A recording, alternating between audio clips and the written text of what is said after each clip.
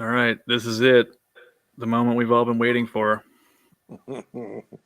Tin Man was whining before he went live. Oh yeah, I wasn't whining. it sounded like it. I only caught part of it. Nah, I was actually saying how cool that pumpkin patch was that we took our kids to. They had a big inflatable blob and a gigantic slide that was like 30, 40 foot tall. Jamie, Tim Man. what's going on, man? Oh man. Uh Crazy day, man. How's everybody doing? Uncle Jim, Scotsman? Going on, brother man? I Still don't awake. know. Still All right. awake. So I hate to start this off with a reloading question, but Chris has got a question. Does anything else use a 401? So far, we've got 40 Smith and Wesson 10 millimeter, 4010, and a 3840. Boy, I don't know. Haven't dabbled with anything else. Yeah, that's all I know of. I got to figure out where I can read the chat. I'm on the iPad. It's weird. You probably gotta have your phone open. What I usually do is I open the chat on my phone and just pause the stream. And that way you can just use your phone for the chat and watch it on there. Do the other thing on the iPad. Oh, wait a second. Let me try chat. Sometimes it bumps me off. Well, I can't see nothing there. I'll probably get bumped now. We'll be here. I might be back. Hang on. Oh, comments. Okay. Now, how do you get back? All right, that worked. All right. Oh, that's right. Yeah, I think you can read them, but you just can't type from the StreamYard window. Mm-hmm. Unless you're the hostess with the mostest. So, how was that disgusting pizza you made? It wasn't. I didn't make that, man. It was just an internet meme. It was just a picture. Oh, you didn't eat it. Okay. Oh, it was just a picture I found, just to bust Cranky's balls. It sure did. So you were talking about the pumpkin patch, man. You took your kids to a pumpkin patch the other day? Yeah, dude. They had all kinds of stuff there for the kids. They had petting zoo, like a playhouse area, a big inflatable blob that was like a giant trampoline, a giant slide. Jordan loved the slide. We went down that about 8 times, and I was about dead climbing up to the top of that thing. And then a hayrack ride. Yeah, it was a long day. Cool. That's cool, man. She loved it. Man, she's a runner. Every chance she gets, she beelines out of there. Ugh. Need You a love leash. You love it. Need a leash for her. I got my exercise in that day. I know that. You need one of those running cables, like for the dogs in the backyard. Yep. Put her on a stake in the ground. Oh, so bad. So bad. The neighbors would love that out front. Oh my gosh. Or just get one of them big 30-foot long cages that's only like 4 foot wide. Just let her run back and forth in there. You'd be on the news instantly. What do you mean bad parenting? She's having a blast in there. She's still alive, right? Yeah, man. Yeah, we feed her. Yeah. We gave her one of those little water dispensers that you got for hamsters. She'll lick it if she gets thirsty. It's all good. Leave her alone. Don't worry about it. It's all good. So, Uncle Jim, you can do the pop out chat. Hey, Chris 338. What's up, buddy? Do you know how to do the pop out chat? Well, I click chat and it says comments, and then I can read the recent. But in order to see you guys, I got to go back and click the X. I don't know how that works on an iPad. I've never used an iPad. So I don't It's know. a back and forth thing on StreamYard. It's weird. I wish we could get the Google one back. What was that called? Hangouts, man. That was awesome. Yeah, and I think you could have 10 people. Yep. Yep. You could have. I saw 10 people on Jamie's chat yesterday. He had a full house, man. You sure did. Well, Yeah, but that was one heck of a chat right there. you got to pay for it though in StreamYard. Yeah, that costs money. But Yeah, isn't it 25 a month or some crap? no, it's like $33 a month for everything. Oh, Ouch. But hey, man, But the Georgia chat has been going on for what, 4 years now? yeah, Almost 5. we're going on 5 years. Yeah. We started May of 2018, Right and on. Chris 338 did buy that Rossi 357. You're Yes. gonna love that, man. But he had a Henry already, so man, even the Rossis are way too much money now. And Chris and I were texting. I'm comfortable at 450 to 550 for a Rossi lever gun. Uh, they're 750, 850 now. yeah. The Pistol caliber ones are the expensive ones. Yeah, you can find used 30-30s and stuff, but man, I wonder 357 what to 44. Ozark paid for his when we were up at your house. I don't think it was all that much. I think it was like 550, if I remember correctly. Yeah, I'm trying to remember. I thought it was around 5, or I don't know. Is he in the side chat? I think he said he was going to hang out in the side chat. Curtis, you look cold. What? What do you? You're muted, buddy.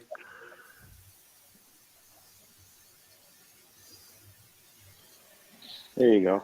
There Can you you go. hear There's Mr. I got Chapin. the ear pod.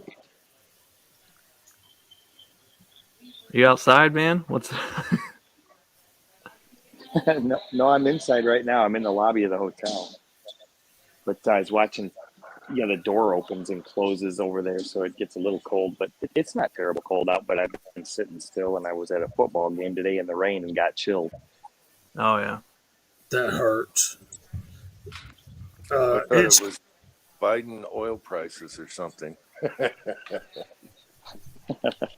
I broke down and turned on my furnace last week. Oh, we had to, I went man. longer than I've ever been went. dipping down in the 20s. Yeah, it's been dipping down in like 28 overnight here. We had to turn it on. Yeah, we still have ours off, but I heard it running. I'm like, what the hell? And I guess it was doing the water heater or something. Mm.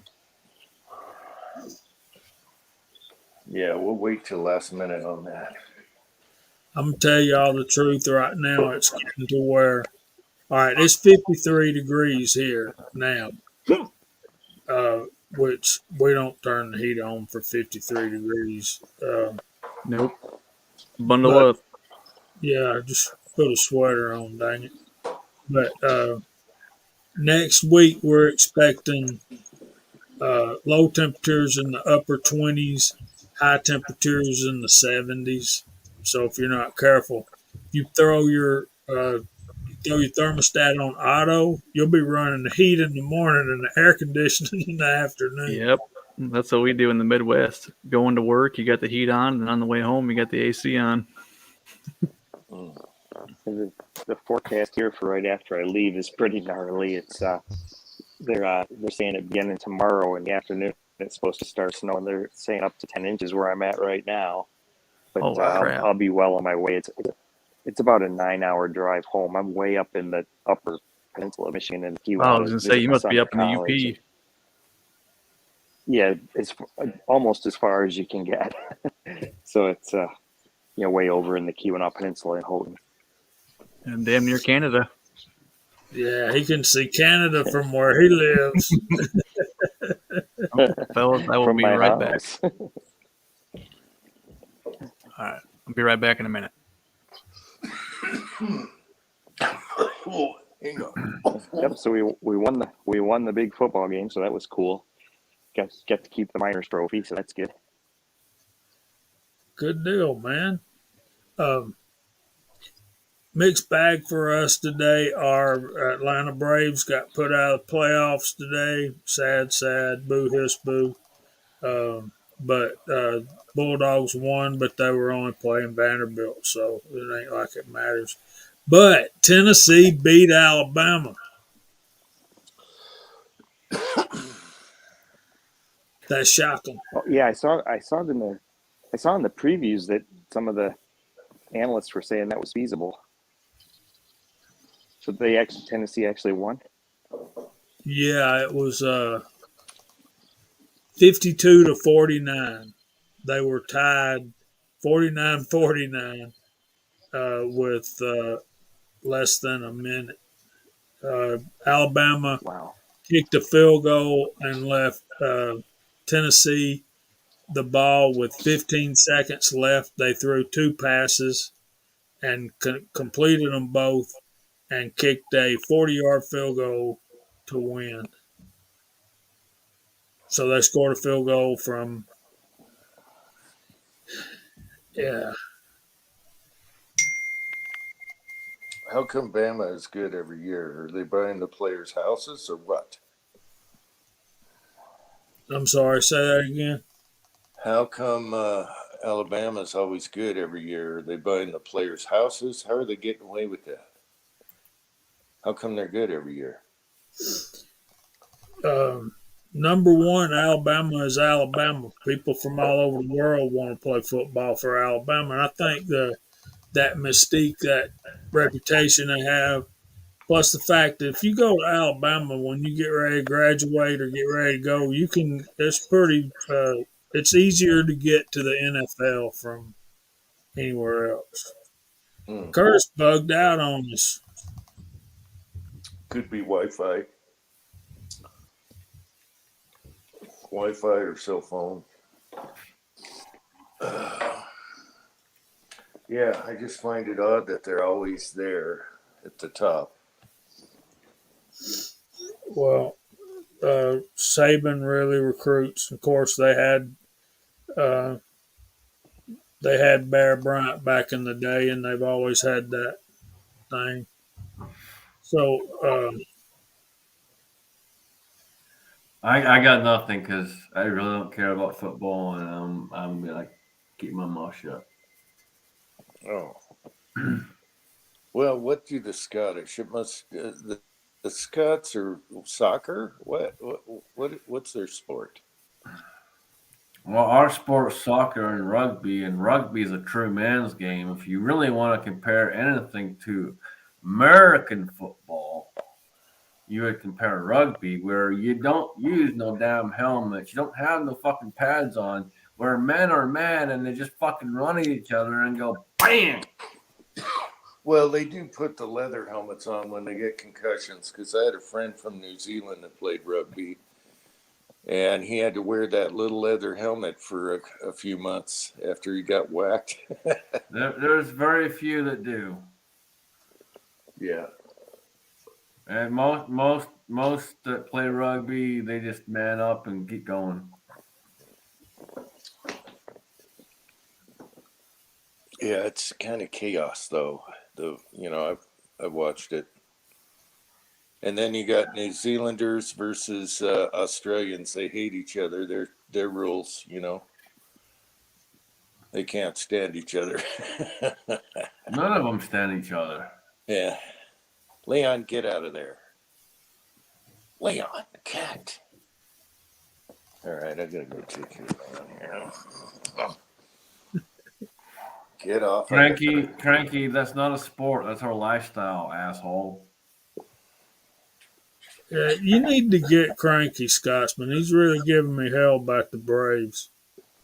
He can kiss my ass, dude. He's saying it's a sport. It's not a fucking sport. That's our livelihood, you son of a bitch.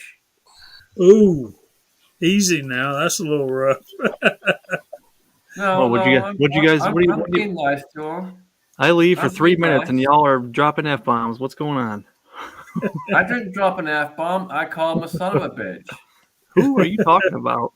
Hey, I've been Cranky. good, teacher. Oh. I've been good, teacher. Cranky's being a little SOB. Their sport is drinking. What else is new? What are you talking? Is this a surprise to you? Come on. Cranky's a pot stirrer. It's okay. It's all good, man. I'm trying to read what he said. Not only did the Braves lose, but they gave up an inside the park homer to the catcher. All he said was their sport is drinking.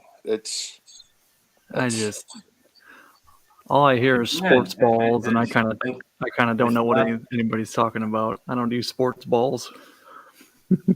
for us, it's not a sport; it's a livelihood. So yeah, you're wrong. Drinking or baseball? Drinking. Oh, okay. When we get off the milk, we go right to the frickin' tit of the frickin' alcohol. It's right there. You get the milk of the tit for so long, and then you get whiskey. Do you get little mini kilts or diapers when you're a baby? Well, since you're They an get ass, they I free ball it, man. Since you're an ass and want to say they're skirts when they're not skirts. He's not killed. I No, said he kilt. did that time, but for he's been saying skirts for a while. Who you? No, you think I pay attention. I you're pay thinking. attention. No, you're thinking someone else. I got Scottish blood. I'd never call it a skirt. I've heard you say skirt a couple of times. Maybe I said you lift your skirt or something like that. I don't know. Okay, all right. I'll give you the benefit of the doubt. I have some Scott. I have some Scotland in me. Scotland. Aren't you happy you came back, Curtis?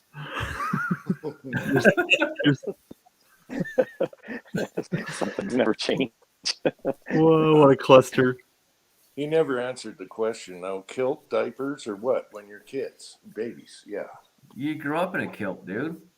Okay. So The hell's a damn diaper? then you don't have to change it. You just drop it wherever. What the hell's a diaper? Yeah, man, free balling's easy. You don't got to clean nothing up. You free ball from day one.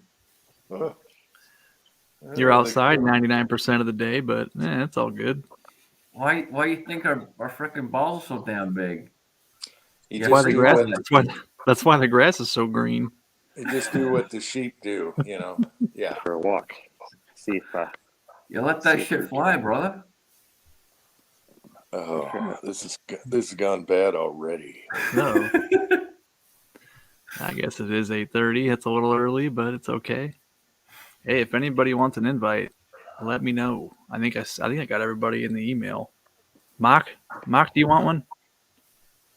Yeah, get in here. Come on, man. You can get in here. Georgia Boy's here. Walter Bunning's here. Lakeview is here. Uncle John. It's not off the rails yet. Come on. Astros are in the 15th inning. Wow. We're not even 20 minutes in. We're not off the rails. We're just getting started. Oh boy. HIPAA is here. Broke Loader 2. Going to the Uncle Jim bladder box. If I could figure out how to transport that 15 miles without spilling it, I would. Yeah, that's not easy in an outdoor range. Yeah. Yeah, I drive an SUV, man. That would be a mess. You could do an ice block and let it thaw on the way. Oh yeah. Hand truck. There he is. Now he's I was outside. I was gonna take you for a walk down and show you the lift bridge down on the canal, but it's raining there and I don't have something on it. I'll be soaked if I do that. No. So there's a really cool lift bridge that goes across the channel there, and it's of course it's dark now, but the colors right now are just beautiful. I don't want to go home, but I have to tomorrow, and because I work on Right. Monday. But I guess I could do remote and stay up here, but should probably go home. Oh, we just scored. Red Wings scored again. We're up 5-2. Walter says he had a cool Legacy fly over his house with an F-85, P-38, and a Mustang. That's cool. F-35, not 85. Yeah, it's pretty cool in his videos when he throws in the planes that are all flying over. Yeah. See some cool ones. Yep. He managed to stay out of jail for a while too. What's That that? would be important. Just put a tarp in the back of the pickup and drive it usually. If I had a pickup, I'd think about it. Just shoot your radiator. Yeah, there you go. That'll catch it. So, Kurt, what is a? I'm not up to date on the Springfield pistols. You know, you showed your 10 millimeter there the other day, and then the next day, it's not Jeff Quinn, Jeff Quinn's brother, the Gun Blast guys, they had a review on that same Ronin. What is the Ronin? The Ronin is like, it's not a base model, but it's not a high end model. It's kind of their mid grade. So it's got a fiber optic front sight. It's got the stainless frame with the blued slide. I think the ejection port is probably oversized. It's just one of their, you know, they make it a little bit different and call it something different, so people buy it. One of those things. How is that different than a range officer? Is it just a trim level? The Range Officer, I think, is a pricier model. Mine's more of a basic one, I believe. Oh, okay. I don't know what the Range Officer has that mine doesn't, to be honest. I'm not. I don't know. Does yours have adjustable sights? No. Did they No, my name it rear sight. I mean, my rear sight. Obviously, I can use a sight pusher and move it back and forth. But as far as adjustability, no. Right. Yeah. Isn't it a Novak rear sight type? Yes, I think could so. You could put a Novak adjustable on it. Yeah, I could. It just depends on what. I think Springfield likes to use goofy pitches for their dovetails. They've always been kind of known to use weird dovetails. So I just have to figure out what it is and match one up. But yeah. Yeah, I'm not exactly sure, Curtis.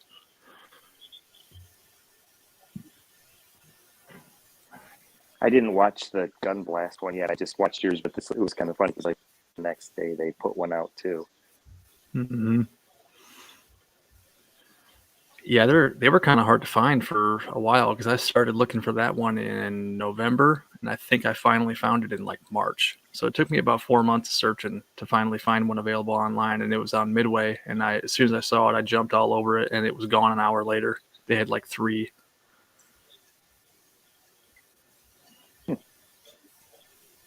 So this is a Springfield I don't have. 1911 10 I don't have. millimeter. Yes, sir. I don't have a 10 yet. I should probably get one. Yeah, you said you've been picking up some range brass. I've got a lot of brass. I probably have, I don't know, at least 500 pieces of it because I've been picking it up for a couple of years. Somebody's been shooting it a lot, and I just grab it because it's there. Nice. That's hard to find and kind of expensive brass right now. Tommy, I want to say this one is made in Geneseo. Yeah, a lot of guys shoot it around here. It seems. I say whoever's shooting it at our range doesn't pick it up. Crazy. Well, it doesn't matter what caliber it is. If you go to the range and you can pick it up, pick it up. Yeah, especially 10, 44, I kinda stopped. 257. Mm-hmm.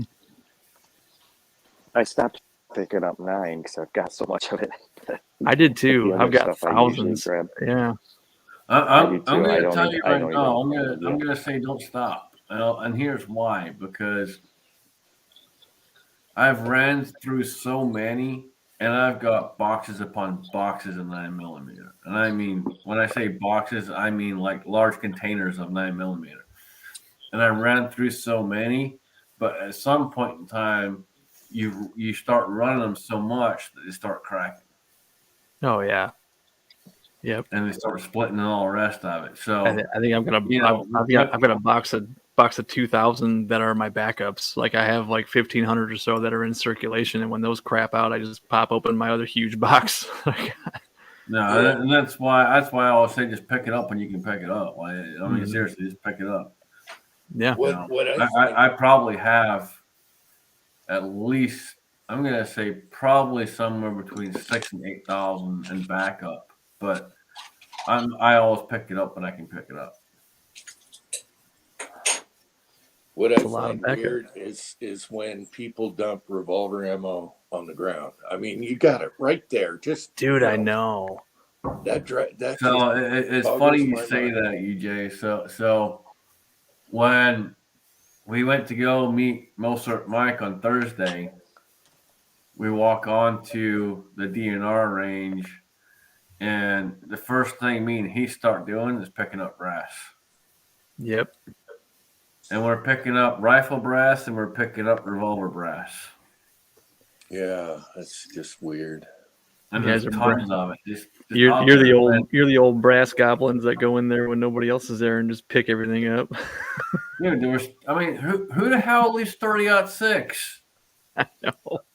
Who? Well, before I reloaded, I would pick mine up and just give it to somebody else I knew that reloaded. So yeah. Around hunting season, you'll find a lot of 270, 30-06, 308 on the ground. Oh yeah, good call. Yeah, because everybody's sighting their stuff in. Yeah. And they don't care. That's kind of where they're at right now, and everyone's going out there and trying to swipe the stuff in. But dude, really, you just leave your brass? Like, no. You know, as you're seeing more and more of the AR-10s, more and more people hunting with the 308 shooting competitions with that uh, that rifle. It's I got probably half a sack full of 308 over there. I'm getting so much 308 that I'm thinking about buying a bolt action rifle for it. Oh heck yeah, might as well. I mean, you've got 30 caliber molds, don't you? So if all else Okay. fails, Oh, for sure. Yeah, you gotta I, have. I agree with Waller's comment, man. I wish more folks would shoot 44 and 45 Colt and leave the brass so I can pick it up. Exactly. Yeah, that one's rare you find on the ground because they're mostly reloaders. yeah. I found like 50 or 100 pieces of 38 special today in the little brass bucket. I was like, sweet. I don't need any, but I'm going to take it. Oh yeah, you can always use that. What are you talking about? Yeah. Oh yeah. Oh yeah. So here's a piece of advice for all you guys out there. When you go to the range, throw a Walmart bag, at least a Walmart bag in your kit. Yeah. Just fill that sucker up with brass. Curtis, is that bear's name Fuzzy Wuzzy? He sure looks friendly for as big as he is. Where the He's hell huge. are you? Is that in your room? Are you in the lobby or is that in your room? It's amazing because this thing it's huge, but it looks so. You look at it, it looks so friendly. He's in the lobby. Okay. I'm down in the lobby. I was gonna say, when do they put bears in your room? You that's- wake up that's to not- that. That's not a grizzly, is it? I think it is. Look, it's Yeah, there's a, it looks there's a- like a grizz. Yeah, it's the color. the right. It's got some serious claws. Here, check his. Well, Check his I've never claws seen a out. grizzly Just- smile like that. Yeah, you wouldn't want to be back scratched with that thing. Yeah. Yikes. Well, What's it say? It He's says, got curse in front of him. Why wouldn't he be smiling? Says Kodiak brown bear taken April 20th, 2017 by Paul Wood on Kodiak Island, Alaska. Squared it's not a 10 foot 1 grizzly. inch. Skull 27 and a quarter. Estimated weight 1,000 to 1,200 pounds. Isn't a Kodiak brown bear? Isn't that the same thing? I don't know. I don't know. I don't know either. I don't know No, much about bears. they're two different things. Yeah, They're they two- call they're it two grizz. different if it things. was a- yeah, if It's it was a smiling. It's It's funny. I would turn the camera around, but when I turn the camera around, it kills the. That's what happened when I dropped. Is I tried to change the camera and it changed and it dropped me off. what do you think? What do you think he took that with? The 38 special wad cutter?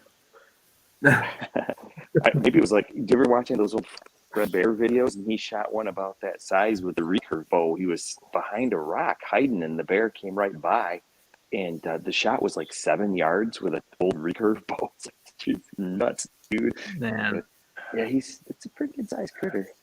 yes, All it right. is. I think Tin Man's going to agree with me. You did the ice cream on the live chat. I want you to sit on that and see what happens. See if you get kicked out of the lobby. Does the bear Ride have him, any cowboy. Does the bear have any piercings? Right him. I don't know. We'll check here. Let's see if there's any piercings. I don't see. That'd be awesome. Ride 'em, cowboy. What? This isn't a bull riding? Yeah. Might, Where am might I? be, Lobby. Okay. might be able to get up on there. I don't think they'd be very happy about that. Just tell Oh, them they man. got to restock the fridge with booze. Well, the lady that's running the the mini the right fridge. lady that I think she's on her own. The lady that's running the desk because she keeps running stuff up to rooms or fixing people's keys and stuff. And she's not behind the counter right now. There's not enough room above the bear between him and the ceiling to get on there. Kind of weird, but that would be funny though. Dang, Tommy, did you pick them up in Morrison or Princeton?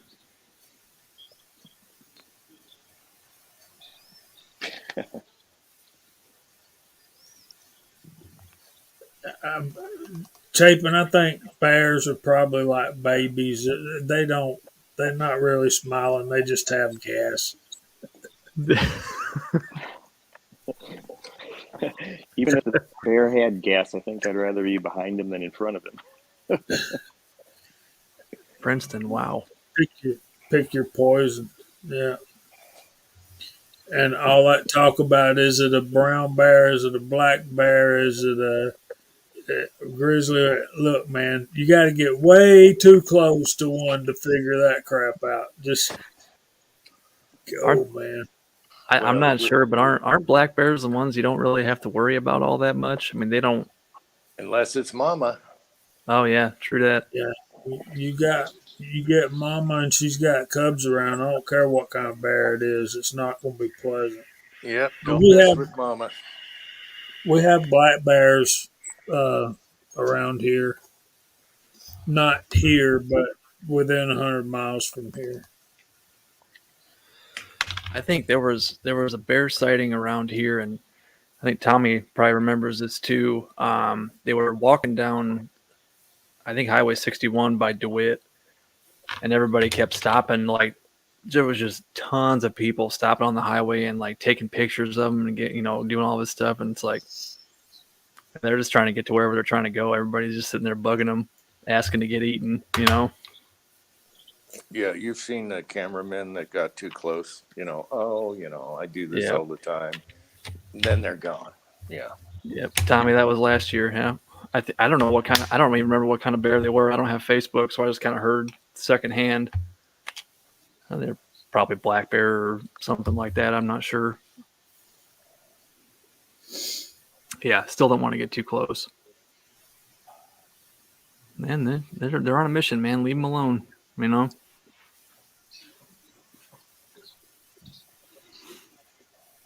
Black bears just trash your porch. Yeah, aren't those ones that break into your car too and go through your center console? In some places, I think they're pretty domestic. They walk right into people's yards. Yep. What you really got to watch for is camels. Camels? Just ask Heath. I don't think I've ever seen a camel anywhere near here. Just ask Alan B. Pro. He'll tell you all about it, man. You got to watch for camels. What, did he go to the zoo or what? Well, he went on a safari. I was gonna say I don't think we have them in Iowa. I know he's not too. He's a few hours away from me. Oh but I've never seen no, him. it's right there in Iowa. He's right there with you. What is it? A zoo? No, it's a safari. He went on a safari. A safari where? In Africa? In Iowa. We don't have Iowan safaris. We have cornfields. Dude, you got a freaking safari. He's got the mark on the Jeep to prove it. Oh, one of those. Head pointed the shit out of it. The Jeep Wrangler Safari.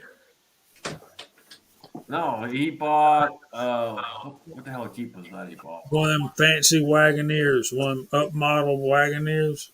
Yeah, one of the newer ones. Yeah. He bought a pack of camels. That's all he did. Bought a pack of camels. No, he bought this thing first time he takes it to that place. I mean, he ain't had it a week, y'all. Got a big old dent in the front quarter panel.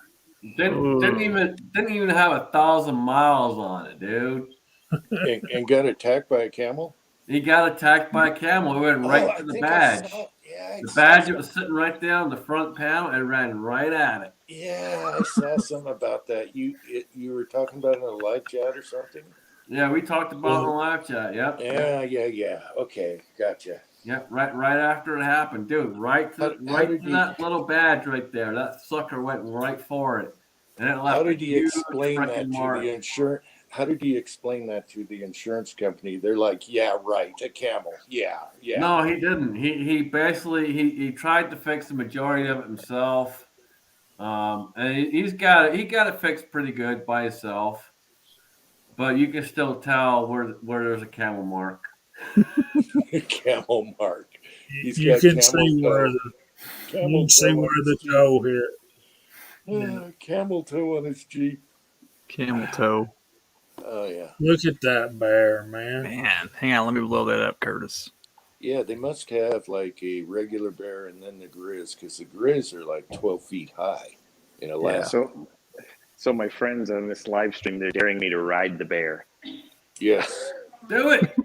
Do I'm it. not allowed to. Right She on. says No. I'm not allowed to touch it. Come on. How do you ride it without touching it? Guys, it's just foam under the skin. He'll fall right through it. But he They're looks belly out he wrong. looks You get up friendly. on that bitch. Do it. Do it. All right. All it'll do is tell you, not to start forest fires and stuff like that. It's probably gonna turn around and give him a hug. All right. Paint his nails then. You got any nail polish? You see the claws on? Look at the claws on his feet. Paint his nails and see what happens. Those would look good pink. Yeah. I'm thinking with glitter. Yeah. I'm sure everyone here will kick in $10 too. I'll kick in $10. Climb up on it. Yeah. Let's Yeah. go. Checks in the Yeah. mail. Here's a picture for the Scotsman.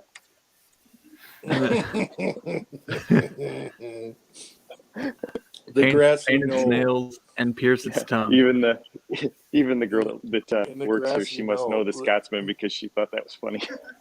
She's laughing. Notice how they placed the tuft of grass in a strategic You want to say hi to my spot. friends? She just asked if there's anything down there to do a package check. They're Is it a like, boy or a who's girl? this guy in the lobby? Who is this guy? She's That's like, pretty you're awesome. a weird son of a bitch. My brother-in-law went up Yeah, to he does Canada. look like he's smiling, doesn't he? You can say hi. She's saying hi. Hi. Hey, She's been keeping me company while I watch the hockey game because I'm splitting out of here tomorrow. It just stinks when you go home, No. because it's so nice. So up you're here, making you her come up- suffer so you can survive. What does Yeah, she's that got sign say? Does the sign say "Don't What? touch the bear" or what? Don't poke the bear. Don't feed the bear. Yeah. Don't Don't ride bother the the bear. front lady off. Yeah, Please do not don't touch. Yeah. This was on Jamie's beard. Okay. Please do not paint the bear's claws. So here's what I here's tell you it what, says on Curtis, if you can get her to jump on top of the bear, I'll throw in $20. Yeah. I wish we knew what he used to kill it. If it was a Yeah, it doesn't tomahawk, say. He's like, hi there. It got killed by a camel. Come on, Curtis. that's Get her why on there. that's why it's smiling. Get her on there. It's pretty funny. Then you can be the man that said, I made her ride a bear. James Pullard says, "Cup of feel, Curtis. Is it a male or female?" I think that whole no homo thing might apply. Oh yeah, just make sure you say no homo first. But it is pretty cool. That is Super awesome. cool. Good looking. I wish nice it wasn't- colored. I wish it wasn't raining so that I could show you guys the bridge and stuff because it is so cool up here.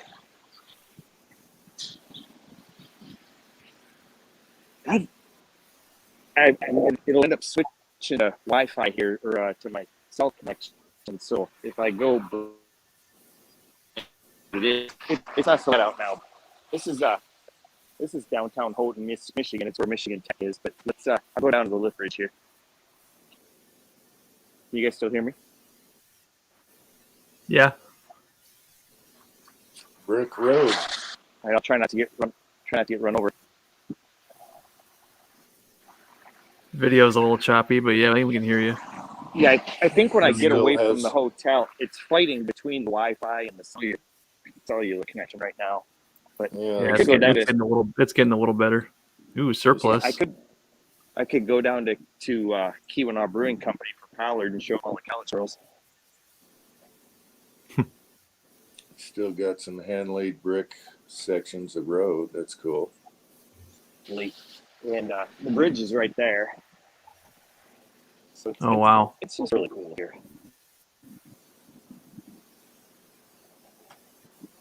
That's big. Yeah, is there a Mothman on that bridge? Can't do ice cream at McDonald's. I think the McDonald's is about 2 miles away. Maybe not quite that much. That ice cream machine's probably broken anyways. We could go into the brewery and get a beer. There you go. I had one after the football game. It was wet at the beginning of the game, but then when everything started, the rain stopped. It wasn't too bad. But it's probably 40, 45 maybe right now, but it's wet. This is one of these little parks where you can view the bridge, but it's super cool. That is awesome. Wow. And it's got 2 decks. The way you see the center span where it is now, the cars are going across the bottom deck. But it can lower down further, and then there's 2 decks, and it used to be railroad on the bottom and then cars on the top, and then it would raise up. But right now they can run the cars on either deck. So like they leave it where it is right now because most boats can go under it. But once the canal freezes and they don't run shipping through here for the rest of the year, they lower it down, and then snowmobiles go across the bottom deck because they get 400 inches of snow a year here. It's crazy Wow. snow here. What year was that built? This bridge, this is the 3rd bridge, and I think this one was in the 50s. If I don't quote me. It might say on this thing here. Yeah, But kind of this bridge is looks 40s or 50s. shipping canal, mid 1870s. Per days only. Okay, 1875 was the wooden spring bridge. A new steel bridge in 1901. In 05, the steamer Northern Wave hit it. Yeah, this one 1959. Mm-hmm. It's crazy. It's super cool. So they can raise the deck all the way up for big ships to go under. Yeah, I think it'll clear like 100 feet. Yeah, here's what it says right here. It says Portage Bridge, widest and heaviest double-deck vertical lift bridge in the world, capable of allowing 100 foot of clearance.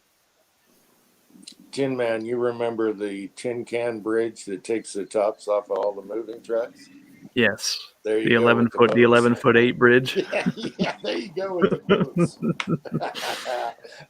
I can't. That thing is so funny. But this Oh, yeah. this canal, I don't know if you can tell or not, but if you look here, this is the Upper Peninsula of Michigan, and this is the Keweenaw Peninsula here, and this is the canal that goes across, and the bridge is on that canal. So, I'm all, the furthest northest point is up here, and so I'm like right here. You can drive most of the way out here, but then it gets pretty rugged, and it's undeveloped out there. That's all still really gnarly. And back in the day, there used to be, and they're starting to rehabilitate it. There's a rocket launch site out there for rockets to go in polar orbit. They did some small sounding rockets and stuff out of there back in the 60s and 70s, but they haven't been doing that in quite some time, but it's starting to get revitalized. Yeah, I'm almost as far north as you can get in Michigan now. I think it's about 35 or a little more than that, maybe 40 miles all the way out to the tip, but you can't drive all the way. You can only get to Copper Harbor, and then you can Jeep some or a four-wheeler or something, and then you have to walk a little bit. There isn't even a wheeled vehicle trail all the way out to the very tip there, but the tip isn't the furthest north. The furthest north is kind of up here on the curve, but Huh. it's You almost it's you just need a it's, tote goat to make it all the way up. Curtis, yeah, it's a cool place. You keep going around and around and around, man. We all know it's But just yeah, about. they're saying that starting Monday might be like 10 inches of snow. So Yikes! like there. But It's too yeah, early for that white stuff. yeah, well, they really embrace it up here. They do, a lot of winter stuff and things like that. Well, of course, this area right here, this Lakeshore Drive, they call this, you can walk all the way up and down the canal for quite some way. This used to be where the railroad tracks were. And the railroad tracks were taken out, I think, in 1978. But this is all just kind of, recreational down here now. But it's a beautiful place. It's a college town. It used to be all copper mining money, and of course that's the copper up here is not ore; it's entrained in the rock. And to get the copper out of the rock, they use what they call stamp mills, or just giant presses. They just beat the rock, and it crumbles all the other stuff, and then the copper squishes down because it's malleable. But they can't just smelt the entrained ore because if they try to smelt it, the rock that it's entrained in gets hot, and any moisture that's in it turns into steam. It's kind of like water in your lead pot kind of thing. Not a good idea. Boom! Yeah, it blows up. But this was all back in the late 1800s, early 1900s. This was all copper and big money. But there's still a lot of copper in the ground here. It's just not cost effective in comparison with some of the other places where they can get real ore or strip mine it or whatever. So, but there's some really cool big chunks of this stuff around, and it's amazing because there's these big, it looks like a dirty snowball. It's a big wad of copper with a bunch of rock in it, or vice versa, a bunch of rock with copper in it. It's kind of interesting. All right, fellas, I'm going to jump off. It's been a long day. All right, good night, Scotsman. All right, Scotsman, thanks for Good for seeing coming on, buddy. everybody. Good seeing everyone out there. Glad everyone can make it, and y'all have fun. And 10 minutes, we'll make it happen, brother. We will. Yes, sir. Yep. So, all right, y'all stay safe, All right. stay vigilant, and we'll talk soon. Later. All right, Good get night, some rest, brother. buddy. Take care. All right, good night. Yeah, Cranky, that bridge would be great to do the Blues Brothers jump. Yeah. Tommy said we got one of them scalping bridges in Davenport. Is that the one on Brady, or what's the street going towards the river? I forget. Might be Brady. It's hilarious. They have all kinds of warning signs, everything. They just drive through it anyway. That's a great website and a YouTube channel to watch too. 11foot8.com or whatever. There's the noises that come out of them things are just hilarious. And it's always those Penske rental. The rental trucks. Yeah, that poor Penske. I mean, their insurance must be through the roof. Yeah. I haven't watched those in a long time. Yeah, it's hilarious. Me and a guy from work could just sit there and watch like the 20-minute montage they have of the trucks that are getting their lids ripped off and just sit there bust up laughing the whole time. I like the campers that sneak real slow and, I'm clear. And then they take all the air conditioning off the top. Yeah, if I go real slow, I'll fit. Yeah. Yeah. Yep. That's It's Brady hilarious. Street. Yep. Why they don't fix that, I'll The never know. Curtis, Why don't they put like a bar before that to warn them you're not going to make it? Yeah, like they do at the fast food restaurants. They put the bar that if you hit the bar, you ain't Yeah. gonna fit right underneath the awning. A bar on the chain with some bells. Yeah, something. Anything. Probably because when you're doing 40 mile an hour, you ain't plenty gonna feel a bar. I don't know. anybody want a cookie? We got cookies. Ooh, oatmeal. We got cocoa. Yeah, there's oatmeal there. That one's oatmeal. And these snickerdoodle ones are good. I had one of those. Somebody ate all the chocolate chip ones though. Jerks. It was the bear. I think think the Snickerdoodle one. Yeah, the bear ate the chocolate chip ones. That could be. That very well could be. Okay, hey, she put the sign up. She's stepping away. We could get on the bear now.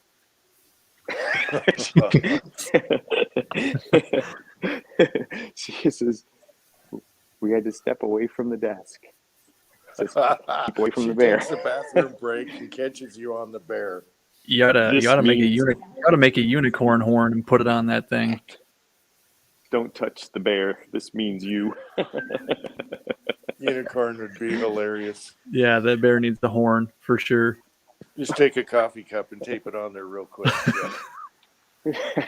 Should see if there's an adult store in town and fix him up with And a some cookie. equipment. Oh, there you go. And a cookie in the mouth. Yeah. He would look funny with a cookie in his mouth. Yeah, the thing's probably wired. If you touch it, it electrocutes you or something. Don't fondle the bear. Oh, they got the pumpkin representing. It's getting to be that time of year. It's a nice coffee Ew. table.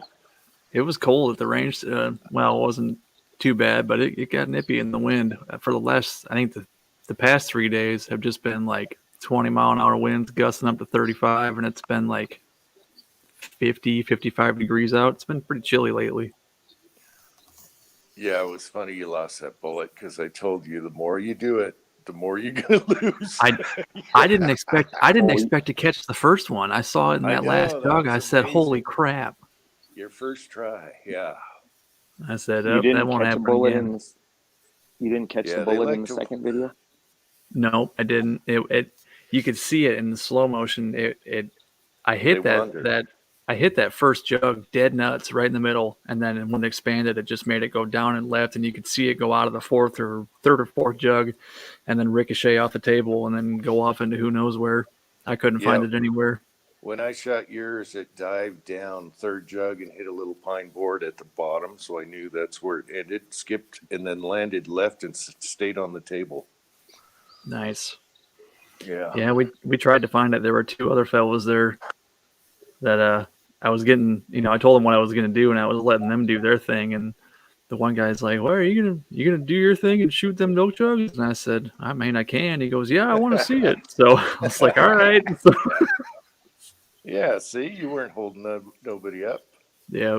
Well, he was sighting at his 22, and they were shooting at 50 yards, and they weren't hitting paper, and they didn't have any targets. So I gave him one of mine and ran up and threw it up at 25 for him. And he was aiming at the center of the paper on the very right edge, and he was hitting like the very bottom center of the paper. So he tried going up like 4 clicks.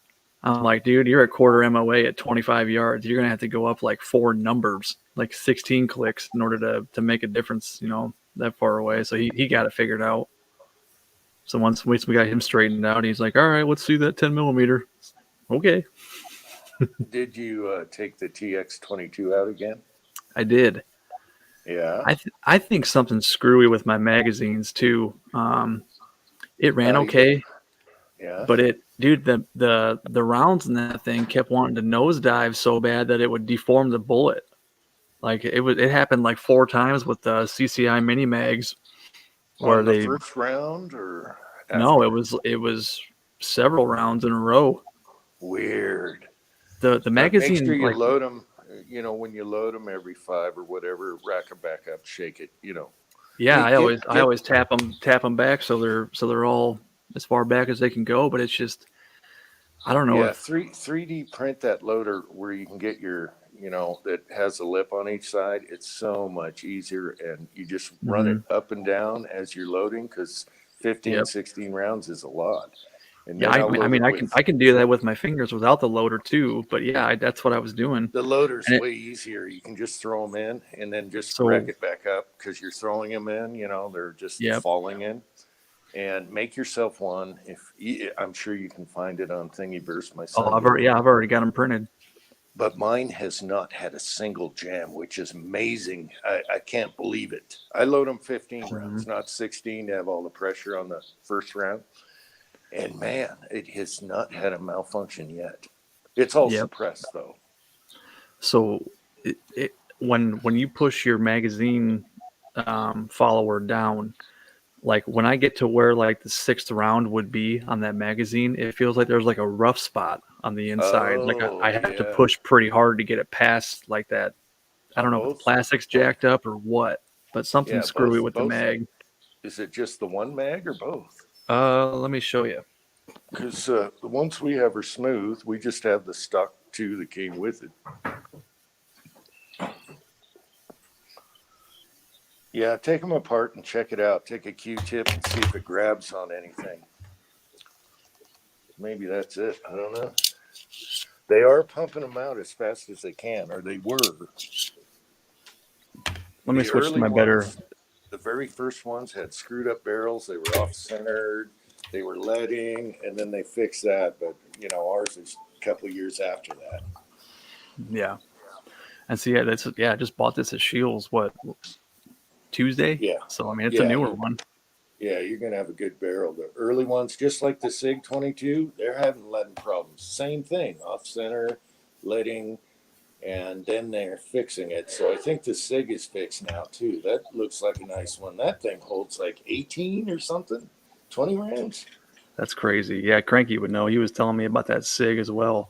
But like when I'm hitting, it's about right there where it gets hard, Yeah, and then it just falls. You know what I mean? Like there's a they're easy to clean. So take it apart and just run a Q-tip or something to see if you can feel anything and just kind of take that off of there.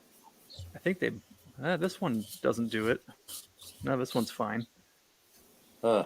But I was also shooting the Norma ammo, Norma TAC 22. And I'll tell you what, I have never seen ammo that was so waxy. Those bullets are absolutely caked in wax lube. Yeah, Like it's you like a could match. literally wipe it off with your finger and be like, "What the hell?"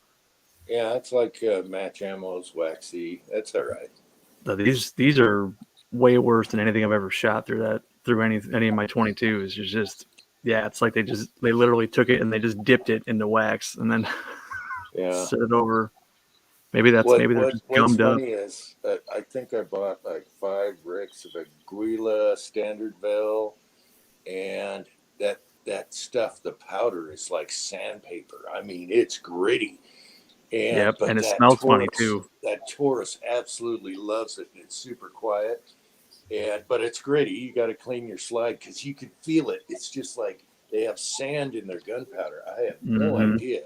And it's the only 22, and I have tons of 22. It's the only one that's super gritty like that. Yep. But the Taurus loves it. It shoots it good. Yeah, it ran that Aguila, the Super Extra. I have some high velocity stuff like that too. It loved that. Mm-hmm. Aguila always smells funny. I don't know what powders they use, but it's got a really distinct smell when they go off. Walter, Some of the Ely smells really bad too. Yeah. Does it? I've never tried Ely. I love the smell of Wolf Match. It smells like the good. Russian powders. No, it's not made in Russia. Oh, They just call it Wolf. Walter, I was around 14, 15. Sorry, Jim. Oh, go ahead. I was just answering Walter's question. He asked how hard those bullets were. They were about 14 and a half to 15. Well, the ones you sent me were 15. It said on the bag. Yep. And then the ones that I cast the next ones out of, I threw in some more pure lead, and I might have done a little bit more tin too. I can't remember, to try to soften it up, but I don't think it softened it up very much. I'm sure it's the first batch you did when you sent me some to try, and because it's the same color, powder coat, and everything. And I think when mine dove down on the table, it took half the mushroom off because I had half a mushroom and it was pretty big. And then found a piece and didn't find the others. But I think it dove down on the table. Plus, I had a pine board, in between the last 4 milk jugs. But it went through 3, dove down, hit the board, and hit the table, and then it was just sitting there. But it was half a mushroom. That half a mushroom looked good, even at that BHN, But 10 millimeter close range, That's about what mine did. I use Unique, so I was only going 12, 27 feet per second on the chrono on that one. And That's you were about what I was going, pushing them. you were going 1250 something, right? 1260. I think so. Let me double check that. I got my phone right here. I can look. I think I'm Yeah, right 'cause- around 1260. yeah, because unique, you're kind of getting close. So then I get a long shot after that. I'll do. I still got those bullets. I'll do the long shot. What did you do? 8.3. Yes. Okay, I'll do a load with 8.3, and your chamber got ringed out, so I'll use the stock Mhm. block chamber so I can load them longer because the aftermarket barrel is so tight. It was like what you went through on the Springfield. Yeah. Yep. And depending on How your much do brass, it those? was like, what the hell? Some of this brass is thicker than others and it won't chamber. You know what I mean? hmm It won't plunk. Yeah. What was that, Curtis? How heavy are those, Kurt? How heavy are they? The deep hollow One, points were 168, and the shallow hollow 160. points were like 171. Yeah, I was I going to have say a 165. Yeah. I have an Actually, 18-inch I carbine was barrel. We wrong, could Jim. crank them up a little bit. What's that? I say I have an 18-inch carbine barrel. We could crank them up a little bit. Oh yeah. Well, yeah, it's going to You want crank some of up. those, Curtis? Well, I can ship you some. It might be fun to try. I haven't shot that thing Yeah. in a long time, but yeah, You have a 18 carbine inch. in 10 millimeter. it's a 40. But you can, Oh it's yeah, you really can get up it's there a with a 40 blowback and though. it's Yeah. really strong. You can stuff it right full. I've run full cases of Type Group and long shot in it before, and you can get a 40 caliber bullet going pretty good. Oh, Nice. 18-inch barrel. Yeah, it's like a 10 mil. So you Yeah, probably man, I'll get, ship you what some. do you get on the chrono on a 40, like a warm 40?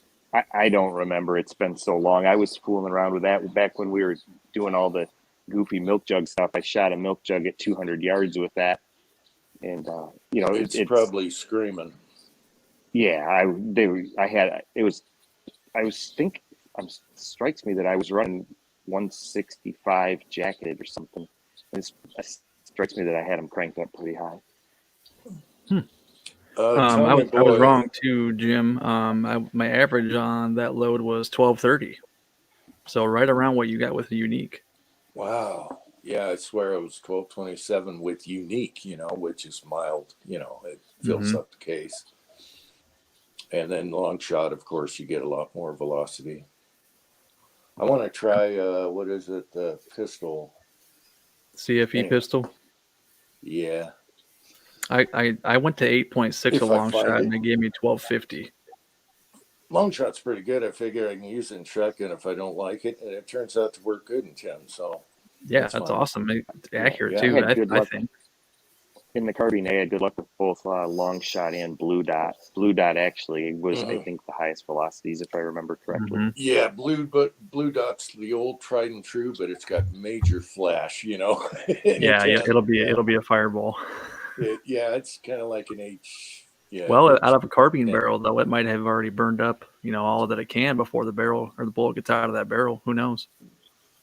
And that Yeah. one's 18 inches too. It's not six. I've got a 16 and an 18.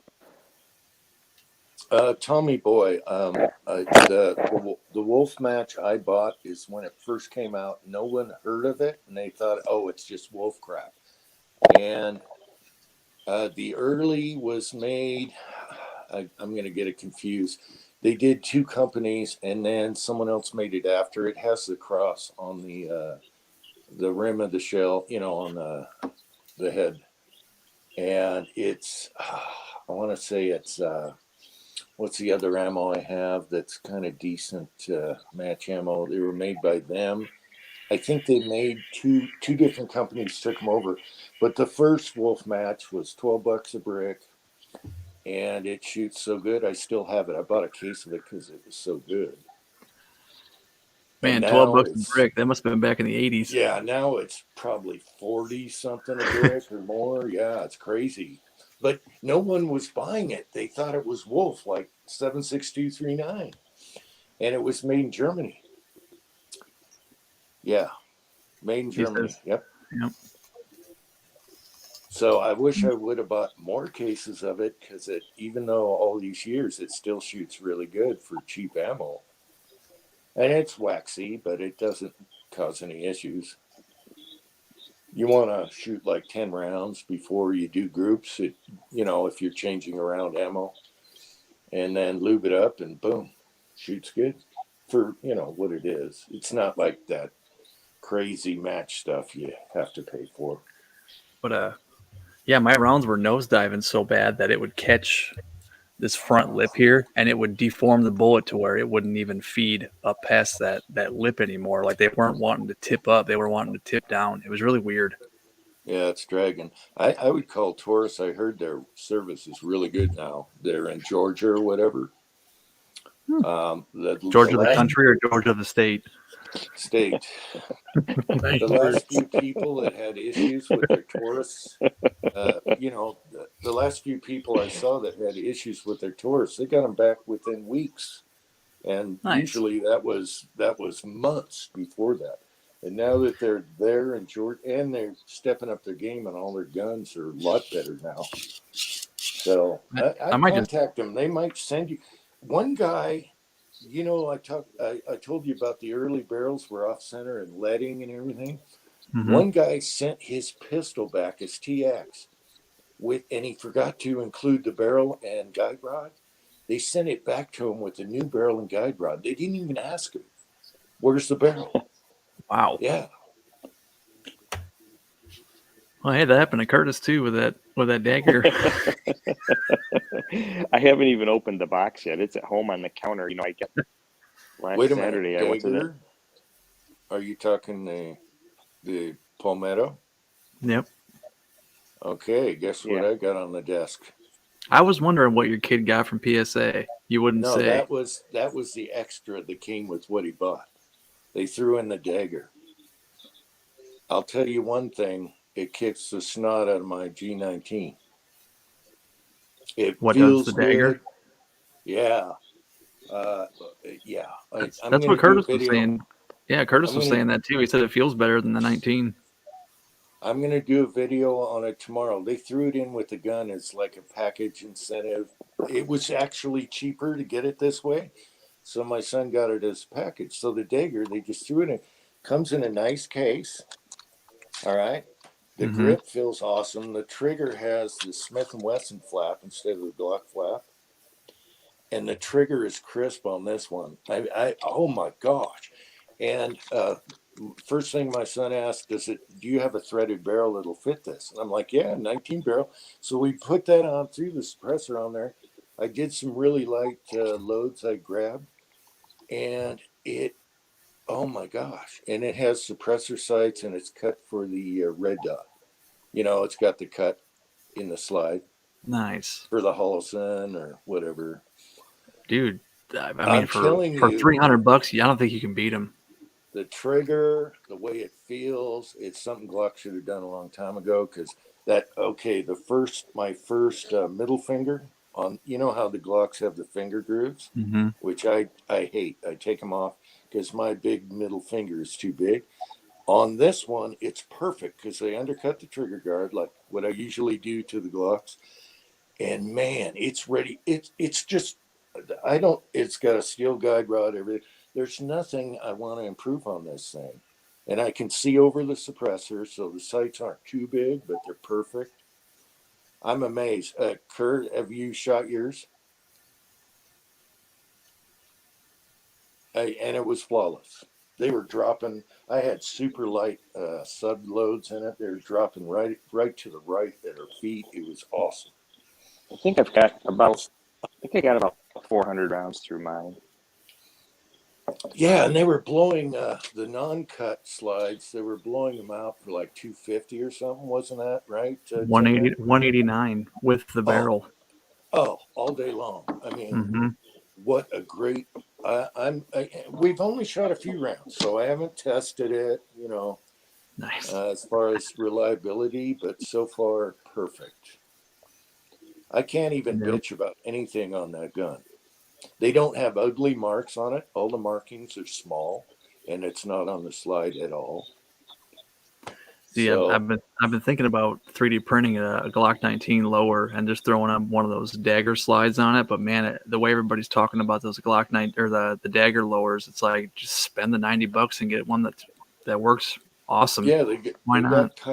they got kind of like a medium mag release with a cut insert, so it's easy.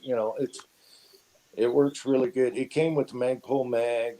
I got tons of Glock mags.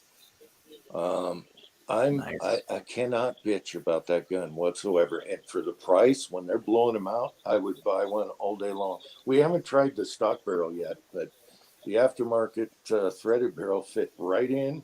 We didn't even lube it. I mean, it just worked. I was very surprised, and I liked that flap on the trigger better than the Glock flap. Here's I a funny think story with that. Jim was just saying that it came with the Magpul magazines. Mine came with two, and one of them, because I bought it used, and I think it only had like one mag run through it. I took it all apart at the gun store. I'm like, okay, this thing's just a Glock 19, other than a couple little differences in the frame, so I bought it. But it came with the one mag that was in it, and it came with another Magpul mag that was unopened. So I shot those and shot regular Glock 19 mags in it, and I put some 17 mags in it, some other stuff, and it ran fine with everything. Well, I went on a trip. My stepsister got married in Connecticut. That's when I met Julio and CW out there. But anyway, on the way out there, I stopped in Lock Haven, Pennsylvania to go to an airplane museum I wanted to do. And I was crashing some gun shops. And the guy had just opened his shop. So I'm looking around for something to buy, and he had two of those. He had two of those Magpul mags, just like the Dagger had. It's really funny because I'm in Pennsylvania. So I buy these two magazines and I walk out to the car and I'm like, okay, that's cool. I helped this guy out, bought something from his store. And I'm like, shit, I'm leaving tomorrow and I'm going to New York. And you're not allowed to have magazines over 10 rounds Oh, in New York. no. I'm like, oh crap, and so I went back in and told the guy, I said, that this is, he's like, and I'm like, he's like, just put them in your bag or something. Nobody will know. I'm like, yeah, then they'll say I'm smuggling them. It's like, Yeah, no, I wouldn't that's do the that. worst No way. thing you can do. So I just went to the post office and got one of those prepaid boxes and shipped the contents home. It's just one of those just mail stupid it to things. yourself. Yeah, That's what I did. I mailed it home. yeah. That's what I would have done too. I wouldn't even have messed with it. Like, oh, Yeah, they'll one never of those- catch you. Nope. A bubble The package thing is, won't cost that much. Yeah. I suppose if you had a reasonable policeman, he'd probably get it. You'd say, hey, I was shopping, it fits my pistol. I bought him. But if you got a guy that was a jerk, you'd end up having to go in front of the magistrate or whatever else. And That'd be my luck. Yep. I'd probably get out of it, but it probably would be expensive. It would be a bunch of a waste of time. I'm like, for the $9 prepaid box, I can mail them home. Yep. That was funny, though. I do like the Magpul mags, especially in the AR 9 and 45. They don't make 45 yet. The 9, I wish they'd make the 45 because they just work great and they're cheap. Yeah, they're like $10. what, $10? Yeah. $10 on sale, and they're easier to clean the bottom plate, and I like them. I wish they'd do the 45 10 millimeter in the stick mags, do all the different capacities. But for now, I really like the Magpul, especially the 21 rounders in the AR. It's perfect size, doesn't stick out too much. It works flawless, easy, cheap. They've fed fine on that one that I have a lot of Glock 19 magazines, but I have more 17 magazines than 19. But those, me too. The Magpul ones ran fine. I just wanted 4 that were dedicated to that pistol, and I just numbered them, and that you kind of keep track if it ever does choke. You can remember which magazine it was. But so far, it's not misfed yet. Yeah, and the funny thing is when Magpul first came out with the Glock mags, they had a recall, and I bought the very first ones, and they just sent me new magazines. So I have the carcasses and the springs. They just sent me new ones. What was the issue with them? The follower or what? They had, I think it was the feed lips or something, but I guarantee you, I could put a follower in that thing, and they'll probably run. So nice. I kept them. I bought 4 of them and I kept them, but they didn't even ask. They just shipped them out. They said, "Yep, recall. Here you go, new mags." Sweet. Kurt was talking about buying buying just a dagger slide and barrel and then doing a polymer 80 or some kind of build it or 3D print lower. I told him I'll just buy a gun and send you up and I'll put the bottom on my Glock 19 slide because I was thinking about buying the bottom half because I like the bottom half. I like the grip better than the Glock grip. And that's what I'm getting. I'm getting to thinking. It's like, man, I'm not even gonna waste my time printing one and then buying all the parts and assembling one. Shit, I'll just buy the dagger if it's better, man. Other than having to do an FFL, yeah. Yeah, But don't mind the it. plastic looks good on the lowers, so I was pretty surprised. Wow, you're blowing these things out for $200. I couldn't believe it.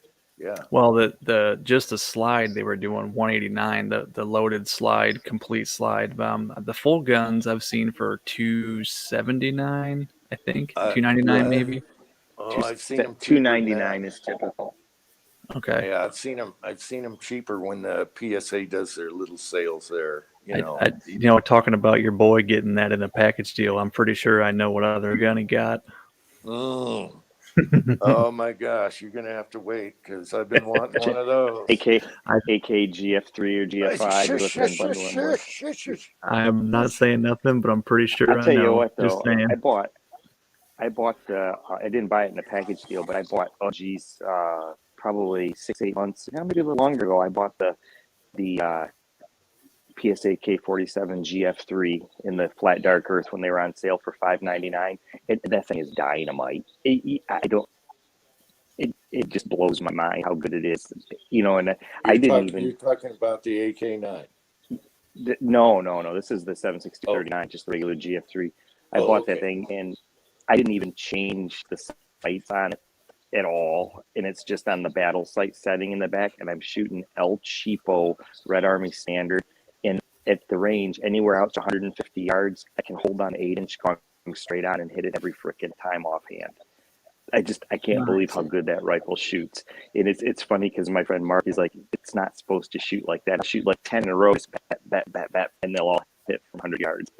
It shoots so good, and I put a suppressor adapter on it. For my GSL, they make the 14 millimeter left-handed thread one, so I put that on there, and I ran some suppress both with the Red Army Standard, and then I bought a case of that. I don't know, whatever bear, brown bear, silver bear, purple bear, whatever, the subsonic. I bought a case of that, and I've been shooting some of that, and that shoots really good too. And out to about 75 yards, the hold is the same as it is for the Red Army Standard. It's just dumb how well it works. Nice. Yeah, I think PSA is really, whoever took them over a couple years ago, they're really thinking, because this 9mm AK, I'll do a video tomorrow on it, is amazing. It's a pistol with the two pistol brace, whatever you call it. So I was right. Yeah, and I was the AK9. Me and my son wanted the MP5 version they were making, but they're way too expensive, right? Didn't they postpone production on those too? I don't know, but however, we have no urge for we used to have an MP5 22 and everything, and it was great, but this thing isn't the MP5 killer. Not only is it cheaper, it's super easy to clean. It doesn't use a buffer tube. It looks like an AK. The trigger is awesome. The muzzle brake, everything on it. I didn't try the muzzle brake, but it looks awesome. We put a can on it right away and shot some rounds through it. Oh my God.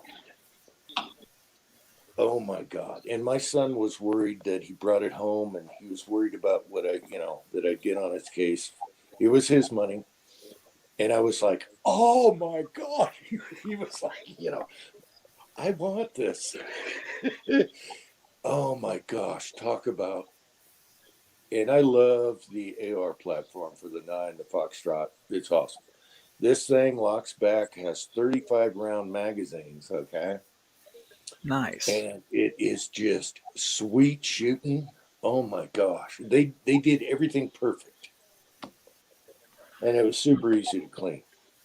Jamie, I like that one you're showing right there, the two-tone gray. You can see how it does that. They have that finger cut in the bottom of the trigger guard, like Glock should have done. Yeah, but I hate the finger bumps because of my big middle finger, but this one fits me. I grind them off on the Glocks, and this one fits. It's like they just took it and took it to a different. They did what Glock should have done, and I love the Yep. trigger. It doesn't have the flap. And they did You it a know, hell of a it's lot cheaper, about half the price. the trigger is it's really smooth, and they use the Smith and Wesson flap instead of the Curtis can tell you it's a great for the price. Oh my gosh. Well, I wouldn't. I was just talking about the pistol to someone Yeah. yesterday, and I wouldn't even say it that way. I think it's a great gun. I don't even have Yeah. to say for the price.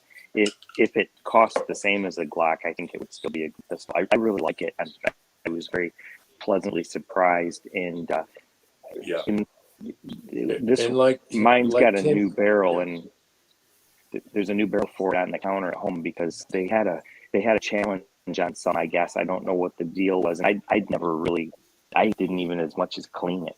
I bought the thing and I looked down the barrel and it looked okay, so I started shooting it.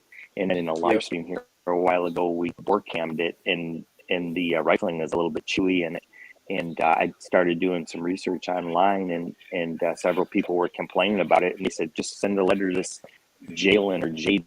He's like the owner, and he'll just send you a barrel. So I sent him an email, and he didn't even say much. He just responded, and he copied two other guys, and he says, Bob, Bill, whatever the name was, take care of this. And they asked me my address, and they just sent me a barrel for it. They no questions asked. Yeah. I don't Yeah. I don't think they want me to send the other one back. I don't know yet because I haven't opened the box. It's sitting on the counter. I was gonna, Tim Man there said we should do another live stream and work on that one and see if it looks better. But they just sent another Yeah. barrel, didn't. I don't think they're going to ask for the barrel back. I ordered a scope once and forgot all about it, and got an email. I forgot all about the scope from PSA. It was on sale, Whoops. and I got an email, and they said, "Hey, well, we're sorry, we ran out of those scopes. Do you want the more expensive version?" They sent me that, so it was like I got an extra $75 on a scope. And no question, they're like, "I'm so sorry, we screwed up. Here's a better scope, same scope but better." Yeah, Jamie, what do you think? You haven't said much. Jump in when I can, bro. I hear you. Jamie's I not a think Glock guy. I am almost an anti-Glock guy, and I'm trying to soak in all that y'all saying, and I'm a little overwhelmed. But Night, I Tommy had boy. Sorry. good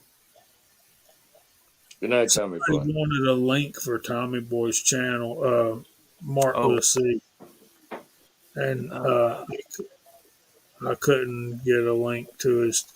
So I went and looked. I searched Tommy Boy spelt that way, and I got all kinds of hits. I mean, for the movie Tommy Boy, Chris Farley running into the car door, driving down the road singing, all the way to Oh, and a Elton classic. John singing Pinball Wizard from Tommy the Rock Opera.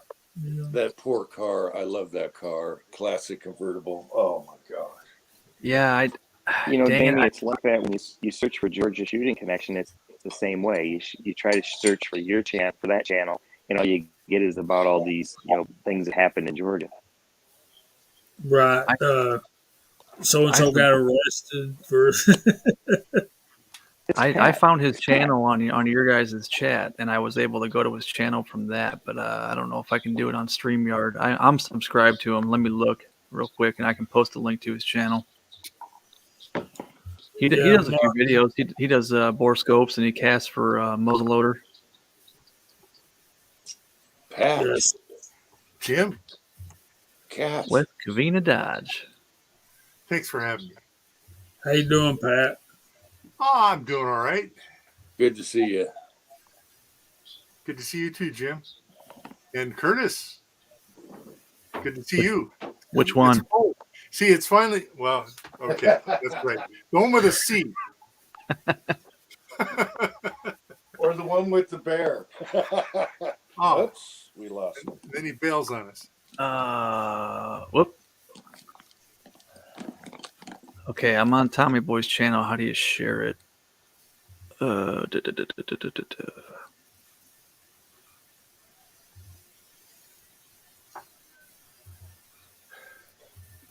Videos. I hope. Well, maybe I can just post the link to it. Copy. All right, dropping Tommy Boy's channel. Yeah, sometimes you can click on his logo and it works in live chats. Before it didn't, but now recently I found that you can just click their logo on their side chat. It depends.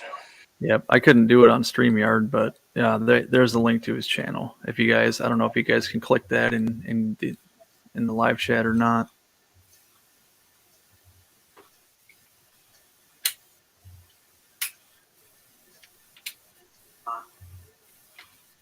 Looks like you can. Sweet. They probably can. So we lost Curtis, huh? Yep, I can. Here, I'll send him another email. It could be his I would Wi-Fi. say his phone died, but I saw his charging pack in his pocket. Oh, Oh man, So, that's something to piss him off. Oh, I think that's him right there. I just heard the boop. Yep, there he is. so Warsaw Patriots asking a question: are Timney AR triggers worth the money? They're drop-ins if you like drop-ins. for an AR, I wouldn't spend the money, but I have one in my 308 700 bolt action, and it's awesome. So, what's the price on those normally?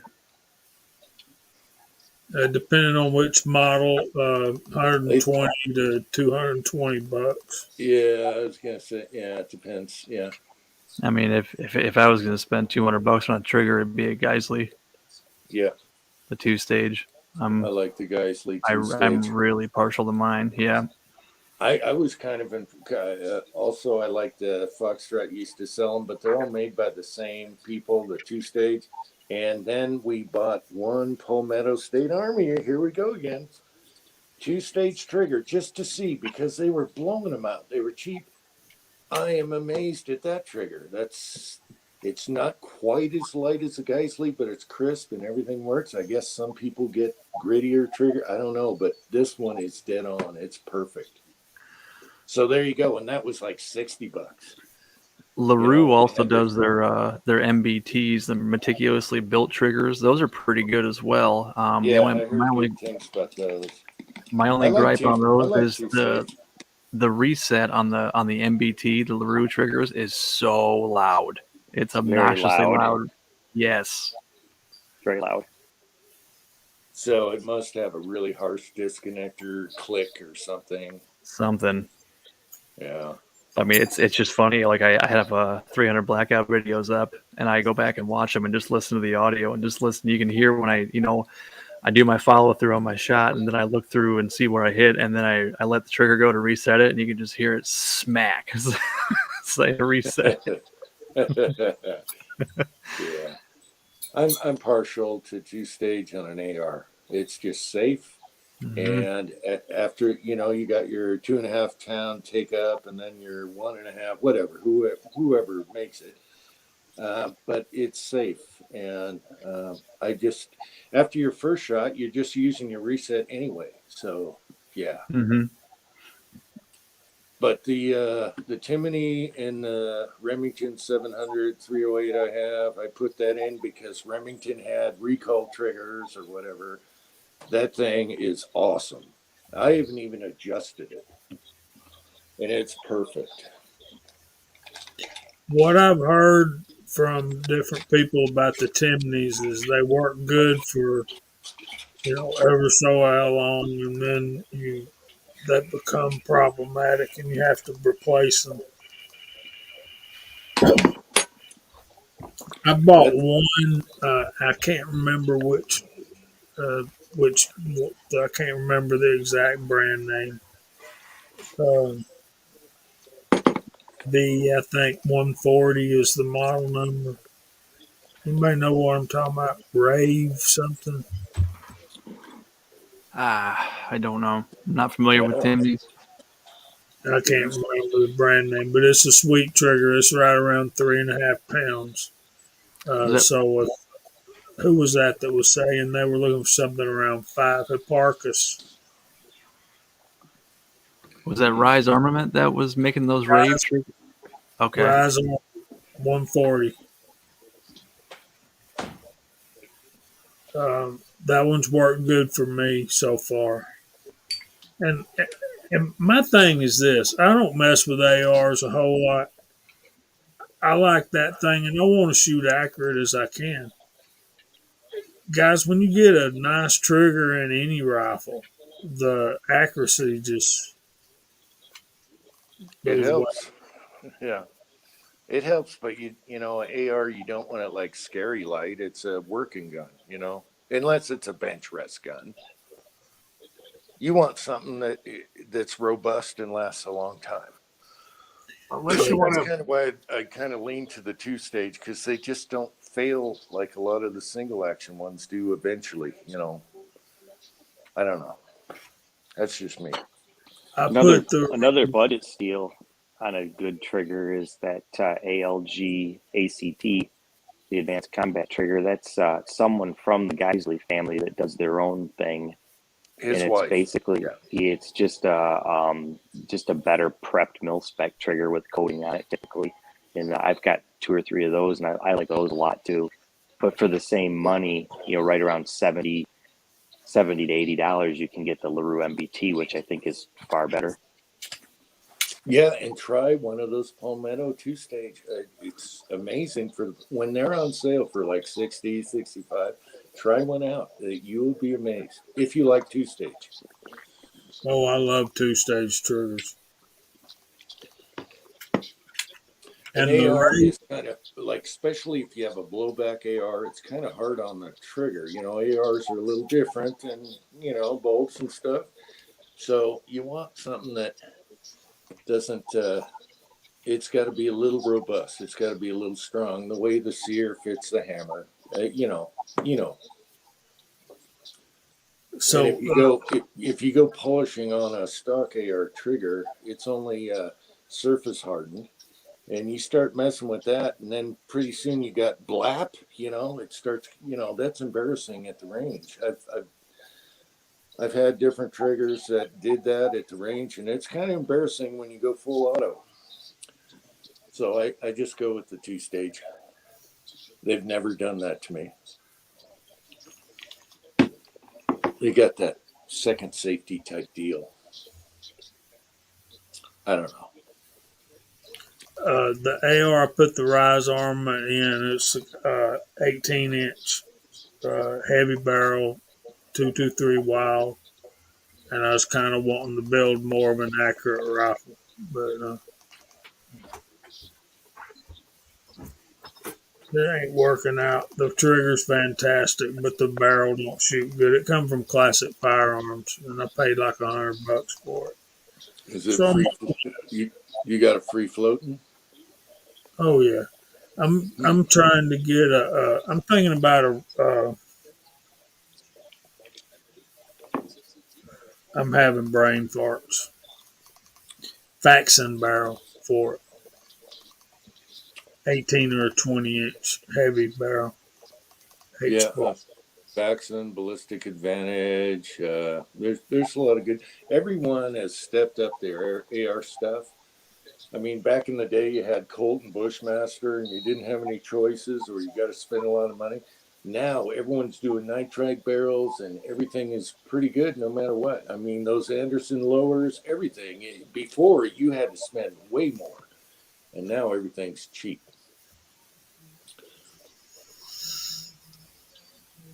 So I'm fixing to have to go. I got to get up early tomorrow for church. But before I go, uh, Curtis, what was the deal with the rifle you won for the? Would it not work? You bought another upper. Was that a matter of preference? Would it just plain out not work together?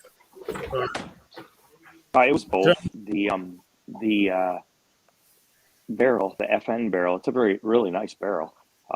Had M4 feed ramps, and the upper receiver that was part of the prize did not have M4 feed ramps. It was a rifle upper rather than a carbine upper. So you can go after it with a Dremel and make it work, but I don't Oh prefer to yeah, do that. you had that So ledge. Yeah. so You I had just a ledge on bought it. Yeah. I just bought a upper that had M4 feed ramps, and while I was at it, I bought the Arrow M4E1 that matches that lower, that has that more modern look to it. So I just went ahead and did that, and I bought a Arrow handguard too. So the rifle's just about all Arrow precision now. It kind of matches, so it's all put together. I haven't shot it yet, but it's all put together. Well, it's the kind of thing that can happen when people are donating parts for a prize. Well, yeah, no, there's a lot of people that assemble ARs that pretty much screw things together and might not fully get that. And you can get away with a barrel that doesn't have ramps and a receiver that does. I don't like it, but you can do it. But you don't want to do it the other way because you've got a relief in the barrel and not in the upper, and it can jam. Yeah. It's Yeah, just not a good especially thing to do. lead. Yeah. Yeah. It's not Is such a that big deal. was that a Chrome Line FM? Yeah, it's Yeah, a very nice barrel. It's actually, if I bought a barrel, that's what I would buy. It was a 16-inch mid-length gas CHF, chromed. It's a nice barrel. Yeah, I think one of my first blackout has a FN. They called it double Chrome Line. It's a nice barrel. So Very nice. Hammer forged. Yeah. So it's all put together now. But I ran out of. I was going to shoot it, but I got involved in other stuff, and then of course this trip up here took some time. So I've been up here for a week. Crashed a few gun stores up here, so there was a show today, but I yesterday and today, but I didn't make it. I got to do another stuff with my kid and didn't go to the show. I thought about it, but didn't make it. Careful, you might have to smuggle and mail it to yourself.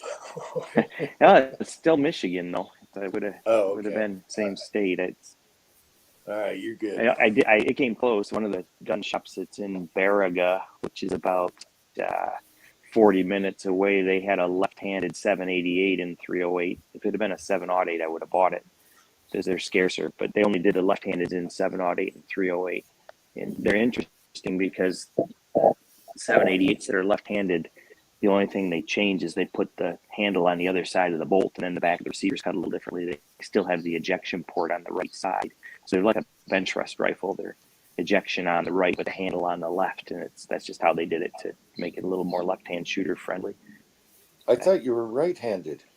I am, but I collect things, and my son shoots okay. left-handed, so I wouldn't mind having it. But I've got a quite large collection of 788s, and I don't have a left-handed 708. So Okay, I almost bought this one was a 308. If it had been a 708, I would have bought it, but it was a 308, so I didn't. It wasn't as appealing. But that's the only thing I came close on.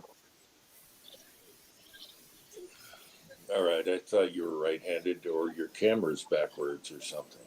Yeah. I shoot left-handed sometimes, depending on what I'm doing. I have shot a fair amount left-handed, but Oh man, I'm swim terrible drills and stuff, Yeah, yeah, I'm terrible left-handed. No way. But my son's not really left-handed; he's left-eye dominant. But it's especially when they're little and you put them on an iron sight gun, if they're the wrong eye dominant, it's amazing how they lean way away from the gun and everything else. So you just say, okay, shoot it the other way, and then they're fine. So he's just evolved as a left-hand shooter. So all of the things I bought for him are either fully ambidextrous or left-handed. So when he shoots ski, he shoots an over-under, which takes care of the problem. And his trap gun is a left-handed 1100, so that works well. And all the rifles I bought for him are left-handed.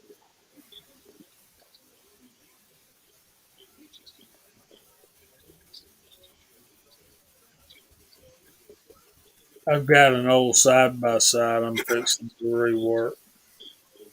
I hope it turns out nice. Where's Tin Man? You over there, Tin Man? No? He's changing diapers.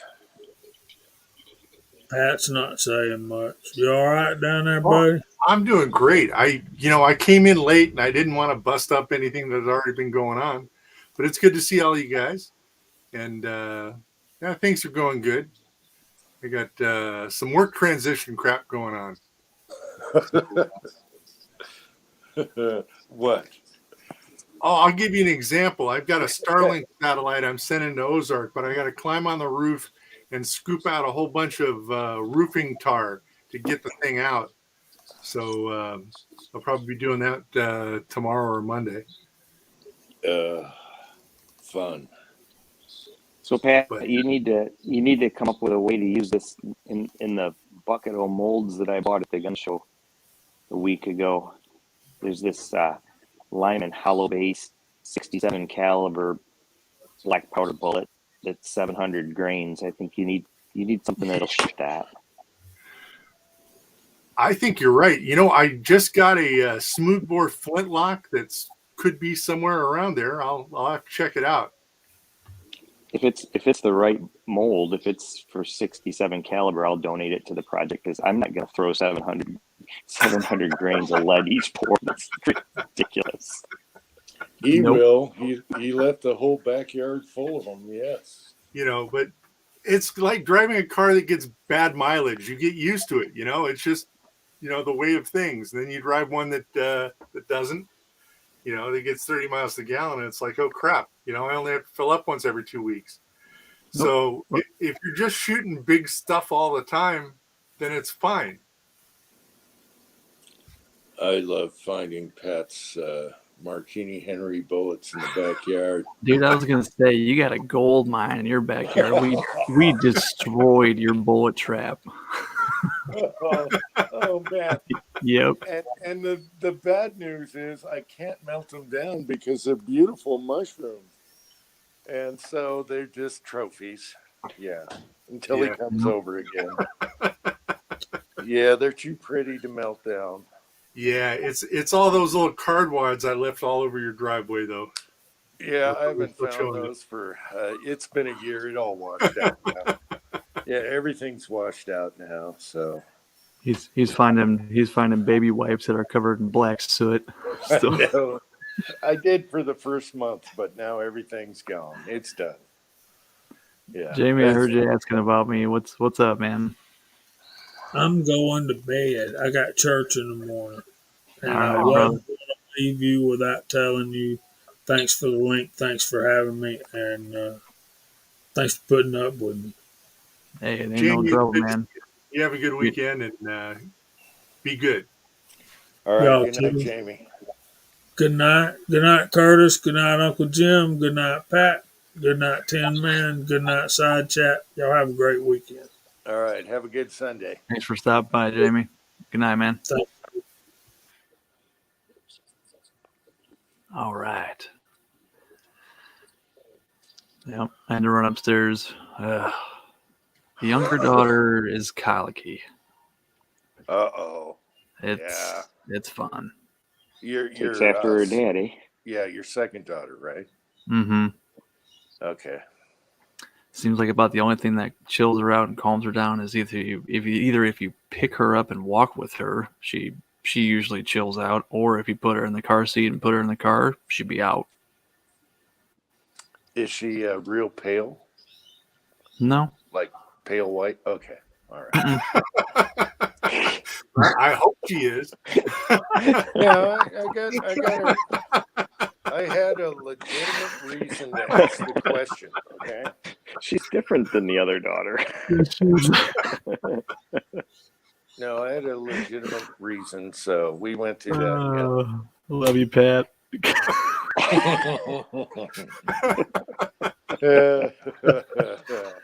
Who said in the last chat that Pat got mad at something? I'm like, no way. Really? Pat never No. gets uptight. No. No, I was Somebody- thinking about that. That got mentioned during the chat earlier, but Yeah. what about the monsters? No, I've been so mad at AT&T. You know, I asked for their address. I'll be there in Alright. 10 minutes, you bastards. You want to say I've hi to never- Jim and Tin never- Man?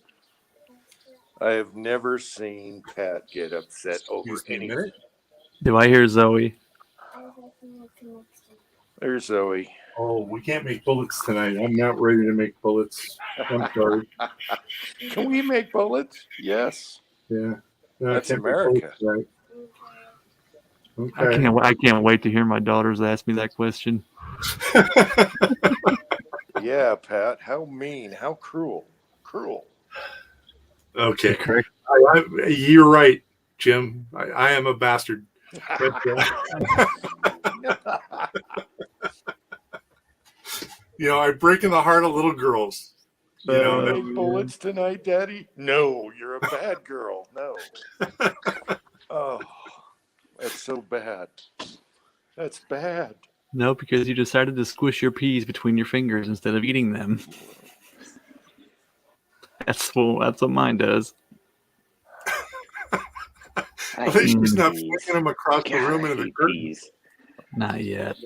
See, that's the weird thing. Jordan's a super picky eater, but she'll eat peas and she will eat any fruit you put in front of her. She loves fruit. So if she's ever hungry and she won't eat nothing, hand her an apple. She'll eat that apple whole. I try peas, you know, but they're there. I hate them. I don't know why I hate them so much, but even if I just try to touch it, I just try to tough my way through it. It's like I'm immediately like, it's just there's Ew. something about peas. I don't know what it is.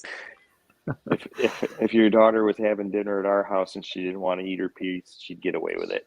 I'd make her Yeah. a peanut butter jelly sandwich.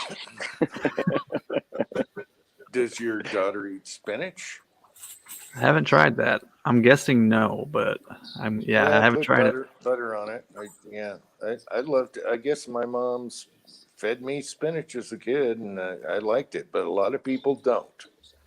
And I was asking Georgia Boy about collard greens. I've never had them. I said, like spinach or what? Yeah. I don't I know. like fresh spinach. Some of the stuff out of the cans is kind of gooey. It's mucky. Yeah. Yeah, Yeah, we- I like the mucky. If we get it This out guy, of the my dad- bag, fresh spinach, I'll throw it in my eggs and let it cook down. I'll eat that. That's good. This guy my dad used to work with, he had underground. He was an underground contractor, and he had tractors and bulldozers and all this stuff.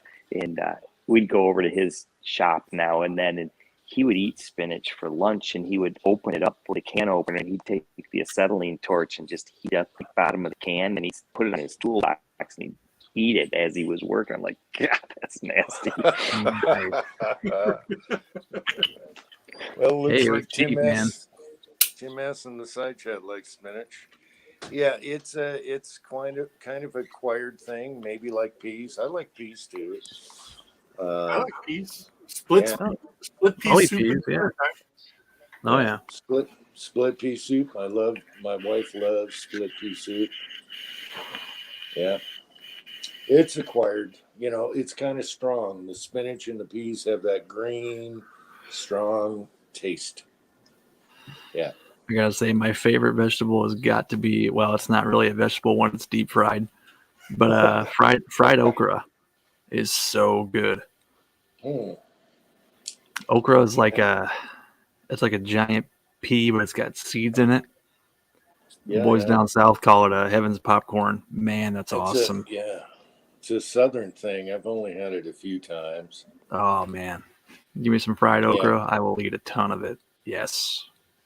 Wow. Yeah, I'll eat it. Yeah. Not too many veggies I don't care for. I'm trying to think. I don't know. I like beets. They have a strong taste. They're good for you. I don't know. Never had Brussels sprouts, so I can't say everybody hates those, but I've never had them. I'm not sure if I'd like them or not. Rotten little cabbages. Ugh, Yeah. nasty. The one I don't like is kind of like rhubarb, but it's something else. And Celery?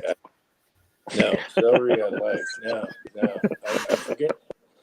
forget what it's called, but it has a nasty taste. That's one I don't like. It's between rhubarb and celery. What is? No, it's like a carrot. It's a white carrot. What is It's that, guys?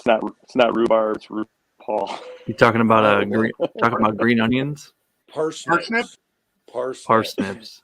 Do Okay. not like that. That's the only veggie I won't eat. I think it's just nasty. I'm sorry. My grandpa used to grow rhubarb. Rhubarb's okay, but parsnips, yeah, it's more like a carrot. It's like a white carrot. Yeah, Walter got it. Parsnips, yep. Don't like. Ick. Other than that, I'll eat just about anything except for grass and yeah. They used to Racing? put. What did they used to put on the Jimmy John sandwiches? They had to stop because of like Ebola or something. I think they just called them sprouts. I don't know what they actually were. Oh, I love Brussels sprouts and I like bean sprouts. See, these weren't Brussels sprouts. They were just called sprouts. They looked like when you pull like a weed out of the ground and then they had a root on them. That's what they look like. Yeah, bean sprouts. It was a Bean big hippie sprouts? thing back in the hippie days. Yeah, Mhm. they used to put them on Jimmy John sandwiches. Then they stopped and replaced it with lettuce. I think they had like an Ebola outbreak or something, or maybe it was just cheaper to use lettuce. I don't know. they can get moldy or whatever. Yeah. Yeah. If you don't, you got to strain and wash them all the time. Yeah, those were good. I like those. I love sprouts on a sandwich. Damn it, I Mhm. haven't had that for years. You know, Pat's pretty eclectic. There's got to be some whack job food that he really likes that we're all just going to go, oh, no. Yeah, come on, Pat. Sardines. I love sardines. Oh, well, no, they're not. Never bad. had With one. that mustache, you eat sardines. Oh, yeah. You taste them all day. I had some last night. You know, I drained the oil in the garbage can, and it's like, you know, I'm gonna get woke up at 6 a.m. to empty it. Yeah, the stinky, oily. They're very oily. I think we still have sardines in the pantry here. Yeah, they're good on crackers, but only so much. Yeah. Don't think Do I've you ever guys had have them. those? Do you have those Potbelly sandwich shops around your place? It's like a deli place. It's a chain thing, and they make sandwiches and soup and salad. I went in there and I bought this jar of hot peppers from them. It looked really good. There's multicolors in there. I'm like, it'll be good on sandwich or whatever. So I got home and got a spoonful of that stuff and put it on there and smeared it around. I bit into it, and the peppers themselves weren't really all that hot, but the oil that they packed them in, I don't know if the stuff that was in the peppers gets in the oil or if they add something to it. But boy, you get that oil anywhere on you, you know, and it wasn't bad if you just ate it, but it would get on like on your lips or if you like rub your eye or something and didn't wash your hands. It's like, holy cow! I've never had. And you know, I've had pepper juice before like that, but this stuff, because it was oily, it would last a long time. Just So you're leached sitting into there your watching, skin. Yeah. yeah, It sitting was there, basically mace. yeah, pretty much. No, I'm not big into hot stuff. My father-in-law, him and his buddies at work do the thing where they see who can eat the hottest thing and not piss themselves because their mouth's on fire. No, thank you. Nah. I'll give you. Oh boy, what's another weird one? Well, sardines is bait. A lot of people will tell you it's just bait. No. Chum. It's just chum. Yeah, you're eating the bones and all, everything. You know? Shark bait. Yeah, it's chum. It's chum. Bones and all, head, tail. It doesn't matter. Just gulp it down. All right. What else, Pat? That's disgusting that you eat. Well, I mean, it's not that disgusting, but I really like lamb a lot. Okay. Yeah. So there's a lot of people that are just, ew, it's lamb. And that's where I'm lucky in this house. If I make lamb, I'm the only one eating it. And Wow. so, you know, every now and then lamb will go on sale and I'll pick up, 2 pounds of chops and do them up. And anybody want lamb? Nope. And I got two places down the street where they got lamb. Wow. And so there's nothing like licking the greasy lamb grease off your fingers, man. Oh yeah. Oh, yeah. Then slice it thin and make a good gyro. Oh yeah. Yeah, you got those places on the street that stack them all on a wire and they just cut the outsides, right? Shawarma. Oh, Yeah. Well, that's Al Pastor that they do that.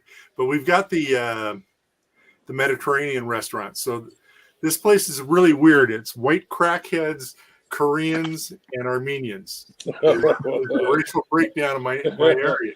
Great. So we've got Mediterranean restaurants all over the place. And I'm going to do a video for Preacher one day. We've got My Young Dong Barbecue. My young dong. My All Young right. Dong. Oh, you two will allow it. Yeah. So we got that. We got a really good one that's down the street that's called the Meat Guys. And so it's mainly a butcher shop, but if you put your order in, they'll cook it. They got the shish kebabs and stuff. So they got good stuff there. But yeah, I don't know. But the biker bars are closing, so I think the crackheads are moving out. Oh no. Yeah. So We it's a drove shame. by. What did we drive by? We drove by a barbecue joint over in central Illinois on the way over to Rock Falls. And I wanted to stop and do a preacher video, but I had the kids with us, and it's like, nah, they wouldn't tolerate that. Now I'm hungry. Hey, you said there was apple crispy, and they'd get to try that. That is true. I just walked past it when I went upstairs a minute ago. Yeah. It smells so wonderful when it bakes, Yep. especially this time of year with all the apples and stuff, cider Oh, yeah. and things, donuts and cider. Oh man, They were making those at the pumpkin patch yesterday. They were the apple cider donuts. They make them out of the trailer or whatever, and you get a dozen. Oh, those are awesome. yeah, there's Are they orchards all over the place here. Are they Mhm. like old-fashioned donuts with that on top, or what? Yep, and they roll them around in the cinnamon sugar and throw them in a bag for you. Oh yeah, old-fashioned baby. Yeah. Mm-hmm. Oh yeah, all day. I ate one last night. We got a bunch of those little ice cream cups left over from Jordan's birthday party. Take a bite of that donut and then take a bite of ice cream. Oh yeah. That's real good.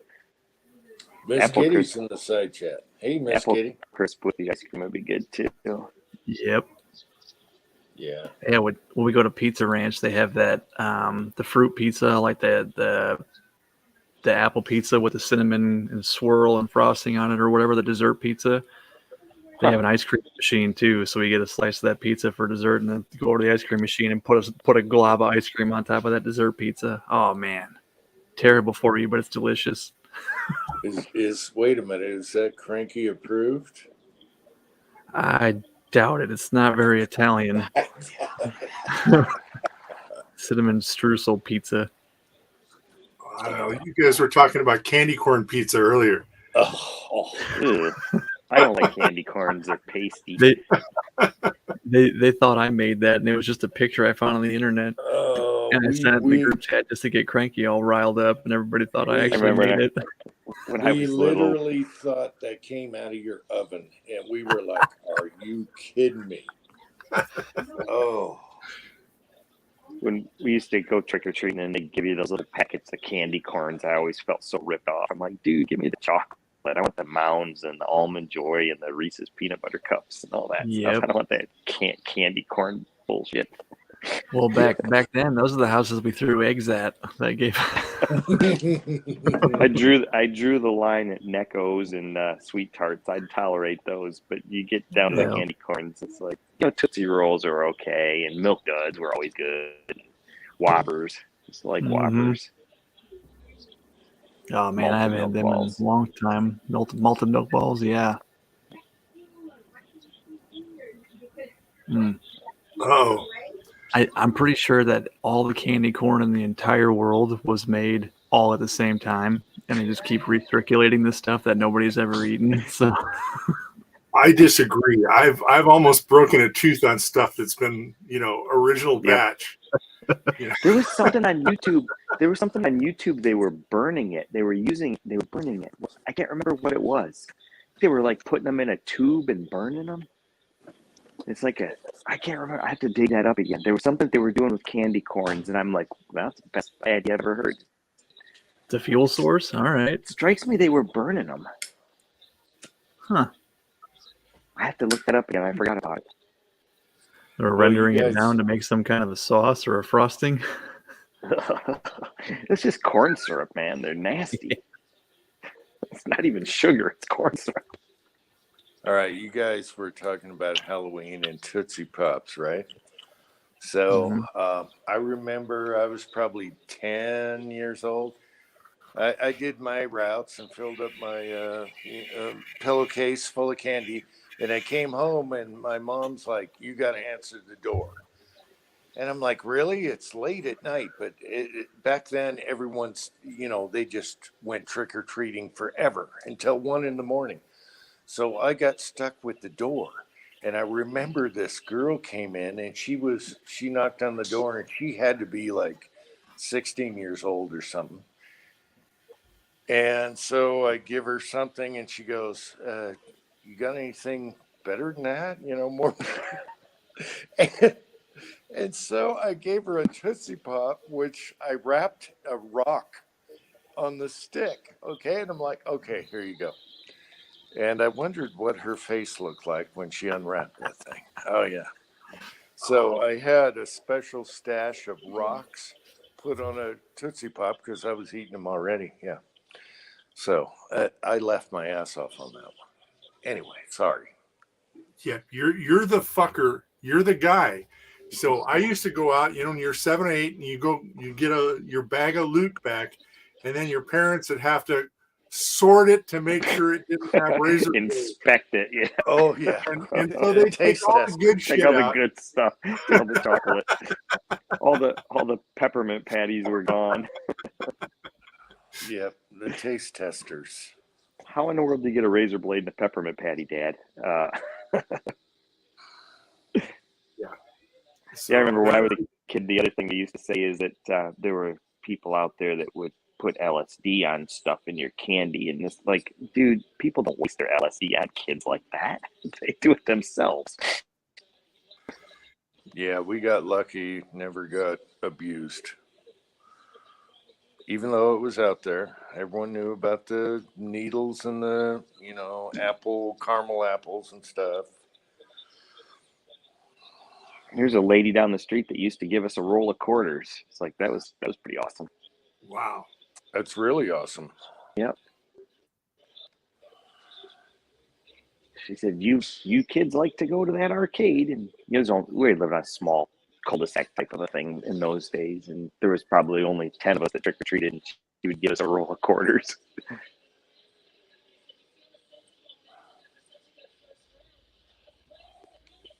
I miss the old Halloweens. Everyone did their houses up, had the music, everything. Now, nothing. AirPods dead. We don't get trick-or-treaters up here anyway. That's the good news. That's good. Yeah. Well, it's going to be interesting this Halloween. I got a 5-watt laser light show I want a video, Pat. Yes. from work. I mean, you want a video? I'll tell you what. It'll be better than that. Here. I think it's long enough. Let's see. We want to see a West Covina Dodge Halloween night.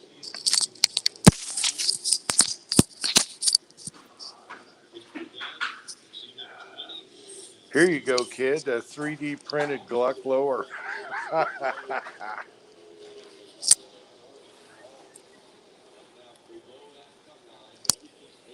What I don't know is if these have a microphone. Can you guys still hear me? Thorax. Yeah, we can hear you. Oh, there you go, Pat. What is that, a VCR?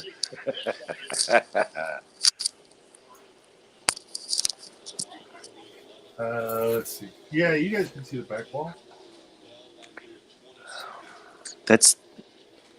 Is that your new scale, Pat? Your scale does all that? Oh, I saw a dolphin. You got a shark? I'm staying on the. Let's see.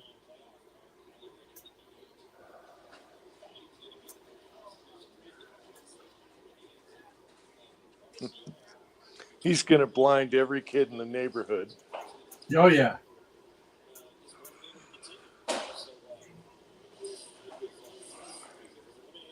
Anyway, I don't know. I got to dick with this some more, but yeah, it's definitely you don't want to look at this thing. Take out some retinas.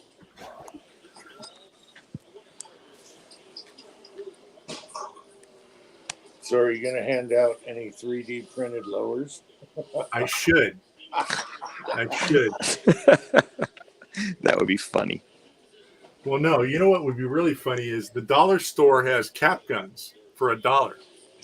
So, I mean, that would be legally pissing off a bunch of the people you want to piss off if I just handed out cap guns. Yes. The old school, like the gunpowder cap gun? No, with the like tape the roll?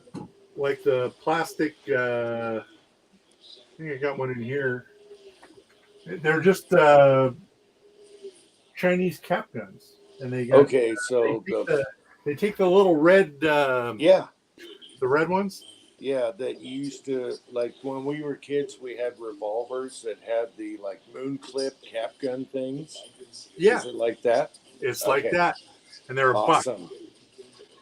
And that's a awesome. good idea. I mean, if I handed out 100 cap guns, I think there'd be torches and pitchforks in my front yard. Oh, that's awesome. I didn't think they made them anymore. Well, I don't think they're like I don't think they're legal to be sold in California, but the dollar store gets all the stuff. I'm sure it was like Kmart ordered a case of them and they couldn't sell them, and it ends up at the dollar store. But it's good enough for the kids on Halloween. Oh yeah, Oh, yeah. I used to have a revolver that had like moon clip cap guns. Yeah, yeah. The little I don't know how much powder they put in them, but it was awesome. Yeah.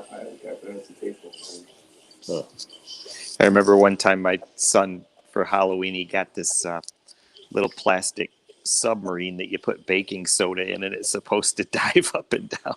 Yeah, in the bathtub. Yeah. He fooled around with that thing for about 5 minutes and he's like, Dad, it's the stupidest Halloween ever. Yeah, they also made the little steamboats. You remember that? There's all kinds of silly little things. You light a candle and it was a steamboat. Those Oh, were the pop boats.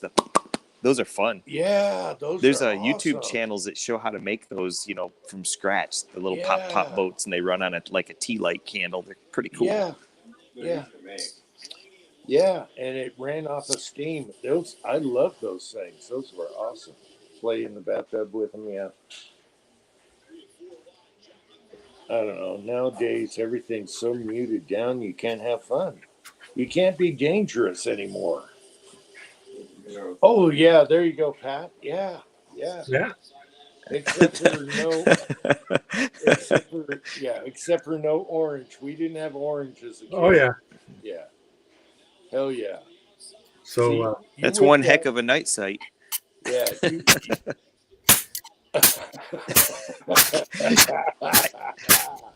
You're not in a reloading room, are you, Pat? Yeah, I am. He is. And his carpet alone will blow up. Yeah. Oh, that's awesome. Yeah. We never had orange as a kid. All right. It looked real. A cop pulls I you over. think it comes off, but Yeah. A cop pulls you over, you whip that out, and you're gone. Yeah. Oh, Kurt broke down and got a snack. We ordered Jimmy John's the other day, and I forgot I had my Oh, cookie that I Those never ate. cookies are pretty good. Those Jimmy John's cookies, they're not bad. They're freaking huge. Yeah. Like this is my little girly hand next to it. I mean, they're pretty good size. So I did that same Potbelly sandwich shop I was talking about. I did a DoorDash from there a while back, and they sell their cookies. They have them some that are that size, and they have what they call the mini cookies, and you can do like 10 of the mini cookies for like $3.99 or whatever it is. So I get my DoorDash order, and I had gotten the 10-pack of cookies, and there were like 2 of the little cookies and 8 of the giant ones. And I'm like, I wonder if they were out of the little ones. So they just gave me those. And it was the Holy same price. crap. I'm like, bonus. So That's awesome. DoorDash is fun when they make mistakes because you call them, they deliver the wrong thing, and you call them and they can't take the food back. So they just bring you whatever, you know. I went to the drive-in at Wendy's one time here. Oh, I don't know. It was about a year and a half ago, and I pull up to the window, and I ordered, and I get up to the thing, and they hand me all this food, and I look, and it's just, I'm like, wait a minute, this isn't mine. And I look, and there's like 6 sandwiches and fries and all that in there, and I'm like, this isn't what I ordered. And the lady says, shit. She says, oh, just take it, And so then she says, well, I told her, I said, I don't. I said, have you made my order yet? And she goes, yeah, it's done. And so I said, well, I said, there's a lot of food here. I said, I'll pay for it. I'll eat it. And she said, no, it's just see you later. So I was warming up Wendy's sandwiches for like 3 days. It was pretty funny. Wow. Well, they do. Oh, give yeah. Order all week. We had an Applebee's. My son and I, one time, it might have been during the Super Bowl or something. We ordered Applebee's, and they brought us the wrong stuff. And we called the store, and they said, well, do you still want yours? We'll remake it if you want. I'm like, well, whatever. And they said, no, we'll just credit your order and have a nice day. They didn't make me pay for the one I got. So we just had what the other people ordered. Nice. For free.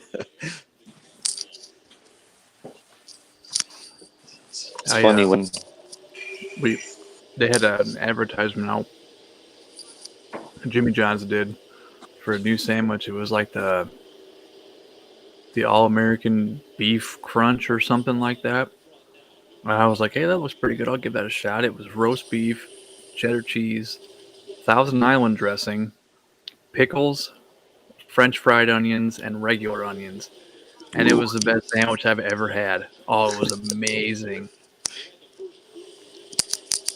Because normally I just get their turkey and their bacon or whatever and eat that. But I was like, yeah, I'll try something different. Sure, why not? It was like a limited time thing. I'm glad I did because it's going to cost me some money because I'll probably get it once a week now. But it was dynamite. Yeah, back when we couldn't go anywhere, my son and I did DoorDash a lot, because you couldn't. But so I did the Dash Pass, and it's like $9 a month. But I need to cancel it. I haven't been using it a month. You got to get like 3 orders a month to make it worth it.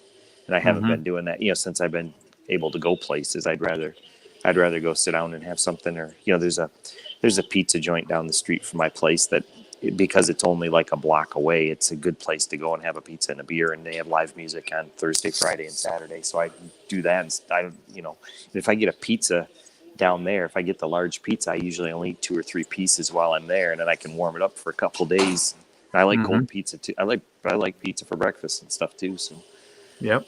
And when you're on your own, you can do stuff like that. When Alex was around, he wasn't keen on having pizza for every meal. He still wants something different now and then. But now that he's up here, he says he's not coming home. He signed a lease on he came home last summer, did his first year, and then he came home for the summer. It's 9 hours from home up here, and he and 5 buddies signed a lease on a house that starts at the end of this year. And he gets his house in May, and the lease is May to May. So he says, I'm not going to come home if I'm paying for the place. It's up to you. You can do whatever you want to do. So he says he's going to stay up here for the summer and get a part-time job up here for the summer, maybe take 1 class over the summer. Yeah, I'm sure he'll come home and visit too. Oh yeah, he will. And I'll come up here too, because his room in the house is big enough. He says, Dad, you can crash here if you want. I'm like, I don't know if I can handle it. He says, the guys won't. He says some of the guys won't be here during the summer. There'll be plenty of. Cool. I don't think I'd want to be camping out with. He's off. Today was a big football game here. That's one of the reasons I came up. It's one of the big rivalry games. There's a trophy between the 2 schools, and we've won it like 18 years in a row or something like that. But that game was today, and it's a big deal. And it's the school from Marquette, so they, it's only less than 2 hours away. So they, it's heavily attended, and So after the game, they're out doing whatever they do. So, Mm-hmm. but so I probably won't. I might hear from him in the morning, but I'm going to get out of here pretty early in the morning. So we did our goodbyes and all that and stuff right after the game because he was playing in the band at the game. So. There you go. Oh man. All right. No Wi-Fi in the hotel room? Yeah, there is. You're a dad, you'll get there. It's one of those things where keeping myself busy because I'm leaving tomorrow, and I don't like to admit it, but it bothers you. Yeah. It's better Yeah. the last time when I was up here last year, this time it was because I didn't bring him up when he left home and came up here, so it was just like any other time when he wasn't at my place, and so I didn't have that dropping him off thing at that point in time. So I came up and visited for like 3 or 4 days, and it was a similar thing. He had stuff going on, and so I went on my merry way. And it's not that you're worried about him. It's not that you want him to come back or whatever. It's just that separation, and it's just one of those things, and it's. Everybody acts like they're so tough all the time, but when I take off out of here, not only because it's such a beautiful place and this and that and the other, that you're going back to the real world, but you're leaving him behind, and so I was just trying to keep myself busy instead of sitting there going, So Right. I came down here and watched the game, and the gal that was working here is visiting and stuff, and so when you guys came on, it's something to do, just Gotcha. Well, it's I am happy for you that you're not going to have to separate by kicking him out of the basement at 35. Let's hope not. Let's hope not. I can't, I say it all the time, but I'm very fortunate. I'm a 54-year-old guy with a 19-year-old kid that I talk to all the time. He gets excited about stuff and he wants to call and check in and tell me about it and laugh about it or whatever else. And I feel sorry for the people who don't have that, because there's some people that even when their kids live at home, they don't talk to them. Alex is not like that, and but he's just not like that.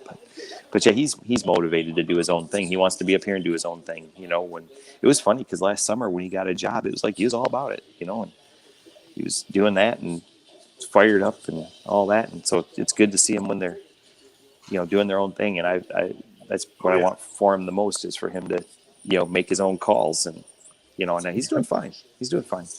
So Good. That's awesome, man. I thought your kid was like 14. He's No, buying a house? he's 19. Wow, and he's got a house. He's in on a house. Wow. Well, it's a college house. It's 4 or 5 okay. college guys are leasing a college house. I know, thought it's you not- guys were doing go karts or tractors or something. Oh yeah, well that was I 4 or thought he 5 was years four- ago.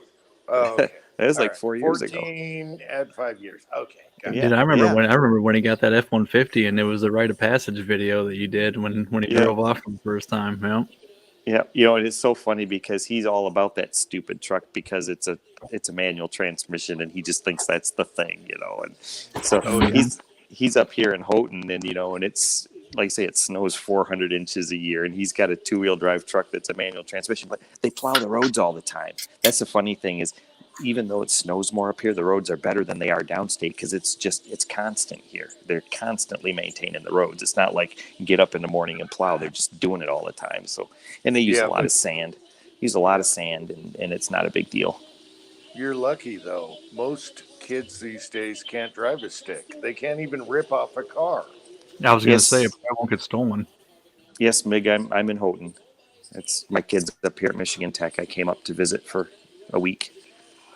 Well, that's great. Mick's up He that likes- way. He's up north Wisconsin. Yeah, I don't know where his place is in the UP. Of course, when I come up here and visit him when he's in class during the day, I just go out and road trip. So I go all over the place to the places that I like, all the little towns and hit all the little shops I want to hit. And like yesterday, I went to Lake in the Clouds, which is this really cool place up in the Porcupine Mountains. And this time of year, the color here it's starting to wind down now, but the autumn colors are incredible.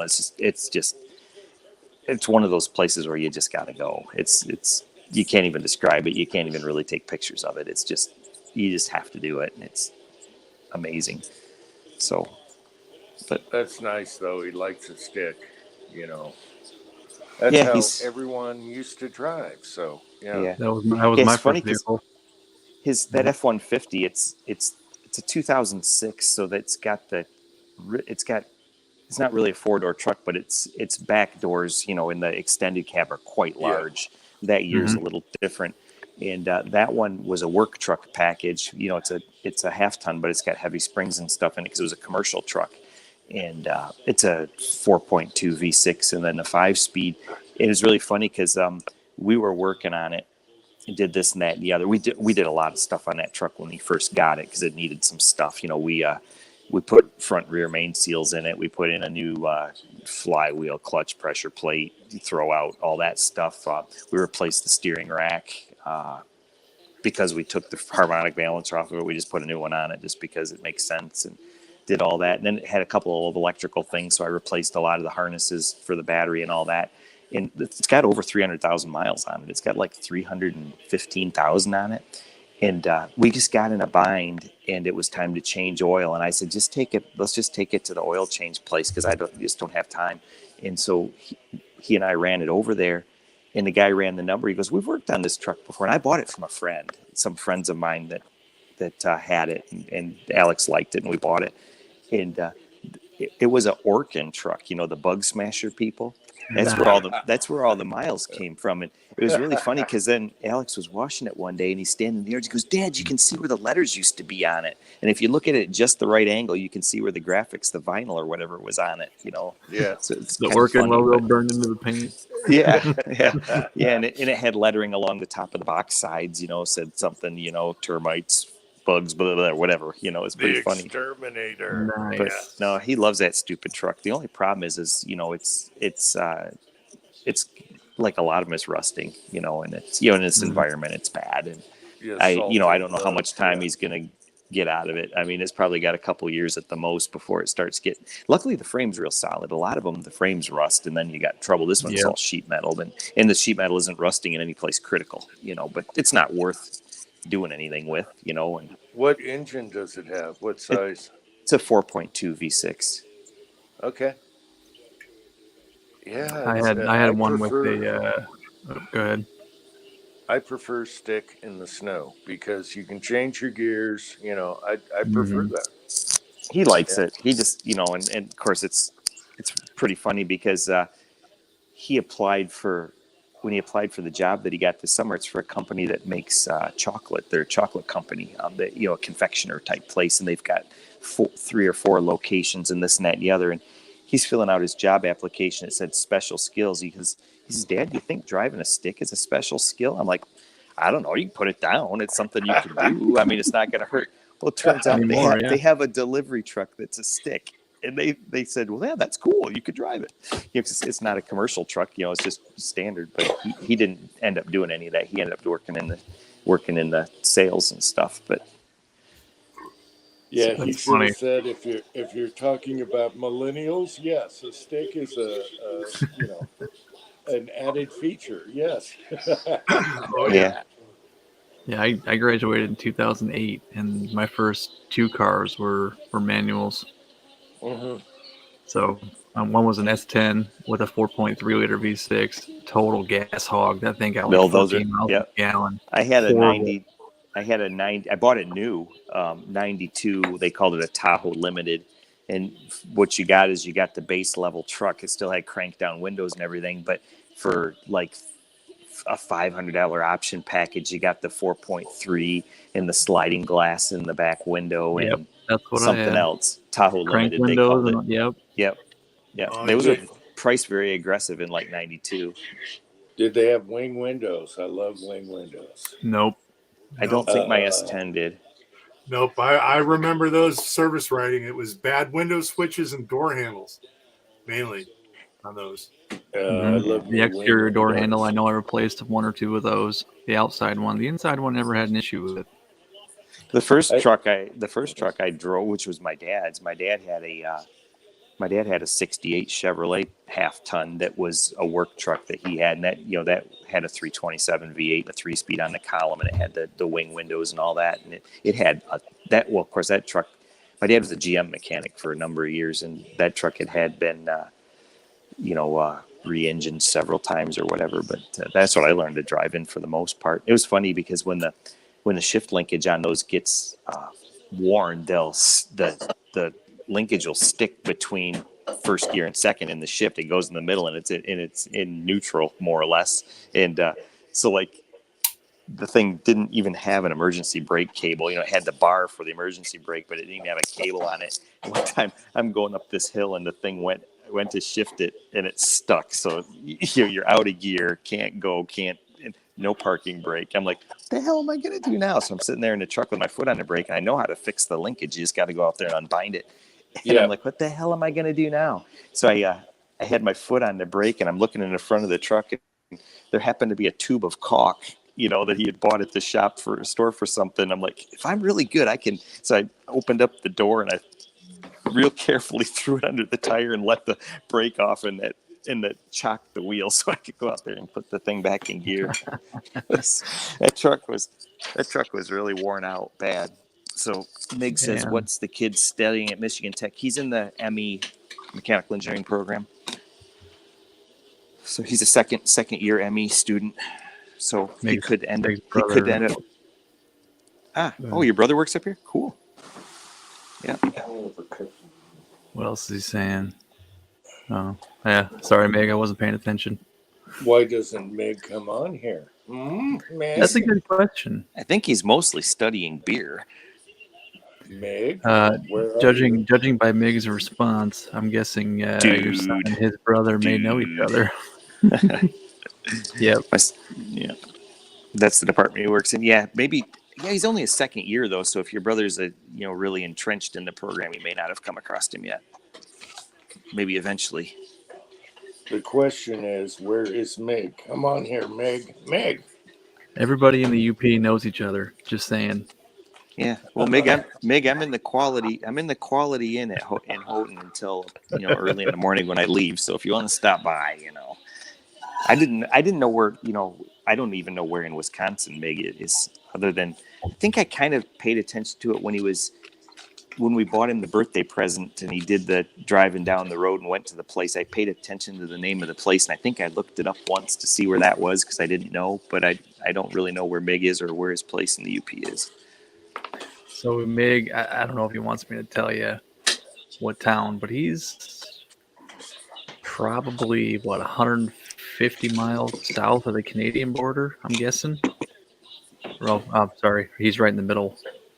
I thought he was further north than that. Okay, Tin Man, let's roll back a bit. Everyone knows each other there. Do they have Biden inbred eyes? I can't speak on that. Where is Meg? Come on, Meg. You can come on Tin Man's live. Okay, Meg said it, so I don't have to. Wausau, yeah. Okay. I get to that part of the state. Okay, being an airplane guy, you go to Oshkosh, so. Hmm. Yeah, I don't know where his place in the UP is, but yeah, I think his place up in the UP is pretty secluded. Like you can't really take a car there.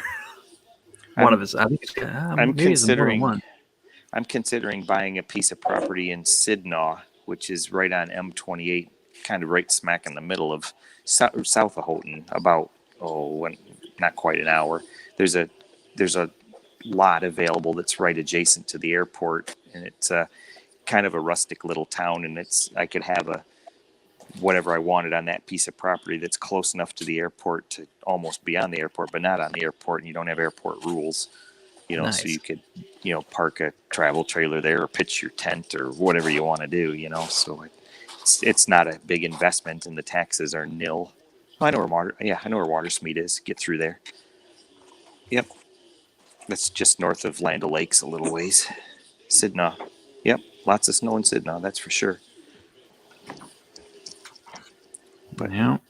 And then Small at world. at the little airport there in Sidnaw on Labor Day, they do a huge camp-in, fly-in thing that's really, really a cool thing. So, Was that property up close to the airport? Is that too close to shoot guns? it's not big enough. It's only probably like a triple city lot type thing. Gotcha. It's a corner lot that's actually on a public street and whatnot. But yeah, it wouldn't be a shooting place. That's a 50-yard pistol range. Although that the dude that's the airport manager there, he's pretty cool. You might be able to convince him to put in a shooting lane along one side of the runway or so. Then you could have 1,000 yards because it's a 3,000-foot runway. Yep, put a Yeah. berm right at the end of the runway. Well, as long as it's off to the side, it'd be fine. It'd be a lot safer than flying into Compton on New Year's. You know? I'll tell you what, the last couple 4th of Julys, I'm glad I don't have like combat history or something in the service, because I think you could get flashbacks from the crap that goes on around here on 4th of July. Mm-hmm. All right, chap. Do you think DB Cooper made the jump? Do I think he made the jump? Yep. You know, it's funny because that is on again, off again. So, you know, that whole mystery like died for so long. And then, of course, the money turned up and then blah, blah, blah. But I don't know. I don't know much about jumping. But to come out of it was a DC-9, wasn't it? And he supposedly went out the door in the back. 727. It was 727. 727. 727, that's right. The tri-motor. And he supposedly went out the thing in the back. You know, and they were still relatively low when he went. You know, I don't know. I don't know. He did 1,000 feet. He set the flaps. He did all the instruction, which tells me he was a SOG guy from Vietnam, because the CIA used to jump out of those planes because they had the back stairway, and it was easy. And here's the thing: the parachute, the chute he used was a survival bailout chute. And 95% of all the guys in World War II and beyond, 95% survived when they were shot down. I mean, they survived the jump over jungle, everything. I think DB Cooper made it. I have 2 suspects, but you being a pilot, I was just curious. Yeah, I don't know. Because he had instructions on stairway down, flaps, wheels down, and the whole route was done by radar, which we were worried about Russians at the time in 71, and they had that route perfect. And the money that was found, it was like $5,800, whatever. It had the money that was examined was had to be, because of diatom, what do they call it? Anyway, the stuff on the money had to be done in the summer, which he did in November. So the FBI said he died in the jump, which is bullcrap. And the money doesn't float. They tested. And so that was planted 2 weeks before the FBI on the case the guy that was an asshole, retired. And it was a message. That's all I got to say. And it was on Tina Barr, and Tina was the stewardess that sat next to him the whole time. I could do a whole video on this. There's Uncle Jim for you. Well, you know, it's funny because how many times have there's been stories on the internet here several times in the last 4 or 5 years about so-and-so on their deathbed said they were DB Cooper, and somebody that knew who he was. I mean, it's like, it's one of those things where you just can't believe any of it anymore. And I mean, it's just become this giant urban legend, and none of it's, you know, so I don't. Their kids also. And exactly. I don't know what kind of. My dad was DB Cooper. Yeah. Okay, yeah. You know. There's some kind of phenomenon where people say their relative did it. And I don't know. It's a psychological thing.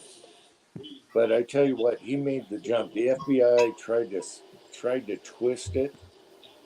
But I think this guy had connections where they didn't want to say who he was, because they know. They know. And there's 2 really good suspects. That's Ted B. Braden, that every SOG guy in Vietnam said that's the guy that would have done that jump. He did it all day long, in the dark, in the jungle. He did those jumps all day long, and he was a maverick. And then there is William. He changed his name to Wolfgang Gossett. Those 2 guys you got to look at. And both of those could have pulled that off easy. So I just asked you because you fly. Well, yeah, Pollard says it's Jim. Got to pay for the house in Utah somehow, I guess. I don't know. But, my aviation experience is in little bug smashers. Little four-seat bug smasher prop planes. It's a Stay kind of away a from Alaska. Yeah. whole different ball game on those. I wouldn't even. It's like they talk about the dude that stole the Dash 9 or whatever it was there in Seattle and flew around until he decided to dump it into the island. It's like, that's pretty amazing, really, that guy had so little experience and was able to do all that. Yeah. It's pretty amazing because I guess that's the other thing too is, someone asked me about that too. It's like, well, do you think you could fly it? I'm like, I don't think I could do the things that guy did in it because I'd try to fly it like an airplane. He was flying it like a video game. He just didn't care, because here I am because I'm trained. I want to run the thing the way you're supposed to run it. I'm like, oh, don't exceed this or don't do that or this is how you do this. He didn't care. He just throttled her up and let her rip, So it's a whole different. Well, he looped it. He looped a freaking Dash 9 and rolled it. And it's like he almost went in the water on the loop because in the bottom because he got it really fast and just the control forces to pull it through it's about all you can do. But he did it. He did it. It's like that guy was like pretty and he's joking around on the whole time he's talking on the radio and joking with people. He's like, hey, well, that was a big one. But and then I don't know anything about skydiving either. I'd never have done any of that. I would maybe do it once, but I don't. The thing is nowadays I would do a tandem jump just to do one, but now you got to do you got to do like a 3-hour class to do a tandem jump anymore. And then you have to do several tandem jumps. I think it's 3 or 5. I can't remember until you get to do it solo because I was going to do it too, but at that time. $300 was a lot to come up with for a guy that made $400 a week, and that's how much his rent was. You know what I mean? So I didn't wind up doing it. But I guess if the jump school gets a girl instructor that I want to be strapped to, I guess I would consider. Yeah. Otherwise you gotta make sure you say no homo before you get up there. Well, the other thing is too is most of those jump guys, the ones that I've met that I've went down and talked to, they're all relatively large dudes. They're like Pat size. I want them to land on top of me if we trip. It's like I'd be squashed. Yeah, I would love to jump and do a parachute thing. I would love that, but having a guy, no. It's just kind of weird. It's no big deal. It would be different if they were, front to front or back to back, not back to front. That's what gets weird. Yeah. I'm not going to spoon with some guy jumping out of a plane. I'm sorry. And when you're the student, you're the little spoon. So what happens if you're unlucky and this dude actually likes you or something, and he's like, you're gonna do what I say you're gonna do. Nobody can hear you scream at 8,000 feet. Yeah, I'm just totally fascinated with that mystery because it's the only skyjack that was never solved, and I think there's a reason. Skyjack. That's a different thing, Jim. Oh man. I look at it like this. The guy earned the money after all is said and done. Yeah. They didn't pay him enough for that stunt, did they? No. I don't think he ever spent the money. I don't think it was about the money. It was like he said on the plane, I have an agenda. I have a, what was it? Not agenda. I have a Vendetta. Is it I have a Beretta? It Vendetta? has to do with revenge. I have a Vendetta. He said, yeah, but it didn't have to do with this airline. Yeah. Well, he kind of jumped out in some rugged country there too. You could have picked someplace a little more survivable. No. The FBI made it look like he died. He just screwed into the ground and all that. When you actually look at where he dropped, because they knew they could feel on the plane when he jumped out, there was a bump, turbulence. That he could go 1 mile any direction and find a street. Okay, It wasn't that bad. Oh, I thought it was in the middle of the. I thought it was in No. the middle of the wilderness out there. That's what the FBI wants to tell you. But if you Google where it was, he had 1 mile any direction to get on a street. And in 71, you could hotwire any car. And you had hunters out there. Okay. So he made it. And the FBI wants to make it go away. And he died. No, he did not. And those two suspects are they don't even want to talk about it. Just like Ray Epps. It's the biggest mystery ever. No one's ever. That's the only unsolved, because they were doing a lot of Jack, going to Cuba and all that. They were doing that in that era, but this was the only one that was never solved. I worked with when I was in the Navy, I was an air traffic controller, and where I worked in California, we were joint use. So we had, the military, the Navy guys like me, and then you had Department of Defense guys that many of them were former FAA or former military and went DOD and worked the civilian positions at the joint use facilities. I was at Naval Air Station Lemoore. But anyway, this one guy that we ended up hiring, he came from down south at LA Approach, or is it Center? I can't remember wherever he was working. And his name was Dave Popsicala, and he was working the position on departure and was getting ready to hand the airplane off to Center, and they declared an emergency as a hijack, and he talks to him, he says verify it, and they're like, well, looks like we're going to Havana. This is what the pilot said, looks like we're going to Havana. And Yeah. So Dave just says, roger that, turn right, heading 090 or whatever the heading he was, he gave 100 or whatever the heading was, and vectors to Havana. He's just being a smart ass, and so then they do all the emergency procedures and all that. And after that all happened, I guess they went and looked at the charts and tried to figure out how good his vector was that he just made up. And it's like they would have got to the island. It was because he just pulled it out of his rear end thinking, it's about a 100 heading, and just issued it. So it was pretty funny because Dave was telling us about that and some of those other adventures. But he said when he worked that airplane, I think he had 2 that were hijacks. And, some of those guys, they ended up working at those places when Reagan fired all the air traffic controllers. Some of these guys were military guys, and they got out of the military real quick, and they put them in these FAA positions because they didn't have people. And I think that's how Dave got that position. But pretty funny. I never had to do any of that never had a hijack type thing or anything like that. But Well, the funniest one was around that era, and the guy he wanted 3 cheeseburgers, and they put something in his drink to make him go to sleep, and that's how they caught the guy. Yeah.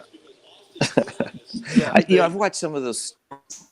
There's one of those shows, and it's you can see the reruns on like Pluto TV or any of those services. There was one.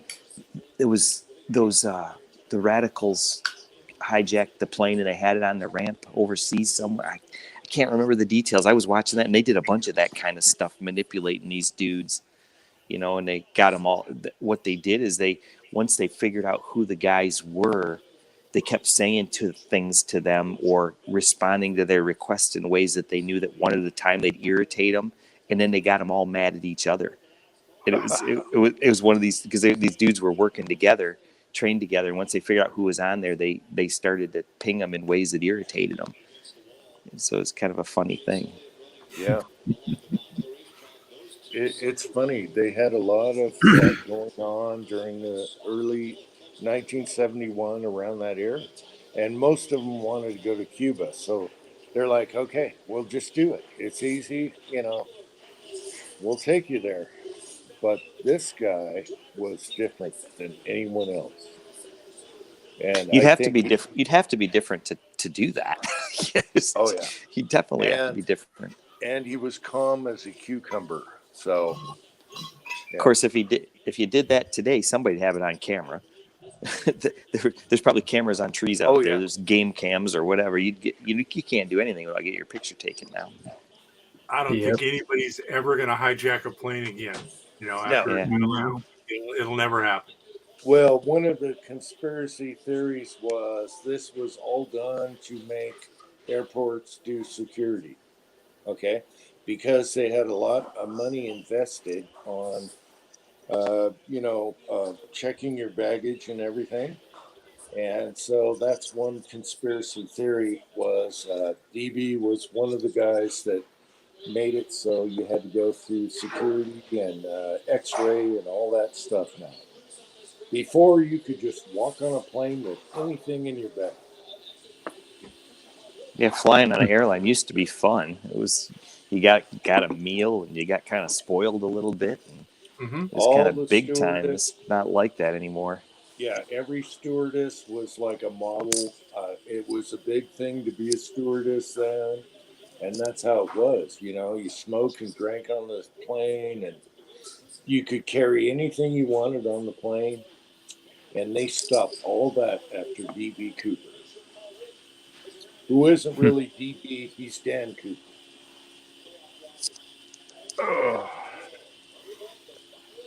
This was all way before my time. Yeah, but if you look up Ted B.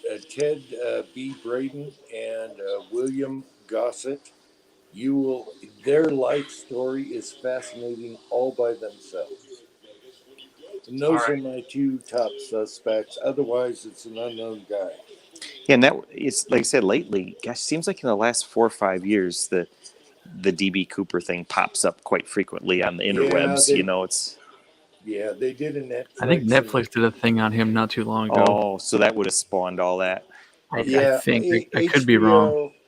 HBO and Netflix did, and the History Channel, but they all concentrated on Rakshaw, which had nothing to do. He was way too young. He had the wrong color eyes, everything, and they concentrated on that, and they blew the whole thing.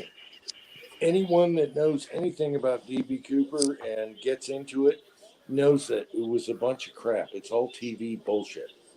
And once something like that's out on the internet, there's a whole bunch of people just embrace it for their own Yep. They just jump on it. recognition or what. Yeah, there's Yep. so much, some of that shirt tail stuff. Anything, any story. All of them get fixated on one subject guy, and they try and make it all work in the square peg, and it never works. So he's either unknown or he's Ted B. Braden or William Gossett. And if you look up their life stories, it's amazing by themselves. Yeah. Tin Man, I'll tell you how it used to be. When I was 9 years old, you got dropped off at the airport, and you walked your little 9-year-old self to the gate and got on a plane, gave them the ticket, and then you got off. Oh yeah. Yep. Walked out to go No meet big your deal. family. No big deal. Yeah. Damn. Now it's remember, a whole ordeal. The first time Yeah, I and you flew, used I was 21. First time I flew, so that would have been 2011. And where the ashtray was, I figured this out. I'm looking down at the armrest, and I'm like, "Is this where the ashtray used to be?" Because now you can plug your headphones in, and it's satellite radio. They put a little computer in there that Yeah. let you listen to satellite radio in there. It's like, man. Yeah, they used to leave the door open and you could walk up there and check out the cockpit. And if you had cool pilots, they'd let you come in and sit there in the middle and watch. Yep. I used to sit up. First few times I flew commercial, even that was in the late '80s. First, I didn't ride an airliner until actually my first airline ride was when I shipped off to Navy boot camp. I rode a Airbus 320 from Detroit to San Diego. That was the first time I was ever on a commercial airliner. And I walked up and checked that out. They let me sit right there. Oh, you're a pilot? Because I was already a pilot before I joined the Navy. But it was pretty cool. They went over everything and let me look in the whole shot. Yeah, Nice. I remember smoke. You can smoke on a plane, and what was funny was, it was the back half of the plane where the smoking section was, and then they blew all the air to the people in the front, so it made no sense at all. Just like restaurants, Everyone- man. I do remember everyone smoking got in smoked restaurants. out. At least I'm at least that old.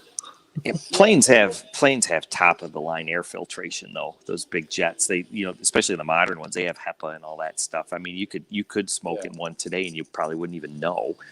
It's they're very very good. Yeah. Except for they put the But alarms in the bathroom. I thought it was funny. They always put the smokers in the back. I remember as a kid, and then all the smoke just circulated through the whole plane anyway. So I didn't get it. I didn't get it at all. Yeah, I think it was right when I turned 18 is when Iowa decided to ban smoking in like restaurants and bars and all that stuff. So I turned 18 in January, and they banned smoking in July.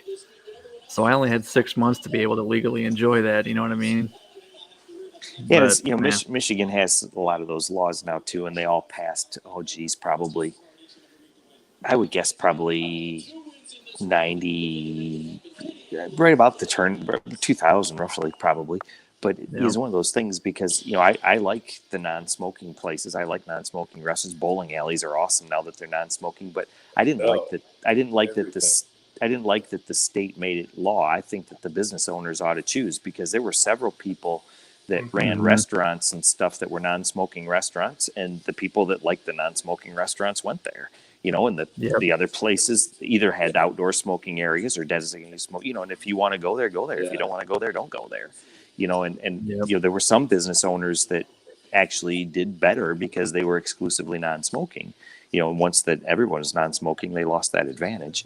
But I totally agree. I'm a smoker, and I do not like the smell of smoke. I remember going to Las Vegas, and I'm like, oh my God, there's so much smoke in here. Oh, bowling alleys used to be bad. I mean, and when I was overseas, we bowled a lot when I was in the Navy because it was cheap. It was something to do, and you got used to it. And I come to a bowling alley back home and try to, I substituted for some friends on their league, and just renewed my ABA membership and subbed, and it's like I can't freaking stand this. It was awful. I mean, it was crazy. Yeah. Burn your eyes just walking into the joint. And you come home. I had a couple of friends that had bands, and I love to go watch the bands play. But some of these dives that they played in, it was just awful in there. And you come home. Twice. I get undressed out in the garage and leave my clothes outside for a couple of days to let them air out. Yep. Yeah, I agree. Even though I'm a smoker, I do not like the secondhand smoke. And last time I was at Vegas, I'm like, are you kidding me? I can't breathe in here. Yep. It's amazing how we used to live that way and didn't realize it. Or like cars. I like old cars too, but I'll tell you what, you get behind some old car from the 70s that somebody hasn't maintained well, and it's running too rich and blowing smoke because the rings are worn and whatnot. It's just like, it smells awful. Every car used to be like that. I worked at a gas station when I was a senior in high school, and you could smoke inside the gas station. Like, people would just walk in the door with a cigarette hanging out of their mouth. And I thought that was the weirdest thing. Gas station people, the employees would stand behind the counter and smoke while they were working there. And I worked there for 6 months and got to do that. But then 6 months later, it's funny because I'm here in Houghton, and then US 41 is the highway that comes up here. Where you go down US 41 about 40 minutes to the south, and one of the little towns that's right on the tip of Keweenaw Bay is called L'Anse. It's L'Anse. Thursday night, some guy was driving a truck and he was lit, and he went off the road and he drove through a gas station and blew the place up. Oh, shit. Yeah, one dude got killed. There's out of Marquette this weekend. They were doing a rally, rally cars. It's a road rally though. It's not like in Europe with the dirt roads and the cool stuff. It's just like it's on paved roads with sports cars and stuff. But it's like they call it the something or other performance rally or something. But anyway, there's all different classes. Yeah, L'Anse is what Meg's talking about. That's the town. But anyway, the dude that was fueling his car was. See, you leaving? Yep. Bye-bye. Yep. Thanks. But this guy was one of the contestants or drivers in this thing, and he was just, he lives in L'Anse and was going to participate in the thing. He was just at the gas station getting fuel, and his truck come off the road and crashed into him where he was fueling and blew the place up, and the whole building burnt down. and they they Wow. hauled that guy, the guy's awaiting arraignment Monday morning on OWI causing death, and I mean he's hosed. Yeah. But Yeah. talk about a gas station going up that burnt the. Look it up on the news. You'll find it. It was a the chain is Holiday. That's the name of the gas stations.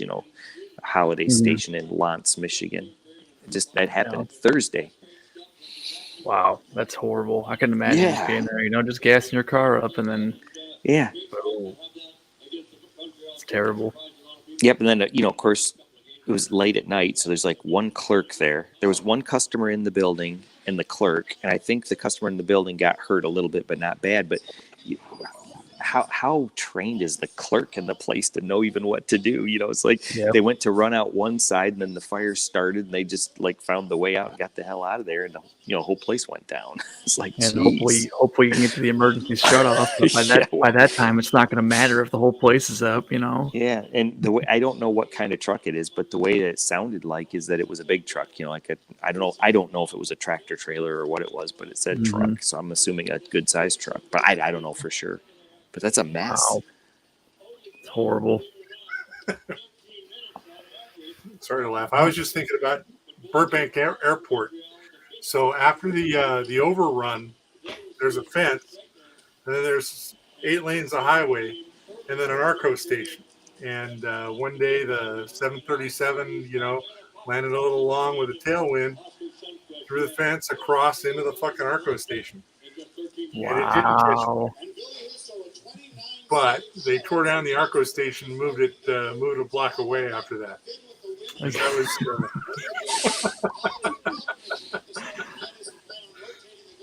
Man. Nothing like that's ever really happened around here that I know of. Just, yeah. Well, I think, the airliner that landed with one engine was that Cedar Rapids a long time ago. You remember that? They lost it. They lost an engine in flight, and they only had one, and it took out their flight controls and stuff, the hydraulics or something. So they managed to get this airplane they could control it somewhat with just the one engine to get it to kind of sort of steer. And they didn't get it on the runway, but they got it at the airport. And the thing, it was ugly. And I don't remember wow. how many people or whatever. They did real well. I think a lot of people survived, but the fact that they got it to the airport is incredible because they're just doing it by varying the power on the one engine. Yep.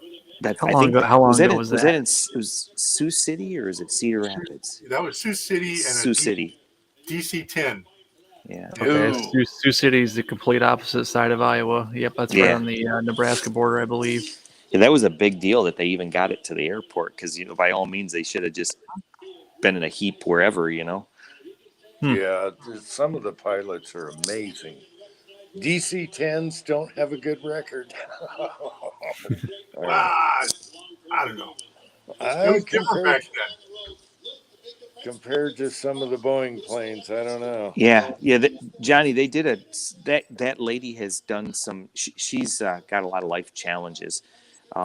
I can't remember her name, but she's got a MD-88 tattoo on her arm, and they did one of those survivor shows, and she was one of the people they really studied. But that was a very ugly crash. It was. I remember when it happened, and the airplane took off. What the deal was, they had the flaps in the wrong position for takeoff. They didn't have the leading edge slats down, and the airplane does not perform well that way. And they got it flying, but it wouldn't climb.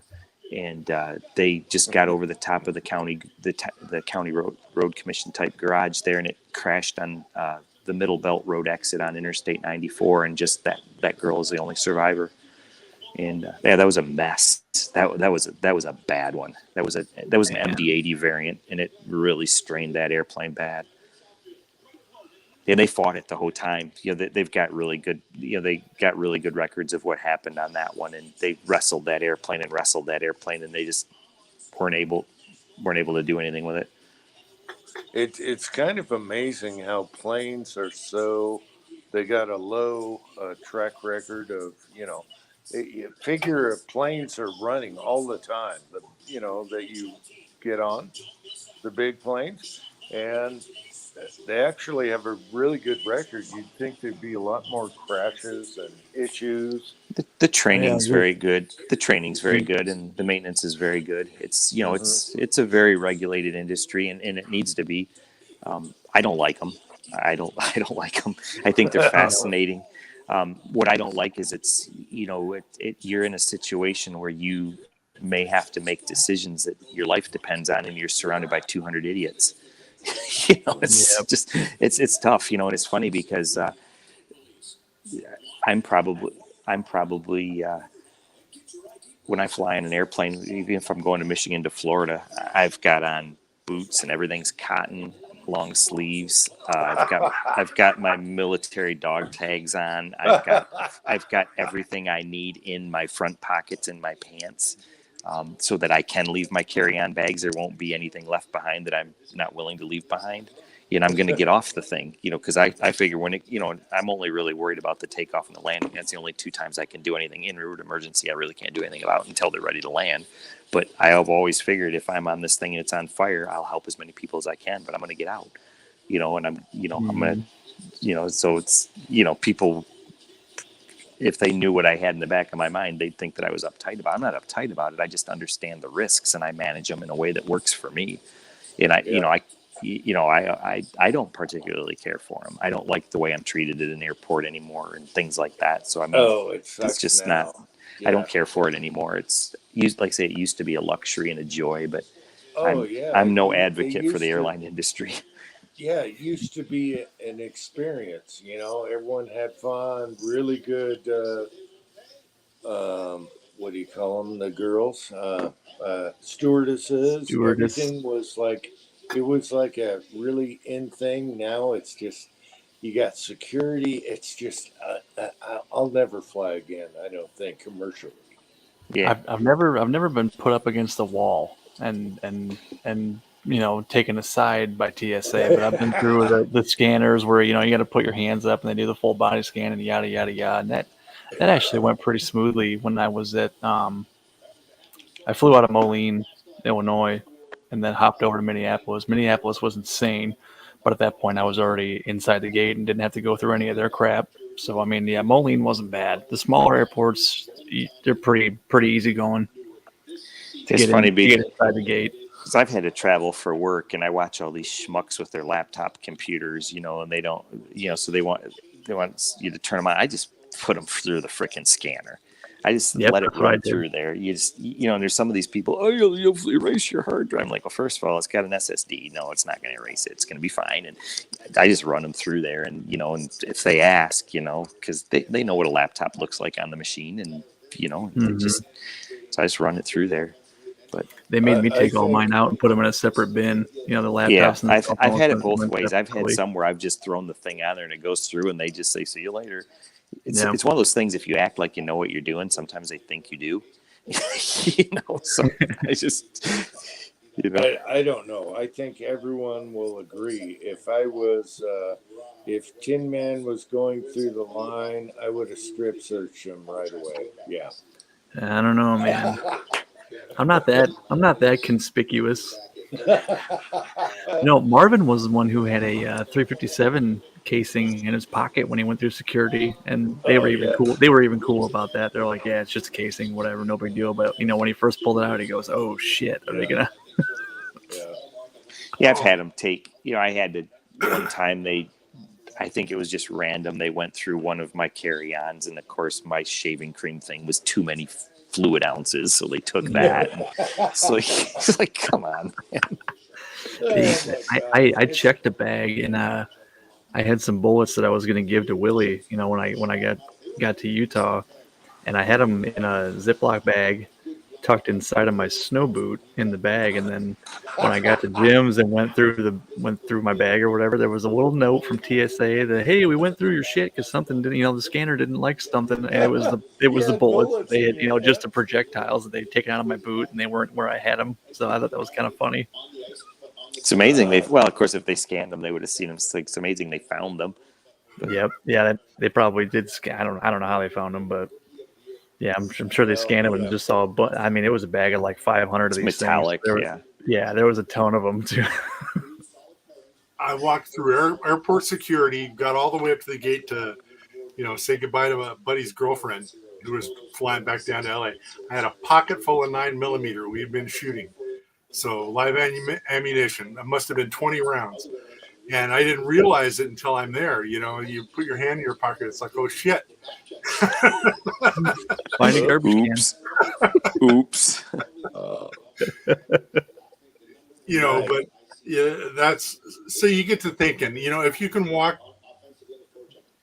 through airport security with 20 rounds of ammunition in your pocket, what are they checking for?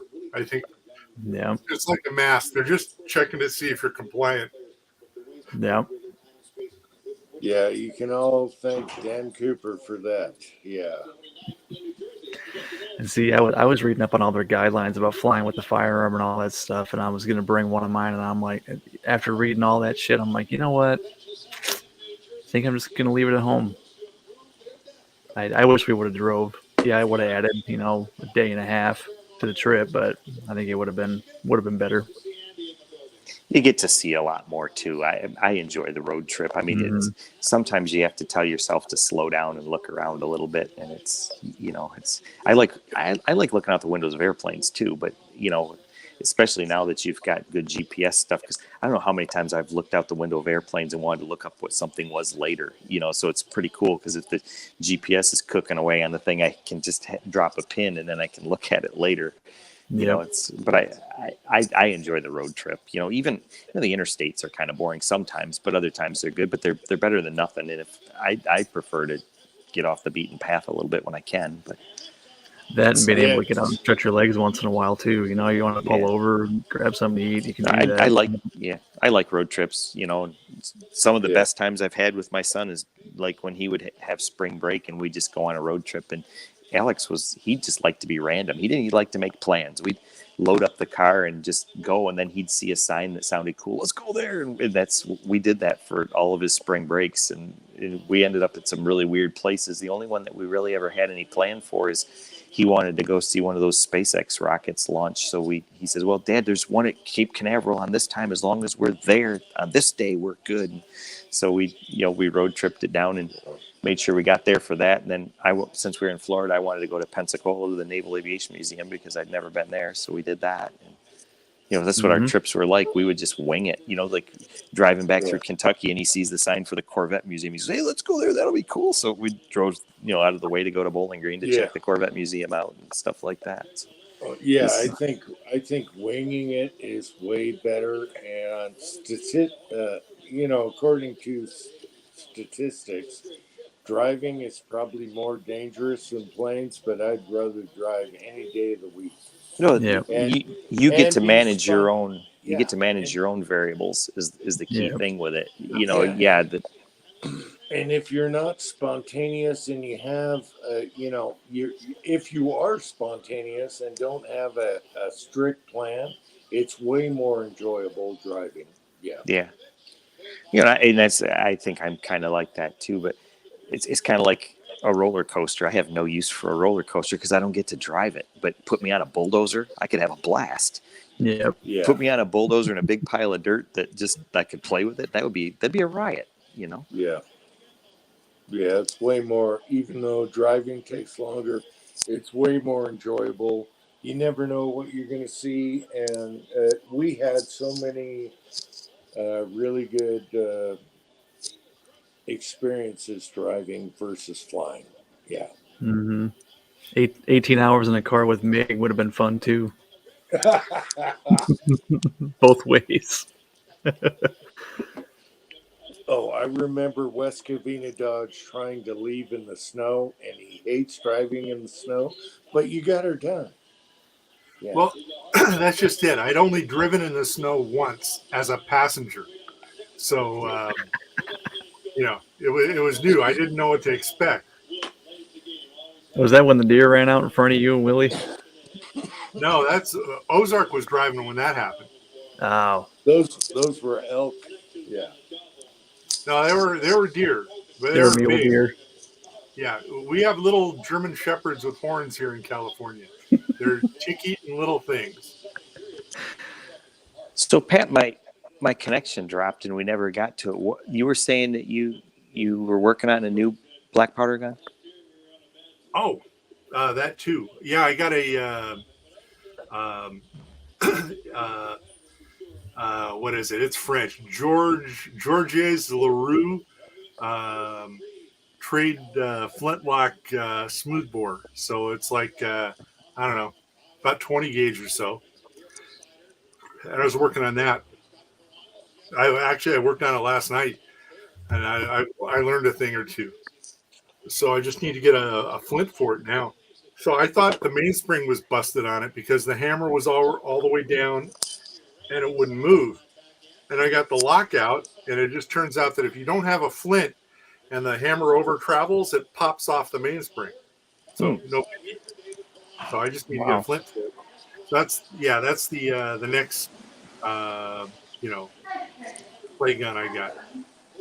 I traded 200 rounds of 308 for it. Dang. Gal looks like she's got on a wedding dress, but there ain't a guy with her. Well, hey, She's just shopping, man. She's shopping. Hey, pan the camera over. Let's check this out. Yeah, it might be like a pierced ice cream thing. We can't see her. The counter's in the way, and I have to be careful. They've had a staff change. The lady that was friendly is gone, so this guy might not. He might not like my tomfoolery. Now you got the mean asshole. Yeah. Oh no, but an interview with a jilted bride would be cool. With her mascara running down her face, telling you the sad story. She just looked at the screen over here and she says, "Look at the mustache on that guy."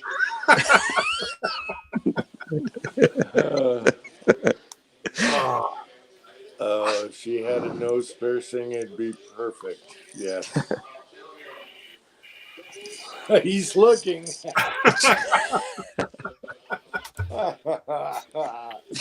Trying to figure out what's going on here. I'm trying to, you don't know. You never know.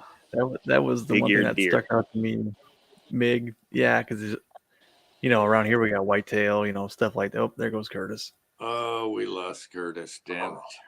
Around here we got whitetail with little tiny boxer dog ears, and then seeing those mule deer with those big elephant ears was really weird. The better. Like, what the hell is that with, thing? The better to hear you with, my dear. Yeah. Yep. Yeah, they were goofy looking. Those things are paranoid. Anything they hear on those things, yeah. Yeah, whitetail are the same way. Yeah. Huge ears. Speaking of that, I was just remembering a buddy of mine who went hunting here in LA, and they have a little park up at the peak of the mountain, a lookout park. And so he got the pet deer and had to carry it through the turnstile to get it out. Curtis is saying device is not connected. Oh, he dropped out. Yeah, lobby type deal. Mig is still in the side chat. He should come on. You should come on, Mig. He's a late night kind of guy. No, he's just not coming on. Lakeview Outdoors, was the Utes playing tonight? What are you talking about? All right. Apparently. He says, what a game, but yeah. We were worried about you there. I did ask her. I said, "What's the occasion?" She says, "I got married." I said, "What'd you do that for?" She goes, "A lot of reasons." Like, okay. I thought you got ripped out by your shirt collar. Come here. No. Yeah, I don't know why the Wi-Fi every now and then just, I don't know, probably all the people watching the dirty movies upstairs sucking up all the bandwidth or something. I don't know. Yeah, typical. Yeah. You never know, but most places have good Wi-Fi now. Eventually, yeah. Meg will join in 2 more hours. I won't be here. About time to wrap this up. Right Yep, when we leave. Yeah. He'll wait until we can it. Then he'll be like, "All right, I'm on." Yeah. Yeah, well, here, I think the other half just arrived. Bummer. Wow. So Pat's fantasy about the unhappy bride is busted. Oh well, give it an hour.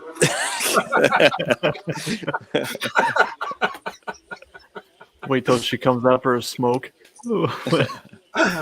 Yeah, you might find a disappointed one. You know, I've stayed at this hotel twice now, and I like staying here. They've been nice to me, and this and that and the other, and everything's all a-okay. They got a really good breakfast in the morning and that kind of stuff, and the little Finnish ladies take care of you pretty good. But if I were a bride and this were the place, that might be the last night. That's just not. It's not that caliber. What's the brand? What's the brand of the hotel? Or It's motel? I think is it a Days Inn or Quality Inn? Quality. You know, Okay.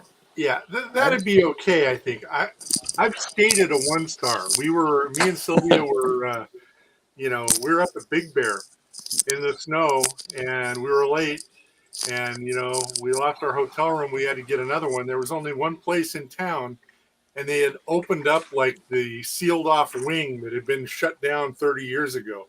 Oh So- no! Oh yeah, it was awful, truly awful. I mean, so it could be worse. I mean, we remember that one just because of how bad it was. You know, They still had asbestos pipe wrap on the radiators. Oh It's no, it had a dial phone that was on the floor. The lamp looked like it had been thrown across the room. There is, when the paint peels and it sprinkles down, and there's like a 4-inch border along the walls where the paint has been peeling, and nobody's vacuumed for at least 20 years. Oh no! Oh, Man. Yeah, this one's a Quality Inn and Suites, but it's an interesting building because Houghton, it's the channel that goes through, and there's big hills on either side, so it's like all terraced. So this hotel is built on one of these hills, and there's take a two. Meg's late for the You're party. about 2 hours late. He already did. I already did. And I looked for the troll under the bridge, and it turns out it was me. Yep. But it's built on the side of the hill, so it's like 5 floors, but floor 5 has nothing under it but dirt. It's not like really the 5th floor. It's just 5 floors above the one that's down here. And I think the way this building is done and the way it's closed in the front, it looks like it may have used to been open on the front, and then they closed it in. It's kind of interesting. It's a weird building, but they've treated me well here. And as far as staying in Houghton, it's cost effective. And they just opened a new Hampton, and I do a lot of Hilton properties. I'm on their awards programs and all that, but that's why I usually use, like when Alex and I road trip, I use the Hilton app and just find a hotel when we decide we're going to stay somewhere, and that's always worked well. But the Comfort Inn down there, it was like $300 a night for this week, and this one's like $130. So I'm like, yeah, that's a no-brainer. I'm going to skip out and just stay here again. Yep. Yeah. Plus, it's just a place to crash anyway. It's not like I'm living here. It's just it's a place to crash. Mm-hmm. Man, the best place I ever stayed was in Idaho, of all places. And the best scrambled eggs, breakfast, bacon, everything. And the girl that was doing the breakfast was Indian, and she was absolutely gorgeous.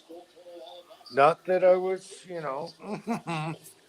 but my God, that place was awesome, and it was off the map. And best place I ever stayed, ever. It's funny, one of the kids that used to work with me at work, he was from India, the country. And whenever he would talk about Indians, like Native American Indians, he'd say Indian like feather Indian. Yeah. Feathers, not dots. Used to crack me up when he'd say that. Yeah, there's 2 Indians. Yep.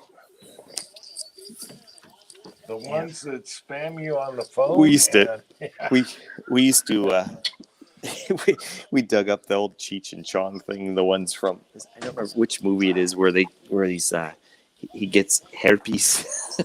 he's like you like my hairpiece?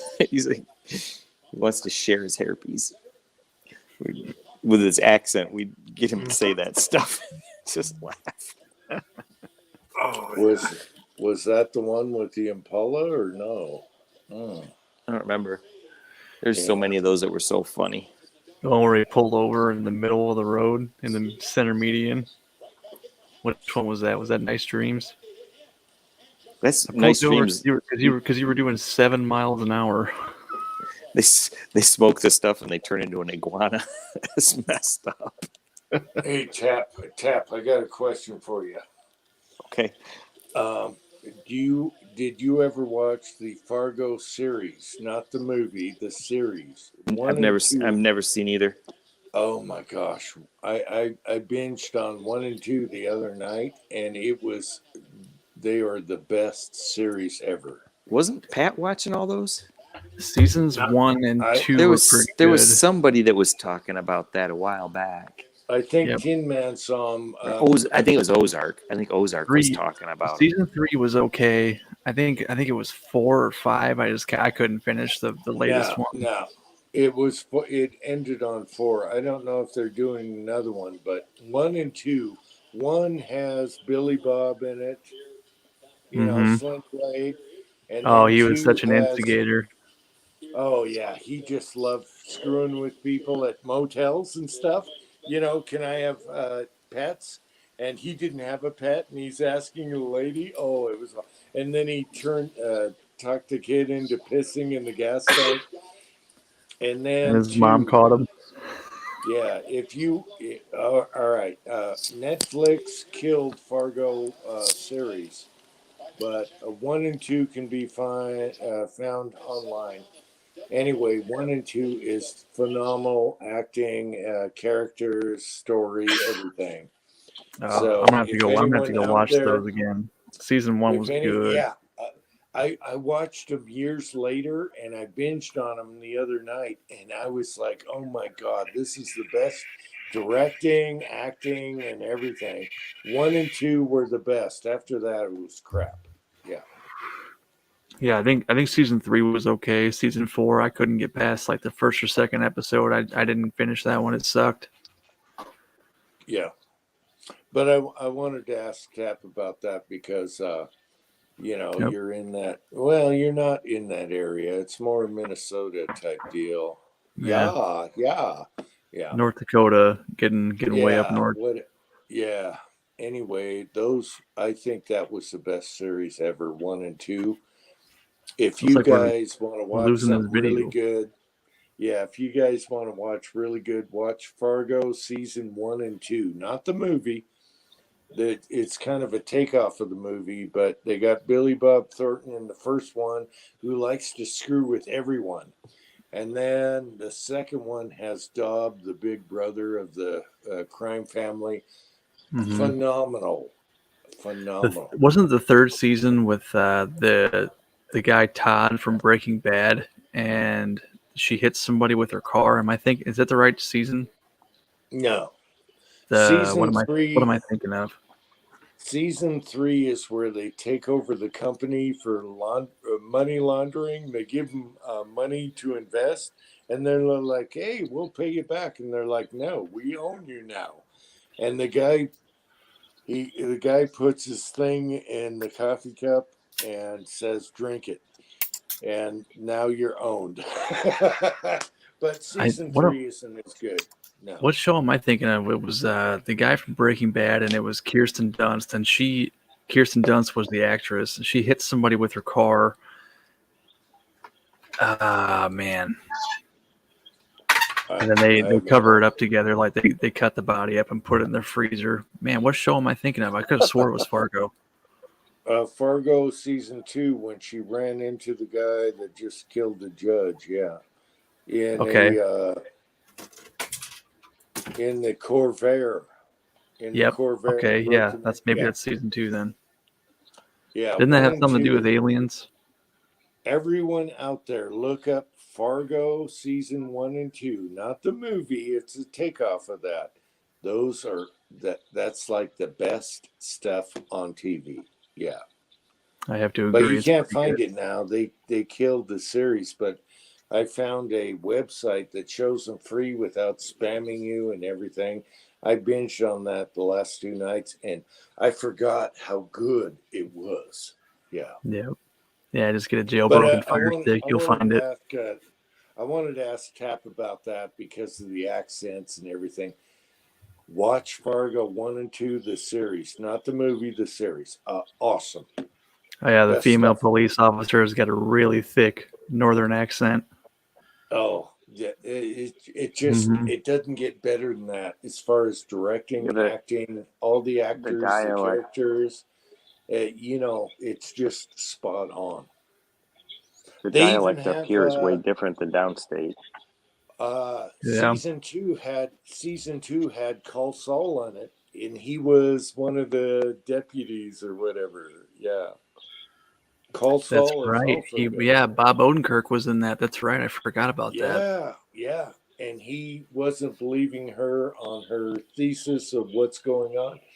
Yeah. Breaking Bad obviously was awesome, and then Call Saul is awesome. Mhm. But Fargo 1 and 2, I went back and watched those. I forgot what happened. Oh my gosh. Best acting, directing ever. I was wondering what you've been up to lately. Now I know. Binge I watching was Fargo. binging. I was up for like 9 hours. My wife's like, "Can you go to bed?" And I'm like, "No, I got 2 more." Yeah. Oh, my wife's going to kill me. I wake her up all night. Yes. All right. Johnny says stop at Jay's Sporting Goods. They have a very good reloaders area. There's Okay, 2 cool. J's location. There's one in Gaylord and there's one in Clare. They're downstate. They're Clare, Michigan, which is right on US 127, and Gaylord, which is a little further north on I-75. I've been in both of them quite a few times. Oh, Pat has something. Mm-hmm. Uh-oh. What you got, Pat? You're Oh, gonna I get got banned. I Are got you the ready to little make one bullets, Pat? with Peruvian Mauser. Nice. Oh, yeah, there you airsoft. go. It's an airsoft tin, man. Airsoft. I don't care. There you go. It's got a llama on it. Oh, nice. Yes. You gotta love those old stamp Mausers, yes. And I know Kurt has a lot of them. South American and stuff. It's the cousin to Dirty Tina. Oh. Yep. Same platform. I think I have until the 21st to get another YouTube strike. How many That's strikes you got? I just have the one, so it drops off on the 21st, and then I can put up a casting video again, and then they'll take it down and give me another strike, whatever. Yeah. Yeah. When my They drop channel off got after 90 banned, days, so I do a casting video once every 3 months. yeah, when they banned I just think my- it stinks that how they ride some people and then other people can just do whatever they want. Like that gun blue Oh, guy yeah. does. He sells guns. He casts. He does all Oh, that dude, stuff. yeah, and he just did a video showing everybody how to cast, like, from start to finish, and it's like, what? Yeah, it's hard to believe how they pick and choose. Yeah. Well, It's probably because the really big channels, people will, cause a huge uproar about, and the small channels like us, people are just like, whatever, who cares? They can't do Yeah, shit. they So, just kill you. Yeah. yep. When my channel got removed, the first thing I put up was, "This is the video that got me banned." And that was Yep. casting. Yeah. Screw them. Keep going. Mig, you want him to off Gavin Tube? oh, He's a what's up with salesman. that dude? What's up with that dude's hair? Yeah, he's just surfs up, selling. bro. Yeah, that guy's just Isn't he selling another? stuff He's gets free. another one of those eccentrics from Washington. They probably pay him like $5,000 for every video he does about a product. I bet he makes man. killer money. He's like the Doing that. biggest shill there is. Yeah. Oh. Yeah. Yep. Unabashedly. I mean, he built a workshop out of his winnings and earnings and stuff, and Well, that It's whole just piece of property. Yeah. He's got. I don't know if he. Where is he? Is he over like by Deer Park? Where is he? I don't know. He It's does have a amazing. badass shop though. I'll give him that. He has I some think really he's- I cool think he's toys in in that East- shop. I think he's in Eastern Washington. No. Gavin's in Washington? Yeah, he is in Washington. I just don't know where. Are you I say, kidding me? Wow. It strikes me that he might be like north of Spokane, like up around Deer Park or someplace. Yeah, he's probably Eastern Washington. I'm glad I left that place because it's a nightmare now. Mig is saying Pennsylvania. I think we have conflicting Yeah, I info. didn't think he was. Yeah, I thought he was more East Coast.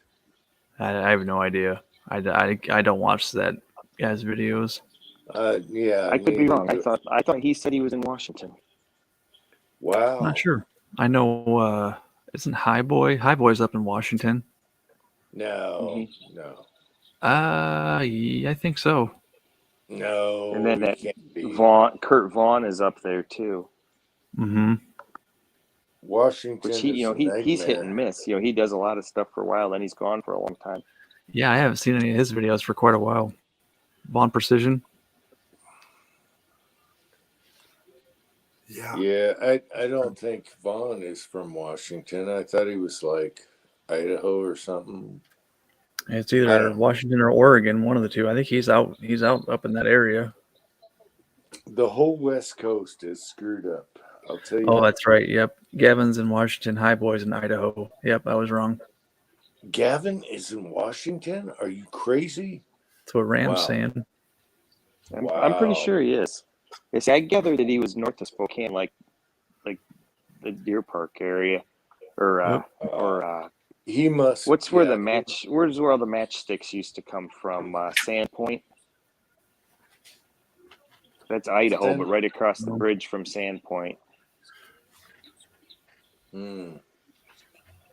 Thought he was from up Yep. that way somewhere, but I could be wrong. I don't I know for would sure. have never thought Washington. Yeah. Big fact checked himself. Mig's in Washington. No. No. Elvis isn't. No, Elvis is in Michigan. He's in Kalamazoo. We don't know where Elvis is right now. He's still living. Oh, different Elvis. I was talking about. No, Elvis. I didn't Elvis mean moved. that Elvis. Elvis is drinking Mai Tais on the beach. Yeah. Poor Elvis. What happened to him? That's so bad. Yeah. I still can't believe you finally got him on a live chat. Oh, you're talking Elvis Ammo. No.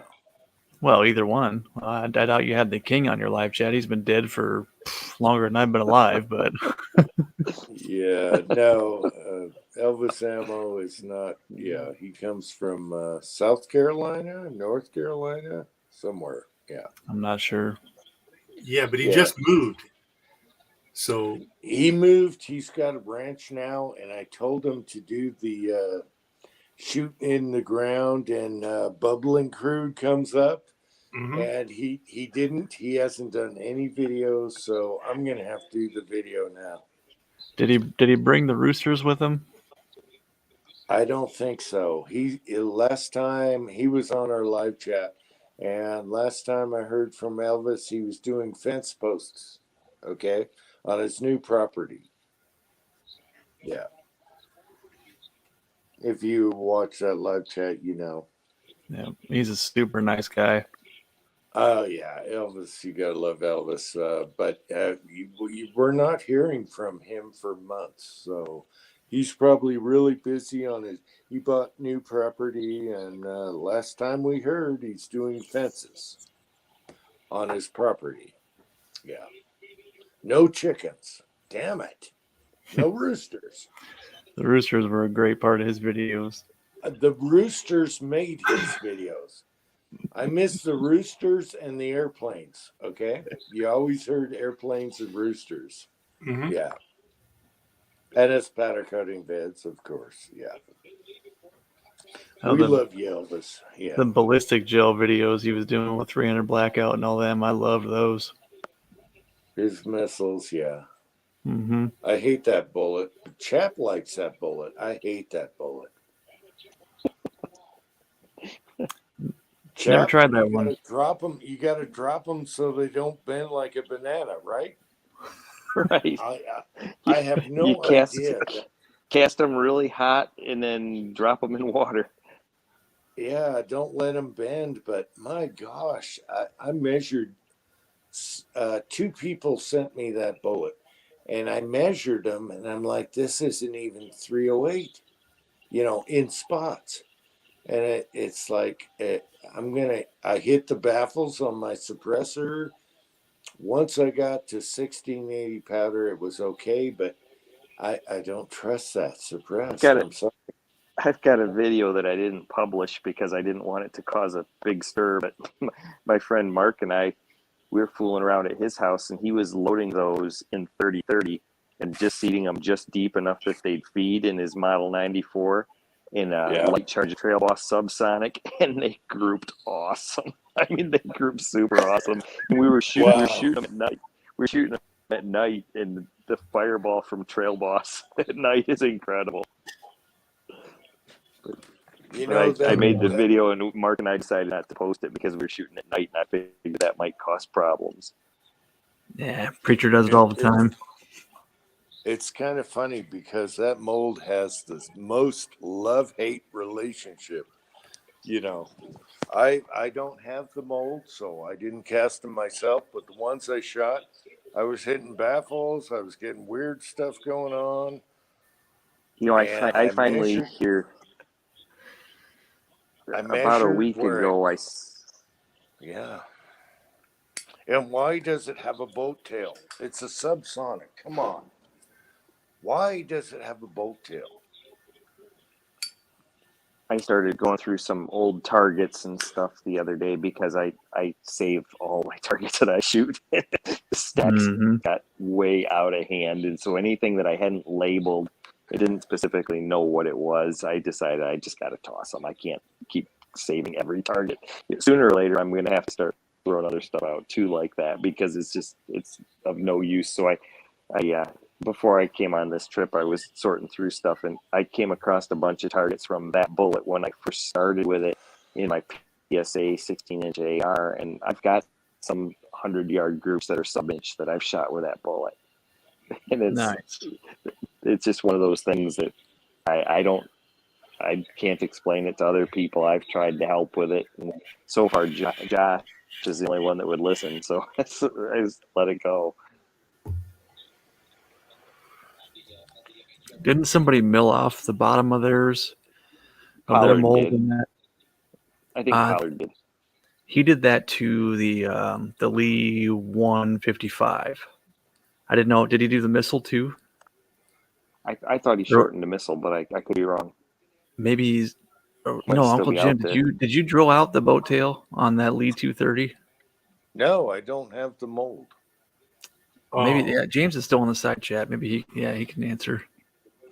I think he modified one. I don't know if he decked it or if he reamed it. Yeah, I got bumped off here, but the ones I measured, the diameter from where you crimp to the base and everything is way off. It's nothing like my favorite, like 245 grain subsonics. I don't know. If I had the mold, maybe, you drop them so they don't turn into a banana. I don't know. I have no idea. But I know that I do not want to shoot those with the suppressor. The ones I got, at least. You're right. James did it to the 230 as well. I loved how he did his 155 mold using the guide from the circular saw as a template for his router. Yeah, that's pretty awesome. I took the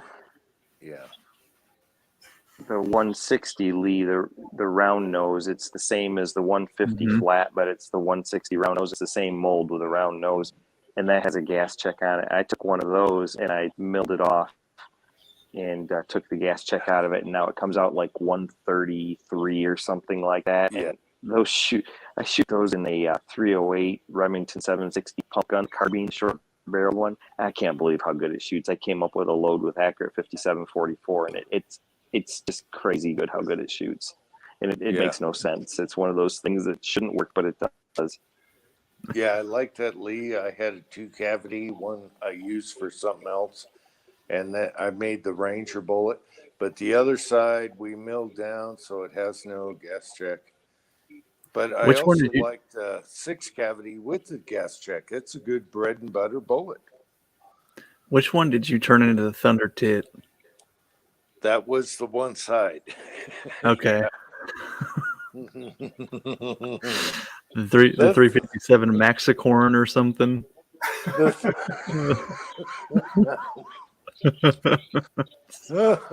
it at first it was the Ranger, and then it turned into the Thunder Jet. Yeah, but the other cavity is the Lee. What is it? 212 155. We took off the gas check portion. Yeah. Yeah, because you reamed out a 30 cal mold to 357. I forget, that was funny. It was a goofy looking Yeah. bullet. I know. I know. I still have Thunder Tits loaded. Yeah. Hey, it's like $17 for the mold, so it was no big deal. Oh yeah, why not? 2-cavity. Yeah, what the hell? Yeah, if you're gonna screw around with a mold, you want to get a 2-cavity and do it. Heck yeah. Yeah, get the Lee 2-cavity and do whatever you want with it. But I Yeah, do have a tight look. 6-cavity with the 155, and that's a good bread and butter mold. Yeah. I buy the old 1-cavity ones because then I only have to line up 1 cavity on the lathe to change them. I Yeah. don't have to worry about 2 being the same. But like that bullet I made for 357 Max, I made out of a 148 grain Lee wad cutter mold, and I put a big old nose on it, and it came out to be like 212 grains. I shoot that in 357 Max, and it really works well. Dang. Yeah, a lot of people don't like single cavities, but they come out the same. I like Mhm. single cavities. Yeah, they come out the same every time. So I was talking to a guy at the range earlier, another bullet caster, and he was asking me if Lee made hollow point molds, and I said I think way back in the day they may have, and it was just a single cavity. And I know they still make the key drive slugs that have the same type of hollow, the pin, is kind of like the Lee key drive. They just did away with the hollow point molds that they did for whatever reason. Yep. I was just making sure I gave them good info. I was going to say that was years ago. They quit doing those, I think. Oh yeah, it's been a long time. Mm-hmm. I've seen I them get for it. sale. Used, get but I giggles. never bought one. I laugh. 1-cavity molds, 2-cavity molds. I love them. It takes you longer, but they come out really consistent. I love them, especially the Lyman steel molds. Yeah. Mm-hmm. Kyle wants to mill out the Lee 224 55 grain. Mill it out to what? Do what to it? Oh no. Pat, That is one bullet I will not mess with. Pat's like, oh no. I'm just thinking of all the bodies and all the targets with pipe plate size groups and failures over and over again. And there's like 2 guys in the universe who've ever done well. And James Power is one of them. Yep. Hey, wait a minute. Does Chap have a boob lamp above him? No, go back up. Is that a boob lamp? All right, just That's a asking. fancy one. I'm just asking. I still got to shoot your boob lamp you sent me, Tin Man. That was a good video. I got to put it in water. I don't want shrapnel in the backyard. Put it in the bladder That box. was hilarious. I was like, what the hell is this big package? And it was a defunct boob lamp he took out of his house. And of course, the post office brought it. Easy. Oh, No, hilarious. it breaking was my fault because I forgot that the socket on the inside of it was ceramic and it was banging against the glass the whole time. That was my fault. Yeah, but it's still intact enough, and I still have it. So I'm going to put it in water and shoot it. Yeah. That was a really good boob lamp too. It had the perfect, big Oh, yeah. areola and the little nub on it. Oh yeah. Oh, yeah. Yeah, it had the nipple, everything. Yeah. Hilarious. I was like, what the hell is this? Oh, I laughed my ass off for like 3 days. Yeah. Meg That can see was it out worth- the window. Maybe you can see the bridge. Oh my God. Here we go. Hang on, Curtis. I'll enlarge your screen. Ah, There's the bridge, Meg. I might have to. there you go, Meg. And where is Mothman? Where was Mothman from? Do you guys Are you- know what? Are you thinking of Mothra from Godzilla? No, Curtis, where was Mothman from? The thing on the wings on the bridge, and then it got, everyone got killed. Mothman. Come on, people. Michigan Mothra? or New Jersey? Oh, okay. Godzilla That was the versus one with- Mothra? What's his fuck? That's what I thought. I don't No, watch his movies. You guys know who Mothman was. Come on. There was a movie No. with one of those Hollywood stars that I won't go and spend my money on. They did a movie called Mothman. Nope. All I can think of is Mothra from Godzilla. No. Yeah, from guys- Godzilla. You guys don't know who Mothman was? I think it was New Jersey. They saw Mothman. He had wings. He looked like a. And then right after that, everyone crashed on the bridge there. Uh-uh. You guys I don't know about who Mothman? All right, No. Googled Mothman. My God, people. I thought I was a casual conspiracy theory guy, but I guess not. Anyone in the side chat, do you know who Mothman was? Oh my gosh, come on. I don't even know what he's talking about. Me I'm neither. Going crazy. I'm going crazy here by the lake. All right. Mothman. Look it up. Google it.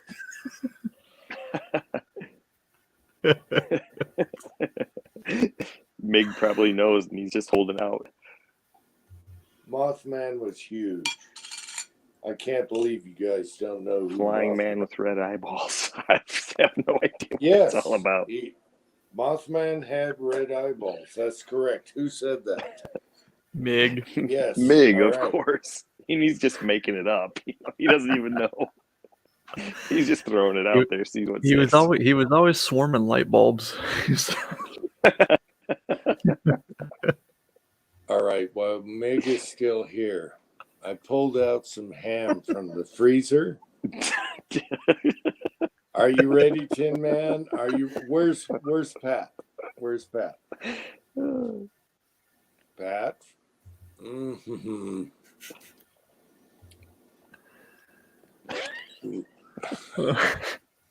All right, you people in the side chat. Mig says, Mig is asking us next to this, have you ever seen mothballs? Oh my God, people! You have to know which just- set of legs to look between. There's six legs. You can know which set.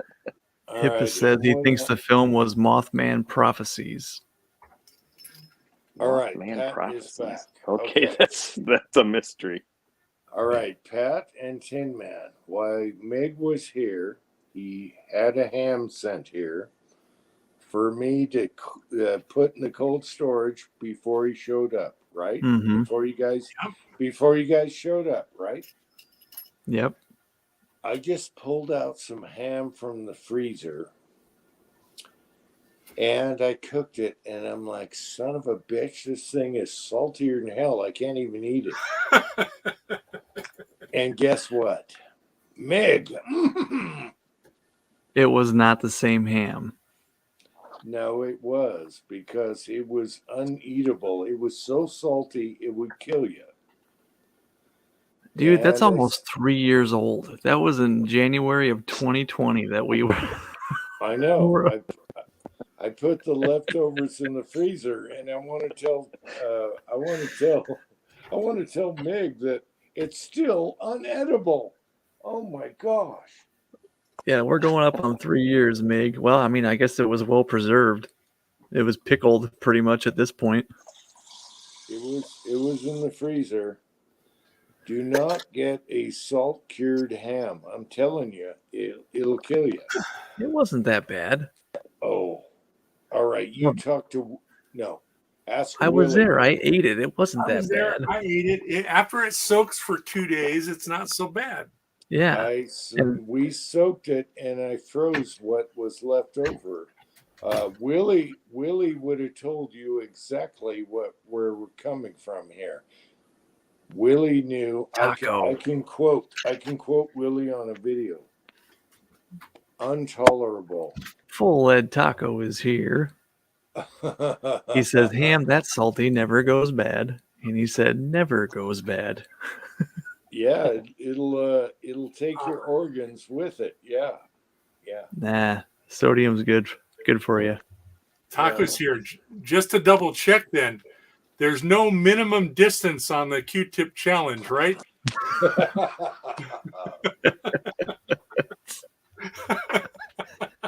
Taco, you know I was going to cheat, and I was going to use the huge Q-tips. Oh, But you I should did it. have. That would have been funnier than hell. No, I did it for society. I didn't want to push the limits because he said I couldn't use the shotgun.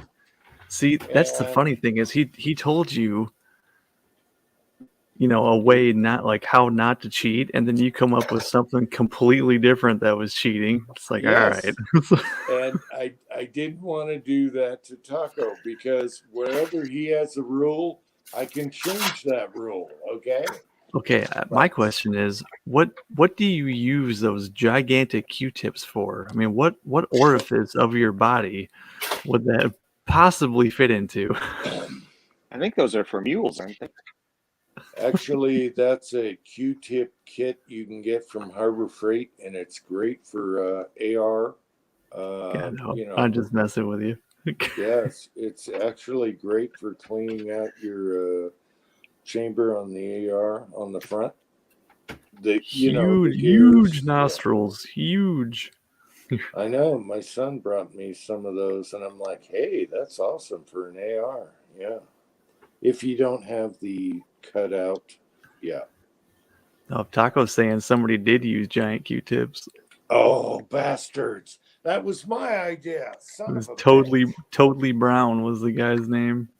Oh, Totally Taco, is cool. He's got a great channel.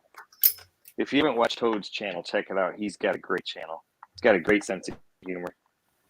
Taco, in my video, I was going to push the limits, and I said, no, we're going to go to the small Q-tip. I didn't want to push it too far. Should have gone to And the state please. fair and got 10 things of cotton candy. And Taco, don't use the random generator. I always lose. I want that red dot. So go out and shoot something on targets for people. Don't do the random generator. I hate that. I always Yes, lose. do the random generator. I made the No. target, but I haven't decided what to shoot at it. The random I think generator. is it expired sucks. now?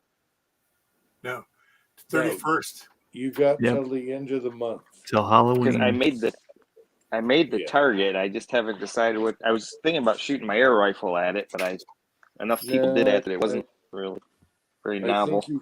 I think you got till the 31st. He's probably got 1,000 people that already did it, but don't do the random generator. I always lose on that. I hate that. It's like a slot machine. I hate it. He's Taco, trying to is it- fix. He's trying to fix is the it election. Jim's telling you how to run the election here. Yes, Biden. Okay, Taco, you got Biden generators going. All right. Is Quit it being a legal to Biden. paint the Come on, Q-tips Taco. black or something so I can see them? Yeah. Taco's ass on Georgia here. Boy I did wanna that. ream Yep. him. Get Georgia Boy shot Taco- I him was in his thinking kitchen about- with a BB gun. Get Taco on here. I want to ream his ass for the random generator, which is a Biden voting machine. All right. I was I thinking sent about Taco the- an invite. I was thinking about You- the Smith 41. That would be. I could probably hit. If I did it, I can't see it. If I cheat and put him in front of a bullseye, I could probably hit a fair share of them at 25 yards. But I'd have to put him in front of something. I did it at 10 yards with the handgun, and it was easier to see than I thought it would be, but it was still difficult, especially when Yeah. the blade of your sight covers the whole thing up. I I do put one up. have. Yeah, I do have 41 magazines, but I use them in the other Smith 22s. The 1322 and what else I got? 1422. They all use the same magazines. The 41's a great shooter. Yeah. Expensive. Yeah. That's like one of the best 22 pistols, the 41, according to Match Guys. Yeah, I just got this one. I've had it a couple months. One of the shops that I'm friends with, they were a guy here in town got put into hospice, and his daughters were starting to sell off some of their stuff. So they brought this 41 down, and it's a 4-digit serial number. And I was very hopeful that it would actually be a 57, but it's not. It's a very early 58, and got the box and all the paperwork and stuff. I don't have the muzzle brake though. It's a problem. I'll have to see if I can find one to replace that. But it's a really cool pistol. Oh, It's yeah. a first run. So. The 41 is the cream of the crop 22 pistol of the day. Yeah. And still today. Yeah. Oh, yeah. There we go. Yeah. You got a 41. That's awesome. I got the cheaper Smiths that take the same magazine. And they shoot awesome. Suppressed. I love it. Yeah. Taco, come on. You got time. Taco. He's busy. Oh, screw your busyness. He just Come doesn't on. want to come on and listen to Okay. you telling him how to fix his prize drawing. It's 11 o'clock. It's 11 o'clock Utah time. So what are you doing up, Taco? You come on. Come on. Oh, It's funny. It's just we have experience With the new production Walter 22. 22 pistols. I I've don't never shot a Walter. I hope okay, Taco, you're obviously going to shoot suppressed. I hope they improved it because the old Walter 22 suppressed would break. They would crack. So hopefully the new one is improved.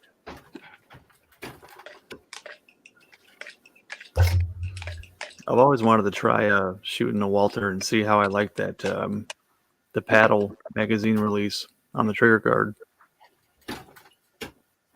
On which? Any of them. I think I was looking at the I thought he was talking about the little polymer frame one. I think the polymer frame one had that paddle mag release too. What was that? Damn it. Was it the Q5? No. I was looking at the 9mm full size Walther. I never wanted to pick one up though. You know, like the Ruger little tiny 22, what model is that? Anyway, the Walther always broke when they were shot suppressed. Hopefully the new generation doesn't. They would crack. I'm not talking PPK. I'm talking the polymer model. My son had an airsoft of the version. Yeah. What is it? Walter P22, whatever. Hopefully they beefed it up, Taco, because they do not last suppressed. It beats the hell out of it. Yeah, P22, Jag 1. I have a P22. It only likes CCI mini mags. Quote that. I did. I don't know about that, but it was a big thing during the suppressor, thing, and that people were breaking them. And I was like, what the hell? I'll stay away from that. I went with the Smith 1322, 1422. No longer made. Those guns are awesome. So, Taco, if you ever find one of those, you can come shoot one. They are awesome. They no longer make those. And it'll kick the crap out of a Walther. Accuracy and reliability. I've never had a jam with those things. Cracked frame just reminds me of that gun shop I went up to in Delmer. Dude was telling another guy there that Springfield XDSs were blowing up and breaking frames out of the 45s because 45 was such a high pressure round. I just laughed, kept walking. I was like, get out of here, dude. 9mm is like 30% higher pressure than a 45. Dude had no idea what he was talking about. I haven't put it in a video yet, but I ran across one of the Rock Island 45s, the inexpensive Philippine ones. And it was a shop in it was somebody had bought it during the gun craze and thought it was too big for them and brought it back. And it looked like it had maybe had one mag run through it. And, they had it for $100 off of what the new one was right next to it. And so I said, yeah, I'll play with it. So I bought that thing. It shoots that stupid 228 grain Lee round nose bullet powder coated with a light charge 700X. It shoots better than my good 45s. It's really a cool pistol. It's really fun when that happens, It is. It's funny when that happens. You get a inexpensive gun that rivals. I used to have the Star BM 45s. Not BM. No, what were they? The little compact 45s, like I forget what those were. Like the 3-inch Colt 45s. Yeah. Those things were awesome. I looked at a full size Star yesterday. That mold right there? Yep. The 1R. Is that the 228 1R? Yep. Yeah. Yep. That shoots really good. What about the Lee 200 grain truncated cone? I might have that mold, but I don't think I've loaded any of them. I don't know if they call it the TC. What no, is it's the SW 452 200 SWC semi-wad cutter. Yeah, if I'm gonna shoot that style bullet, I have a pair of I have two different sets. The Smith & Wesson, or not Smith & Wesson, what am I saying? The Lyman 452-466. I have a pair of 4 cavities of those, and the other one was at 452-488 or something like that. That's almost the same, but the grease groove is different. I have 2 4 cavities of that, so if I cast that bullet, I use those, and then I can make them pretty quick. Lyman had the 452-460 also that had 2 grease grooves. Yeah. Is that fur on the collar? Is that fur? On this? No, it's just fleece. It's just a cheap Dickies insulated thing. It's really warm. Right. I like it. Looks warm.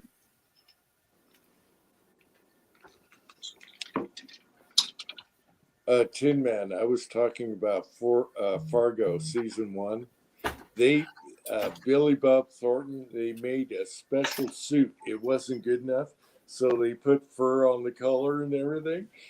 And it's a one-off suit made just for him. I saw the interview. It was hilarious. Yeah. I don't remember that part. I have to watch that again. Yeah. You guys got to watch. Somehow I'm making some sort of a Fargo connection for Jim or something. I don't know what yeah. Every time I see the color, I think of Billy Bob Thornton. You guys got to watch season 1. Yeah, season 1 and 2 is the best produced, directed acting ever. So watch that if you can find it. I like the movie, but these were better because Billy Bob screwed with everyone throughout that whole series. And then the second series was awesome. Yeah. So there, I put on a chromer so you know that I'm a Michigan guy, not a Minnesota guy. Does the ears flap down? Yeah.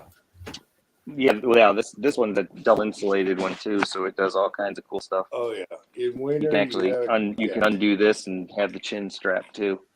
Yep, you got to cover the ears in winter for sure. Yeah. Is Taco still in the background here? Yeah, he's in the Oh. side chat. Only I want to give Taco crap. Taco. Yeah, stay away from the Walther unless they beefed up the frame. It I don't know. Maybe you can Google it, but a ton of suppressor guys broke those things night and day. Get yourself a little. Cranky had issues with his too. His Walter 380. He had a bunch of issues with that, didn't he? Yeah, but that's a 380. I'm just talking about suppressed 22. It beat the hell out of that gun. so now I'm from Wisconsin and I just have a plain old Carhartt hat. Yep, Yeah, you look like baby. Mig. That's what I wear plowing. Yeah, I wear a black one. Yeah. That's Taco my says, plow. "What's the lightest 10 millimeter bullet you guys have shot?" Jim has the 145s. Yeah, I don't go that light, but never tried. You shot the 145s and you said they shot like crap, but you got the velocity up to like 1450. Oh, that's right. I got a mold. Yeah. Yep. Yeah, you're right. I hate that mold. I do have the 145. What is it? Semi wad cutter or Yep. oh, I maybe I'll find a load for it, but so far I hate that thing. Yeah. That bullet Luckily, looks it just was like the H&G something for the 45 is just smaller for the 40 cal, and you would think that it would shoot really well, but you didn't have good luck with it.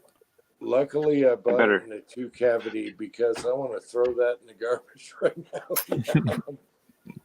I'm gonna I don't know. I'm gonna mute before I think brush Tim- my teeth. These headphones will pick up the toothbrush, I think. Brush your teethers. Well, here's the question: has anyone shot 10 millimeter in a 145 grain? Because my barrels did not like it. I need to test more, but they did not like that lightweight bullet. That's a 40 cal bullet. Mig said he shot 120 grain hollow point loaded in 10 millimeter.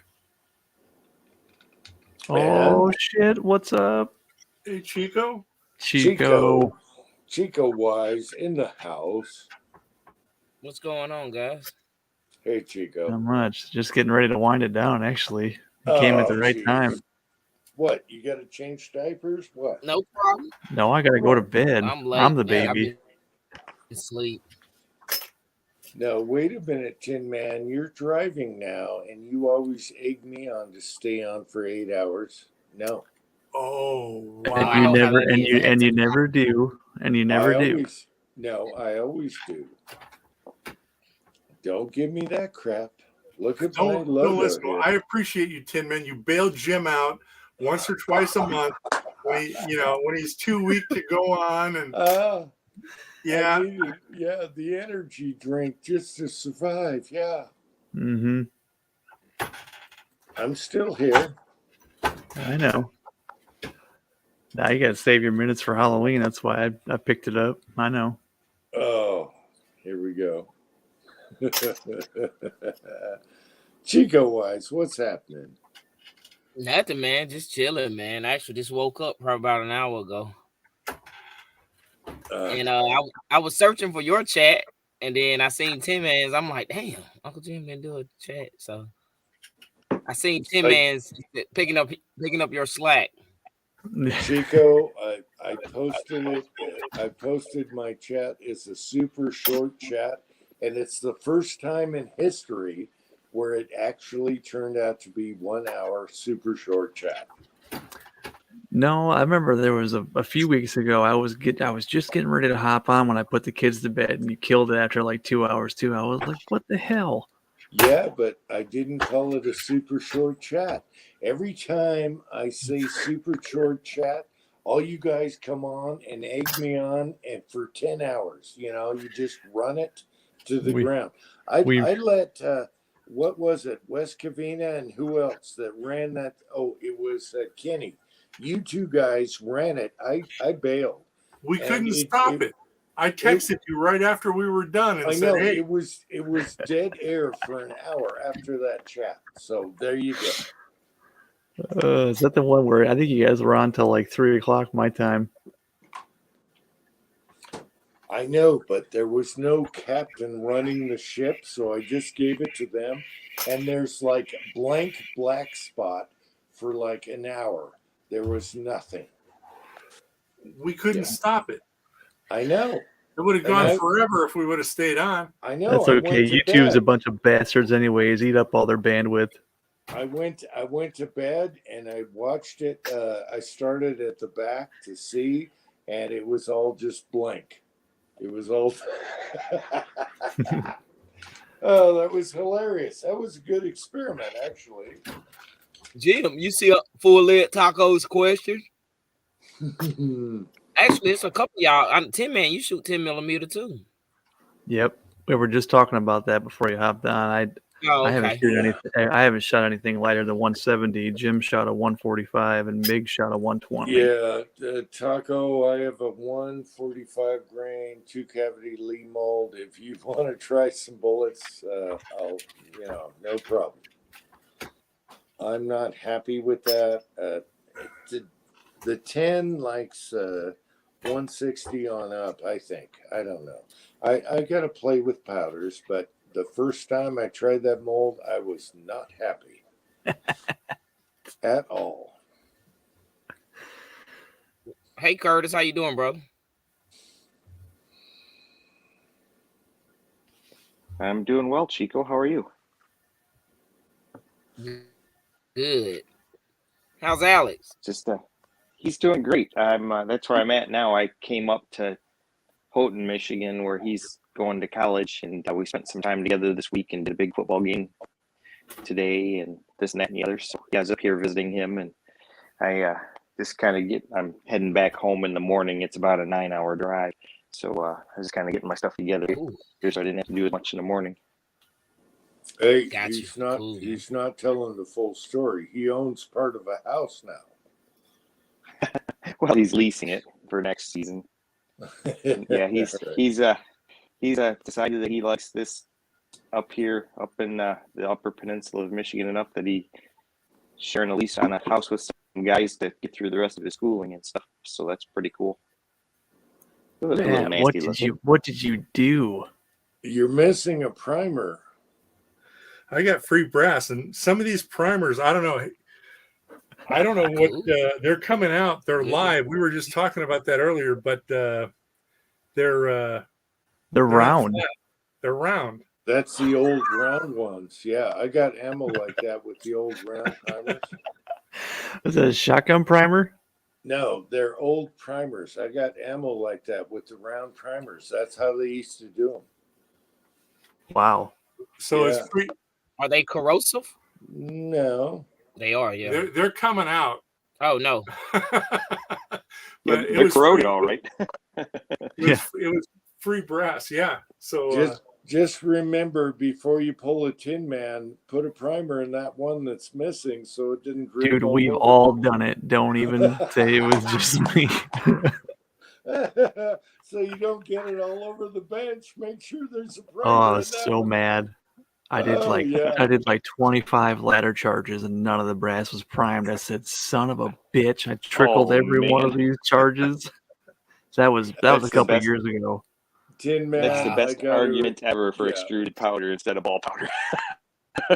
That's true. Tin Yeah, I Man, was I will- using I think I was Yeah. using Exterminator, which is a really fine ball powder. So I just left the trail all the way to the press. I was like, shit.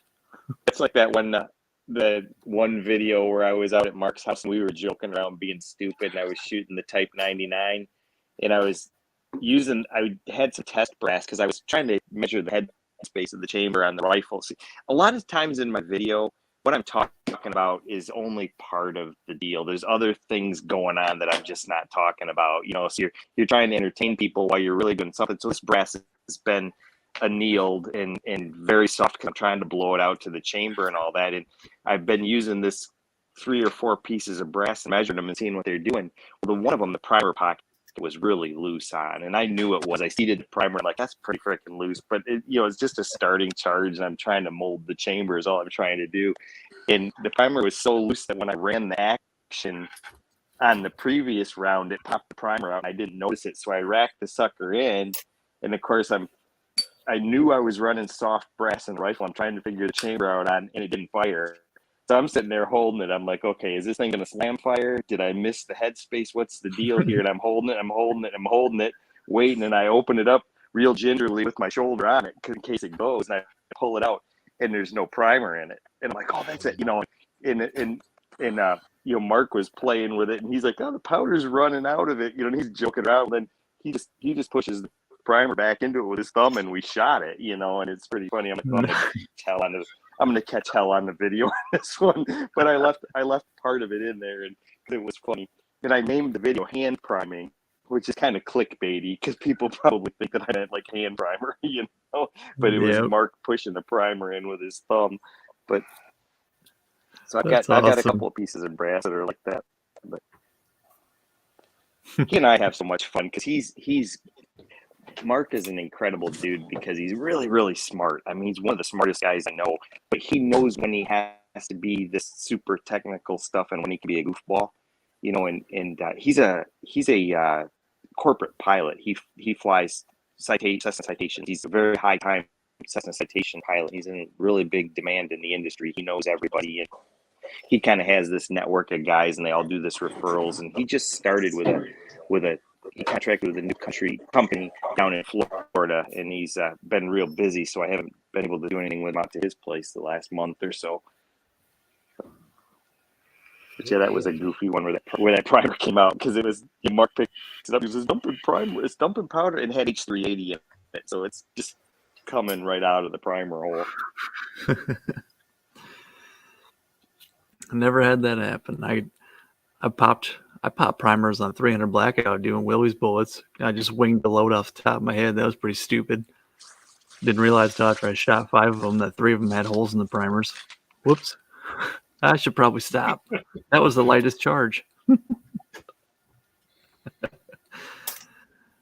Oh, man. That's why I like S&B brass. Man, you're priming S&B brass whenever you're running it through a press or something, or a hand primer. Ooh. Tight. Scary. I can't remember who it was earlier. They were running a hand primer, and they were leaving their hand over the brass as they were pushing it in. I'm like, you've never had one pop on you, have you? Bad idea. They're tight. Yep. Tight. I'm just lucky. They just don't go off. I haven't had a primer go off ever. I haven't either, but I'm still scared shitless of it happening. I never have my hand over that brass. Oof.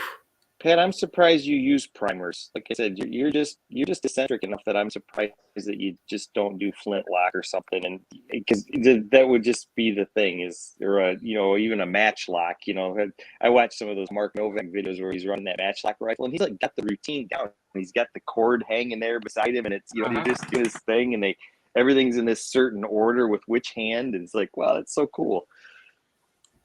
Yeah, Pat seems like a cannon fuse kind of guy. Oh boy, I was looking at cannons last night. Oh jeez. So they had a bowling ball cannon on sale for like $2,000. Oh man, that's a lot of powder though. Yeah, go with the golf ball cannon. My neighbor 12 pounds of Pyrodex. It'll be fine. Go with that kind of strikes me that he would fit right in with those guys that launch the anvils. Have you seen that before? Oh yeah, where they put the black powder under the anvils and launch them. That would be a Pat thing. Well, I'm surprised Jim's kid doesn't do it. He's done everything else. No, go with the golf ball cannon. It's cheaper. Yeah. Okay, I don't want cheap and unfulfilling. A golf ball. No, I think a number 10 tin can would be as you know, is about as small as I'd go. All right. 1 gallon of Bush's baked beans going. Yeah, or peas and carrots. Of all the things that people shoot to blow up with their hollow points and stuff, I don't think I've ever seen anybody shoot baked beans. Ooh, Too expensive. yeah, it'd be worth it though. How about cream? How about cream corn? I got some extra. Every time I go to buy some, I buy a couple extra cans. It's only 69 cents. You know, I Stuff's so seen nasty. something at the Dollar Tree or the $1.25 tree. They had some huge cans of some vegetable, and I was like, that's got to be expiring soon. I mean, it was like the industrial size cafeteria ones. But that would make good for a Target. I should have bought it. They're good for a Target. My Mark, that guy was telling you about, he was doing that Hello Fresh or Blue Apron or one of those things, and they come with those cold packs, and when they thaw, they're kind of gooey. He saved like a whole box of them, and I shot a stack of them with 45 with one of those Lehigh Defense Total Chaos bullets. And that gooey, starchy stuff. Oh, it was so nasty.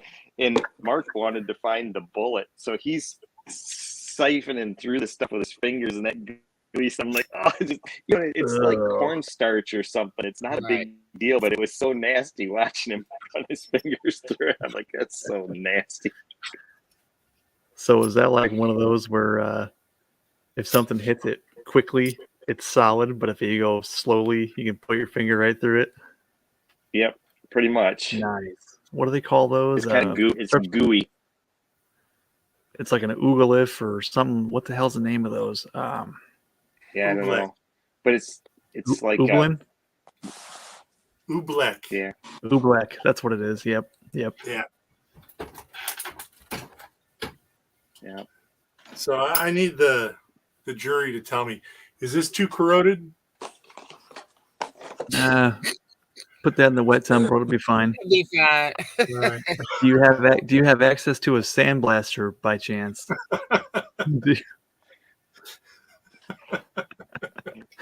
It's funny, Pat, because I just that one's. It's a pretty color though. It is. It's almost It's a nice, like powder nice coat. teal. Yeah. Throw it in a dry tumbler for hours. No. This one's going in the scrap bucket. That's good for looking at, like ice candy. Yeah. I want to know what color it burns under a propane torch. What element is that?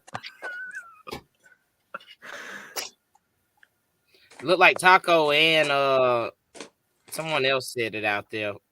Non-Newtonian fluids. Non-Newtonian fluid. Yep, that's the proper name. I just was thinking of the slang term for him. It's Oobleck. I think Demolition Ranch. I think Demolition Ranch shot one of those. There he is. Yeah, stupid Wi-Fi keeps dropping me off, and it seems like the cell connection isn't any better. You're at the school though, right, Curtis? Or you're at? I'm you're not at. I'm not at the school. I'm in the town. I'm in the town where his college is.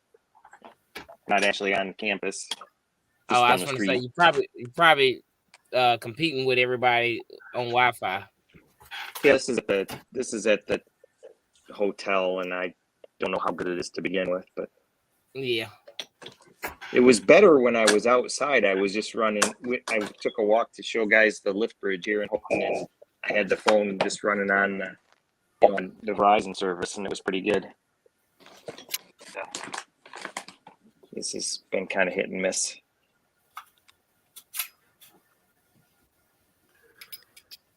Oh man. Good man, you said you getting ready to shut this down? Yeah, I'm fading quick. No problem, brother. I appreciate the link. I said, let me check my email. I pulled up my phone. I said, let me check my email. I said, let me jump on here real quick. Wait a minute. 4.5 hours. Are you kidding me? Come on. On top of the 2 that you did, right? No, you only went for 1 hour tonight. I went 1 hour. Okay. Oh, so Jim did go. Okay. Yeah, I told him I was So- going to be a little bit late, and then he just decided to fire one up in the meantime, I guess. So, He didn't want to wait. Curtis, you should save some of your hours in case you want to stream like on Halloween or something. I think I might do a Halloween live stream. I don't know. I'm just trying. He's not saying nothing. Did he fall asleep? Nope. Making SIGs. Now you're reloading.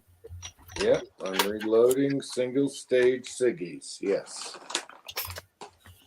It's funny that there's the Oh, Sig sports is not 357 Sigs, huh?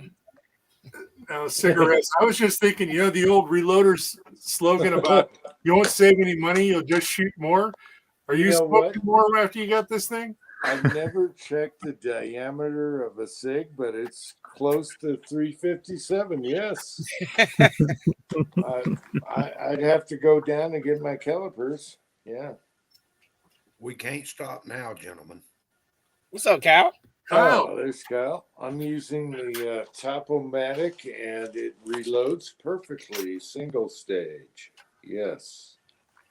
I've been the most worthless person to ever shit between two shoes today, so I've got plenty of energy. Oh, Man, I'm still sore from yesterday. Jumping on that giant blob at the pumpkin patch. It was like a big trampoline. I was getting up about 10 foot in the air, and I realized how out of shape I was. Trampoline will work your body. Yeah. Taco, that's awesome, man. I can imagine other parents or teachers response like, or reaction like, how did you test that? Your dad or somebody in your family. I got an email one day from my son's teacher last year. My son goes to school. He was like, I had fun shooting with daddy. And they emailed me. They was like, does he shoot? I'm just like, no response, me, none of your business. Like, none of your fucking business. I'm gonna put my money on the cornstarch. Yeah, baby. Mythbusters actually did a good little segment on that. And as long as, I don't know if it was Adam or Jamie, but I think it was Adam. As long as he was running around on top, everything was fine. But when he stopped, he started to slowly sink. It was very weird. I remember doing that in elementary school with the cornstarch and water. Pretty cool stuff. Yeah, let us know, Taco. I'm gonna bet on the cornstarch myself. Yeah. If you hit that fluid with a very fast projectile, chances are it may stop it on top. That's a cool little project. Good night, Yeah, MCK. but if it's slower, it'll go Mark. on in and penetrate. Good night, Mac. Yeah, I should have shot into an oobleck instead of trying to shoot milk jugs. I probably would have had better luck. Man, I shot through a box. I didn't have any milk jugs. I did the Uncle Jim. I had a box, put a plastic bag in it with some water. Oh, cheapo. Did it work? It did. Oh, there you go. Bladderbox. Shit. Bladderbox is the cheapest ever. Yeah. See, I should have done that, but like I said, I got to drive like 20 miles to the range. I don't think that box would make it all the way there over the train tracks and whatnot. Yeah, you need Well, like you- a water tank. You Yeah. save it Fill until it you at the get range. there, and then you fill it up. There's should no shoot hose loaded at the diapers. range. Yeah, I should. That we talked about that last weekend, shooting diapers. So look, man, That here's wouldn't the be trick. I can only do this probably once or twice a year. New Year's and 4th of July. So it's only Do it in the backyard. New Year's, I think I did it. And I posted a video. New Year's I and 4th of remember July. that. Yep. Like, I yeah, remember the that. only time I can do it in the backyard. I talked to my son today. It's funny you bring this up, but we talked about when we lived in the neighborhoods and everything. And he goes, I still have that video where you shot your 308 can for the first time in the backyard with the neighborhood. And we ran in the house after. Yeah, it was funny in hell. He's got the video still. Now we don't have to care. Yeah. But think it we've all- was funny. We ran in the kitchen and shut the door because it left kind of like a pup.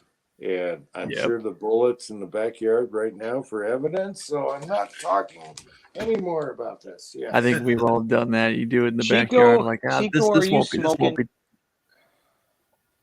Yes, Chico's smoking. What are you doing that for? bad habit. It's one of my vices. I don't have many besides coffee Yep. and good whiskey. Yeah, Yeah. Chico is a coffee snob. Wow. I did the same thing 12 years, man. I What, think the we've all had smoking? one of those. Yeah, I smoked for 12 Yeah. years. Yep. I remember going in the backyard with a 22 once and saying like, yeah, this won't be too loud. No big deal. Well, I was shooting, I didn't even realize it, but I was shooting a high velocity hollow point out of an 18-inch barrel. As soon as you pull that trigger, you're like, all right, time to go inside. Yeah. Don't get out of here.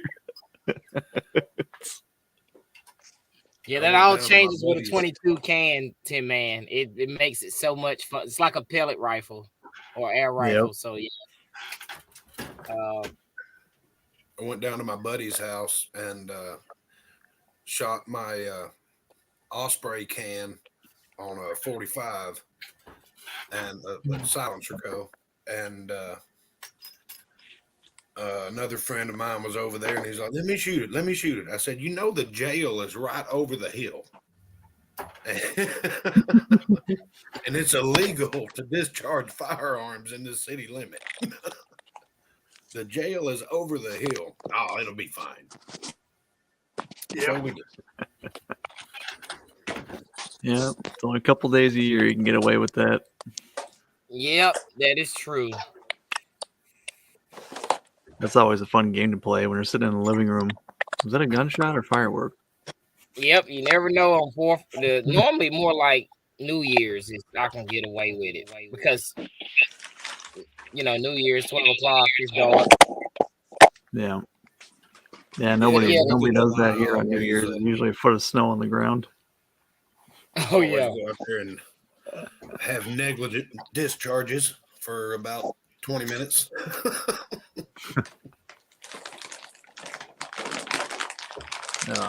Someday I won't have to worry about it. Yeah, oh, me neither. So Tim, man, I thought you live like I guess is it your county that don't allow that because I thought you told me your neighbors are pretty far away. I have houses on either side of me, like to Oh, the okay. side. But Yeah, the you can't. backyard neighbor, he's probably 120 yards. My backyard's pretty big, but it goes down into a valley and then it levels out and then it goes up the hill towards their house. And at the bottom of the valley is where our property line is. I'm still in town though. I just have a huge lot. Gotcha. Okay. Yeah. Mm-hmm. And I can't Chico, even. you still need to come see me, sir. I know I wanted to do it today, man. I had so much going on, and it was such a nice day. My son wanted to do something. I probably what are you doing tomorrow? I need to come up there, pick up Well, those I got to go magazines. to my parents' house. It's my dad's birthday. I'm going to stop by Buc-ee's and grab some brisket sandwiches and run up there, and we're going to have lunch. But I should be back in the evening time. I mean, ain't nothing that ignorant. No, I was going to say you take Chico and his son to that barbecue place and do a video. Yeah. Is that Well, we're not- Kenny? We're not going all the way up there. Oh, come on now. Who's AZ Infidel? Is that Kenny? I don't Arizona know. Infidel. I don't know who that is. What's up, man?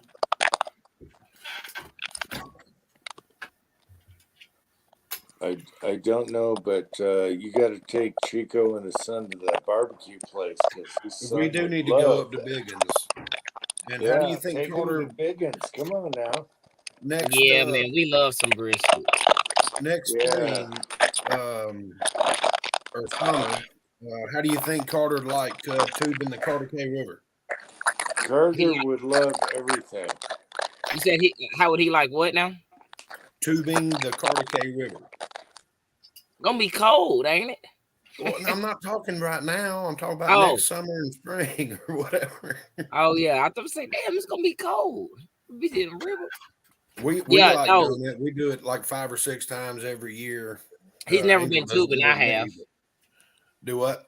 He's never been tubing. I have. He likes the water, but he don't understand the dangers of water. Right. You got I to just take think we Carter. can make a day trip out of it. Go up there and do a little tubing, then come back and hit up Biggins and have some brisket. You Yeah, got to man. take Carter to Biggins. He would love it. The lasagna, whatever. The brisket, whatever. I have to try it out. Do y'all have? I know Kyle does. Do y'all have a Lidl in y'all's area? Do y'all know what Lidl is? Mm-mm. Do y'all know what Like the Audi other is? Aldis? Know what? Nope. Audi. Yeah. The car manufacturer? No, not Audi. Aldi. Aldi. Grocery store. It's like a Aldi, grocery yeah, store. Aldi food, yeah. So the sister company is Lidl. Okay. It's pretty much the same thing, but man, they had $5 New York strips today on sale. I think they're on sale Ooh. tomorrow too. Nice. So Dang, man. I they're, might need they're to stop normally by like $8 or Aldi's. $9. So I went and bought like 4 of them because my boy likes to eat steak. He's graduated. So when he was younger, he was picky on food, right? Like he didn't want no steak, but the first time he had a good steak, he was like, "Dad, I want ribeye." Next time we went to a damn steak restaurant, I was like, "You don't want this sirloin?" He was like, "No, I want ribeye." And My he little knows. man. Yeah, he knows what's up. Yeah. He does. My little man. I love a ribeye. Yeah, He me too, knows. man. He But he knows normally that- gets either ribeye or New York strips, but for $5 a steak, and they're nice size steaks. Shit. There you go. I'll take the ribeye. He's a good boy. Yeah. Yeah, the ribeye. If All anybody right. ever wants to buy me a steak, I'll take the ribeye. So Yes. is this today, Chico? You think I can make it out to Aldi's tomorrow and catch that deal? It's Lidl. I don't know if Audi, but they're sister companies, but I don't know if Audi has the same sale, but Lidl does. For I've got a- $5 I've got a Aldi New York for it. strips, I would look that up. I'll go check. Yeah, we got an Yeah. Aldi not too far away. Well, Yeah. Aldi is like a mile away.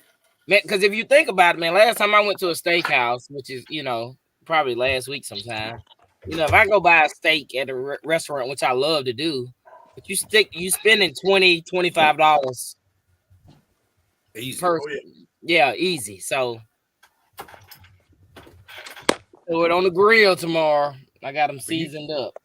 You know me. I just swing by the butcher shop and say, "What's on sale?" Oh yeah. Kyle's got a I'll nice take a whole butcher loin. shop.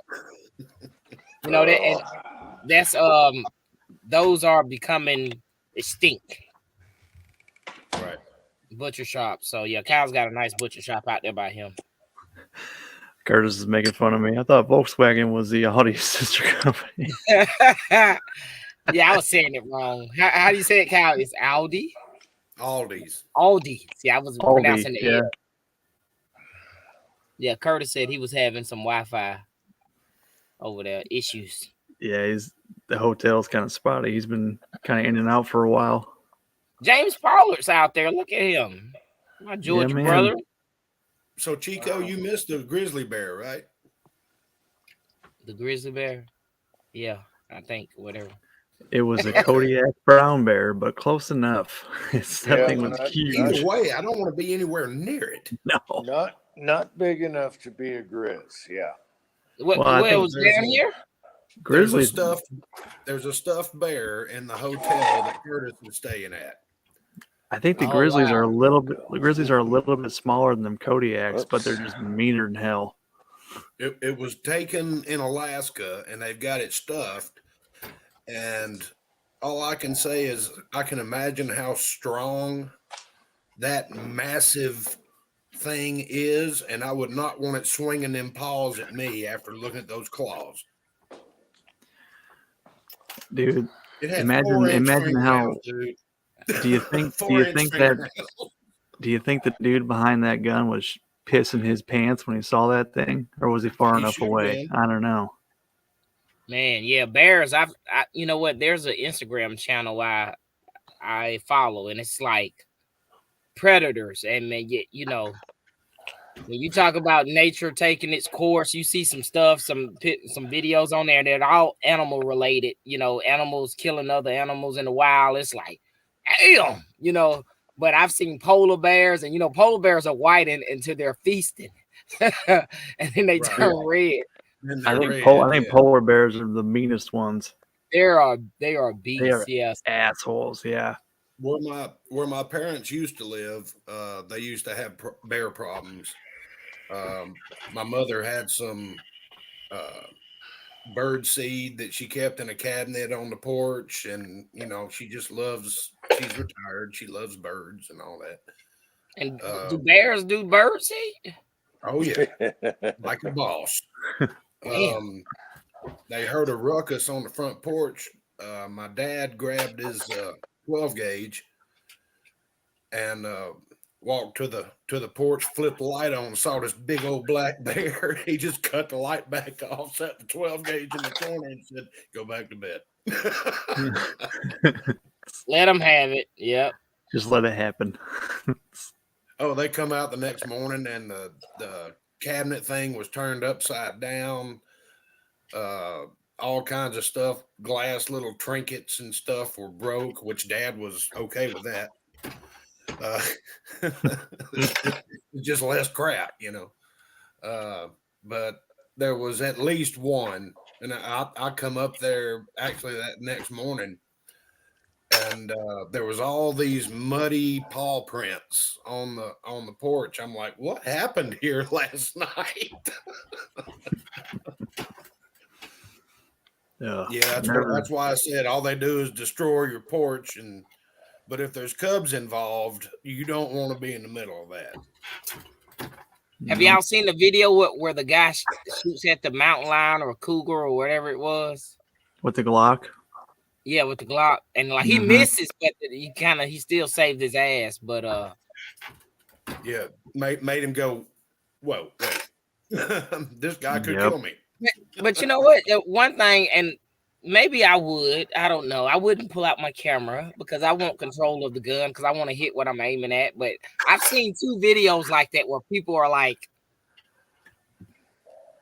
yeah, that first thing I'm reaching for would not be my phone. I mean, I'd grab the phone after he's dead, you know, but like you guys are not going to believe what just happened. Yeah. No. But that damn cat was pissed off. That cat was wanting to eat. That cat was coming after him. So when they smack their front paws on the ground like that, yeah, they ain't happy. Yeah. I have to disagree. Video first.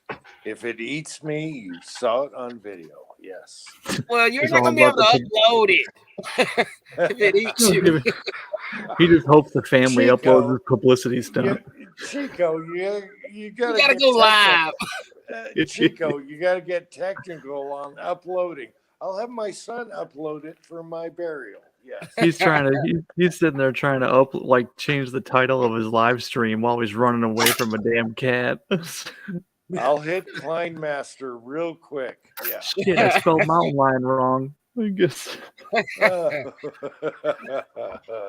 Video first, people. Video would be good though. I agree, but it's like I don't know if my nerves. I don't think I'll be able to operate my damn phone. The title went from short chat to holy shit. You gotta document your death, okay? I'm sorry. You gotta. That's when you got to get a GoPro like I got. You can strap to your forehead, and at least you ain't got to worry about it. Yep. Or you could just focus on the predator. Make it stop or make it stop. Hang on. Video first. Check out this birth control. Oh yeah. Then you get the little camera that you throw on the front just like that. Oh yeah. Real Hey. sexy. Now, did you have that in the operating room when your wife gave birth? No, I just stayed at home then. Oh, you did really? Oh, No, I didn't have it now. Oh, no, I see, because I've seen videos where people's like, I guess the husbands or men, their damn videoing their damn wife in labor and shit. It's like, your ass is gonna be in the shit house later, buddy. Yeah, dude, because both times we were in labor, I wasn't worried about filming. I was worried about what was happening and experience it myself. And then, and when Jordan was born, my older daughter, like I was just standing there, like you're in shock. You're just kind of just sitting there watching everything, standing there with your mouth open like a dumbass. And the nurse looks at me and she goes, "What are you doing? Take pictures." I'm like, "Oh shit!" I'm just totally out of it. Yeah, I've seen 2 births. I've seen my niece born, and I've seen my son born, but he was a C-section baby. So I seen them cut open mom and shit like that, and she was like, "I can feel them pulling him out." It's like shit, just a damn part right there and shit. They cover it up, but Yep. it gives you a new appreciation for damn pain tolerance for women. I'll say that shit because we are not built for none of that shit. It's like, damn. That's coming out of them. Yeah. Damn head. So, But I tell you what, it is the most beautiful thing you've ever seen. it is. It is. I It told was you nuts. it's a different appreciation for shit because you're talking about the level of pain. Men, we could not sustain none of that shit. I'm sorry. Nope. I couldn't. Let's say that. There might be some men that could. I couldn't. Good night, Curtis. Thanks for hopping on, man. Night, Good night, Curtis. See you, Curtis. brother. Drive Good safe, night. buddy. But yeah, that was, oh man, both times were quite the experience. Our second daughter was worse because she was about 2 pounds heavier. So that was, yeah, that was definitely the worst one. I had the whole thing on audio. I think it was a cassette tape. Yeah. He's running around with his microphone with the big fuzzy tip on it, interviewing the doctors. We got to get this on video. Yeah. No. Mine were I 9 had it pounds on 4 audio. ounces and 10 pounds 5 ounces. Those are big babies. Those were big babies. If you think Man. about how much technology has changed, can you see the newer generation just live streaming fucking labor and shit like that with their phones? Everybody, Yeah. this technology's changed. It's like I'm going live, baby. I'm going live right now. Check this Especially out. somebody I didn't even know, Everybody's got damn phones and access to social media. So Mhm. Hell, when Tate was born, we got to the hospital and it wasn't even like emergency, oh my God, grab the bag, we got to go. It wasn't anything like that. And we were there. I made sure that his mom was comfortable and all that stuff. And I'm like, okay. So I went out to grab a cup of coffee. I come back in and we're going, and we're in full mode. I'm like, we've been here 13 minutes. Yep. And he was 10 pounds 5 ounces. damn, that's a huge one. Night, James. Night, James. Good seeing you, brother. Good night, I'm brother. gonna have to get down there to see James one day, man. Oh yeah. We both do. We all need to rent a minivan and pile up and drive on. Yeah, I think Jordan was 6 pounds 9 ounces, and Mila was 7'14". So I mean, not big babies. Right. Well, easy for you to say. Right. And my wife's like 5'2", so I mean, yeah. Oh, you got a little spinner. How I cute. sure do. I got a little woman too. Y'all are weird. Which is why I love y'all. Pat her on the top of the head for me.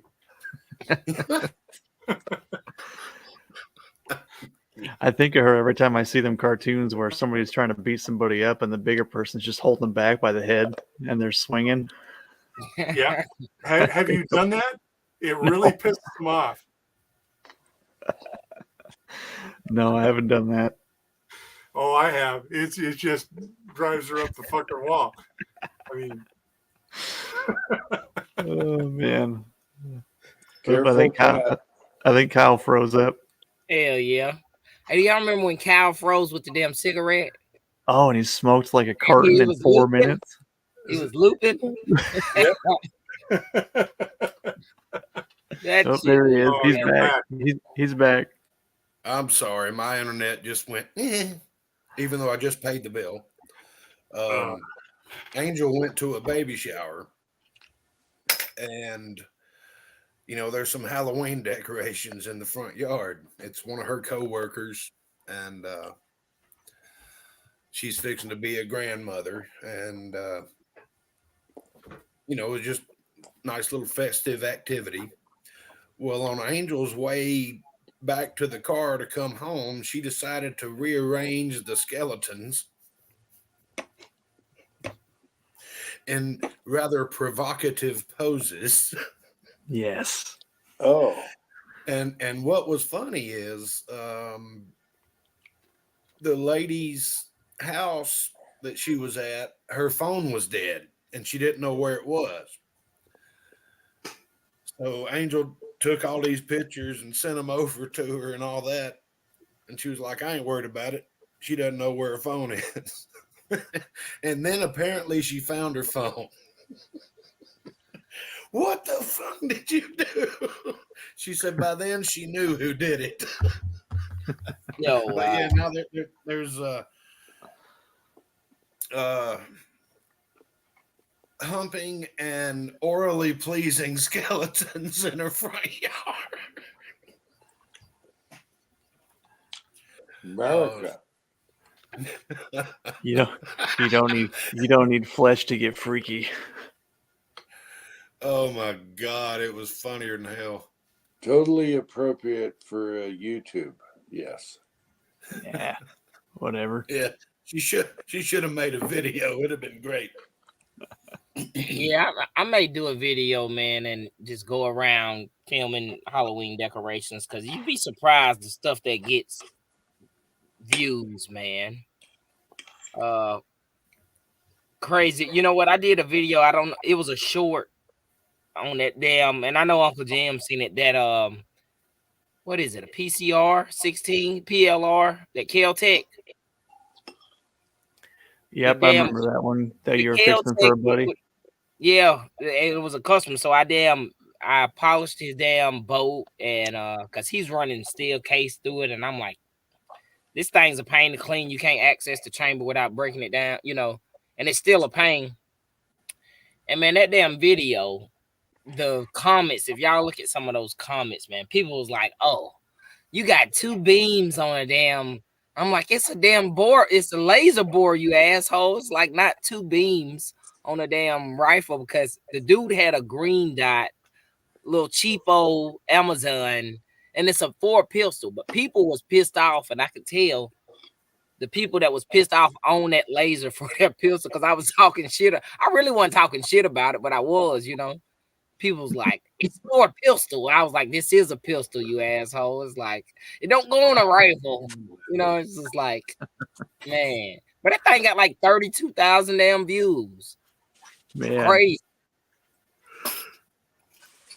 But the stuff that gets views, man, is crazy. Like you said, the skeleton poses for Halloween decorations and shit like that. It's ridiculous. I got some of my dumbest videos, which I hadn't made one in a minute, but some of my stupidest videos have gotten the most damn views. Yeah. People click on Fatwood Friday thinking to see something else. Yeah. You perv. Fatwood Sunday. Ah. Yeah, it's crazy. I don't even know where this random piece of Fatwood showed up. It's on my kitchen table right now. Mm. It is Sunday. We can do that. Not here. Yep, officially it is right now. Yep. Yeah, not for Pat. He's still got another hour. Yep, I'm still on Saturday. You still I thought you were behind? talking about burn bans. Jim, and I thought y'all were 4 hours. Well, Jim, I thought you were 4 hours away. I mean, time difference. Right No. now I got 12 o'clock at night. He's only 2. Pat's 3 from you. Yeah, Pat's Damn, I 3. thought it was a 4 hour difference from. No, Oh, No, so that's maybe Alaska. from California. Pat is 1 hour difference from me. Yeah. You guys got what? 2 in the morning? What do you got, Tim Man Yeah. and Chico? 2 o'clock. 2 o'clock? I'm 1 o'clock here. I'm central. Yep, it's 2 o'clock here. All right. Daylight savings time is in 2-3 weeks, beginning of November. I wish That they'd throws me stop off this every shit. time. I know. I hate that stupid shit. And the Senate always introduces a bill to stop it, and it never goes anywhere. They do it every other year, it seems like.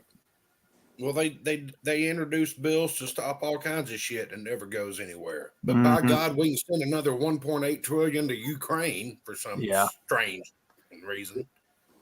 See you, Taco. Good night, Taco. Good night, Taco. It's midnight. Good night, Taco.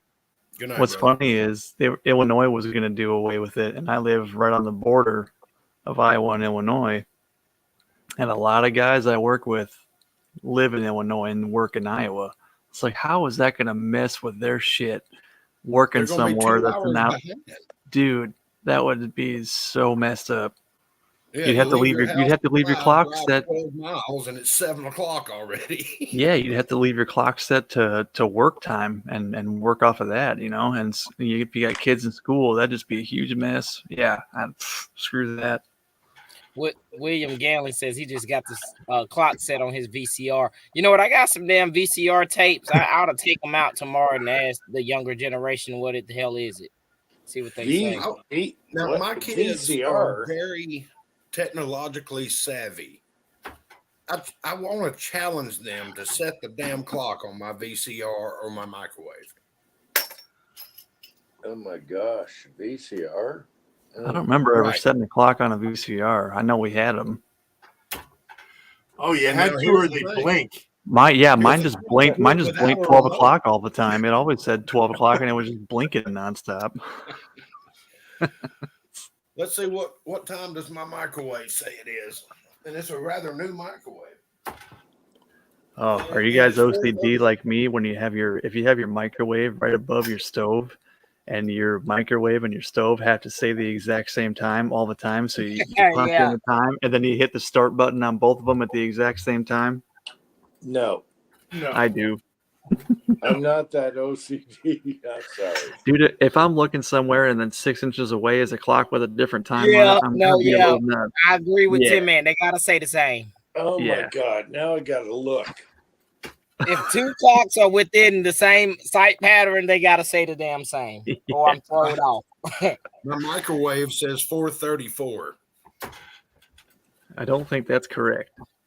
No, it's not. What does the oven say? The oven, if you turn your head like to the right, what does the oven say? 10 o'clock. Yeah, you gotta fix that Dude, shit. that would drive me nuts. Neither one of them are right.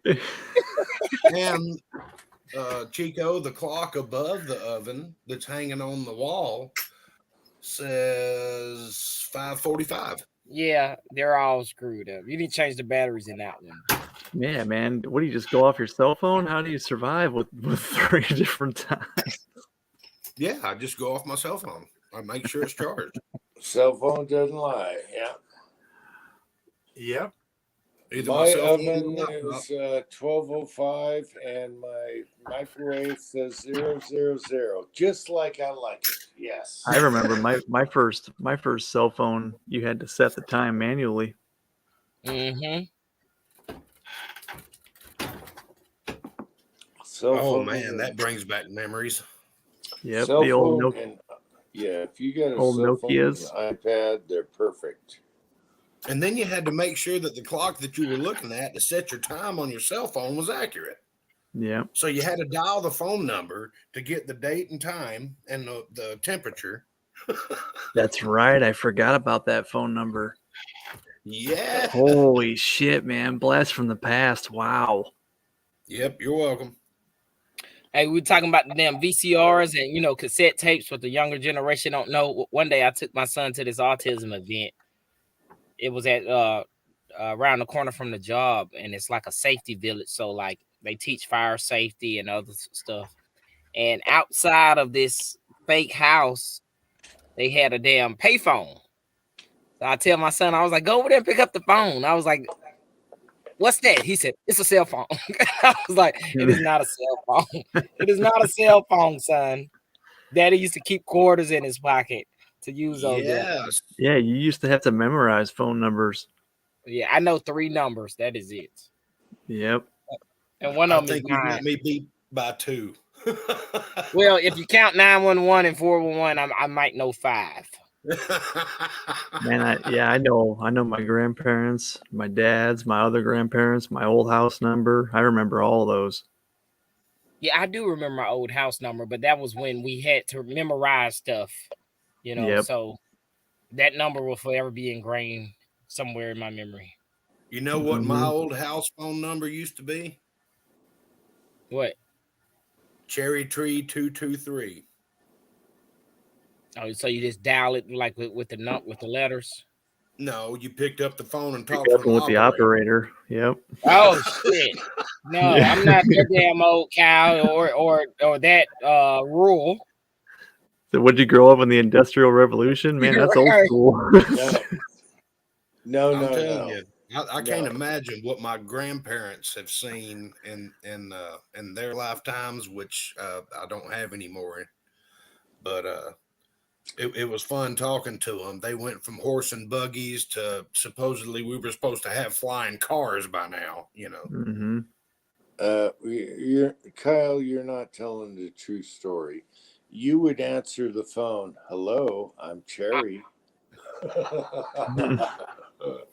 Hello, this is Cherry. This is Operator, Cherry. Operator, I need to dial this number, or I need to connect to this number. I'd pick up the phone, and then eventually somebody on the other end, and it was a party line. Oh, of course, yeah. Hello, So I'm you had Cherry. to wait for everybody else to shut up. Hello. Then you'd pick up the phone and it automatically ring the operator, and then you'd have to come up with the number that you wanted to dial. Of course, that was when I was really young. Hello, I'm Cherry. It only costs $5. Yeah, for a minute. Kyle is Cherry. All right, from now on, we call him Cherry. Cherry Kyle. Cherry Lust. I think Uncle Jim probably knows some strippers named Cherry. They were redheads. Pat, come on, you gotta laugh at that. Hello. What are you doing over there, Pat? You priming some stuff? Pat's doing noisy stuff. He's muted. He's still. Yep. Okay. I learned a couple of things. Oh, and for me, it was Parkview 11758. This is a family phone number. So I learned today that 45 Colt and 44 Magnum are almost identical. No. Oh. What? I don't agree with that either. Is that almost? Except for the diameter, they're pretty close. Except for the diameter, they're. I mean, I can't feel it. I think they're the same height. I could measure it. Maybe the 44 is a little shorter. I mean, a couple thousandths. That 44 sized real easy. Yeah, it did. That's what threw me off. It was like, son of a bitch. Then I got and then I just bent a leaf decapping pin. That's why I muted myself while I was Son cursing. of a bitch. Do you not have the squirrel daddies, Pat? Yeah, I got the squirrel daddies, but you know what? If you get When you're punching through a head. stainless steel pins in the bottom from the Oh yeah, from the little top. goodie. Yeah. And you gorilla that sizer like me, yeah, you can bust a squirrel daddy. Damn. Especially when your press handle weighs 14 pounds. That has Yeah. a happy face on it.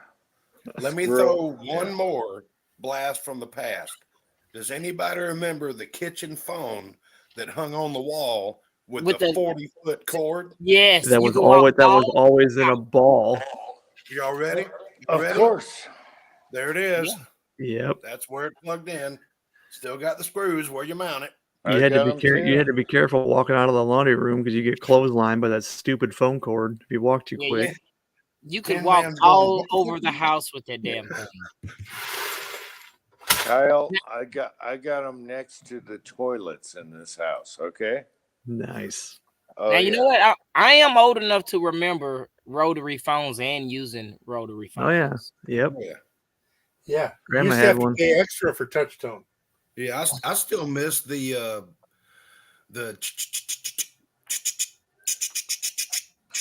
sound that it made. Yeah, you And hear it. It took them a minute to put that sound in there. Yep. Dude, my grandma had one of them phone cords, and you would when you bought it, it was nice. It was brand new. It always held in a perfect loop. But after about 3 months, that was just like a ball of Christmas lights. It would just be a tangled freaking mess. Yeah, man. And I came across a picture of me the other day somewhere. I gotta find it, man. It was so when we first got like a first cordless home phone. Oh, that was the best invention because the cord, we cut the cord. You obviously, you know what I mean. We got rid of the cord, but that damn thing was so bulky. It was like,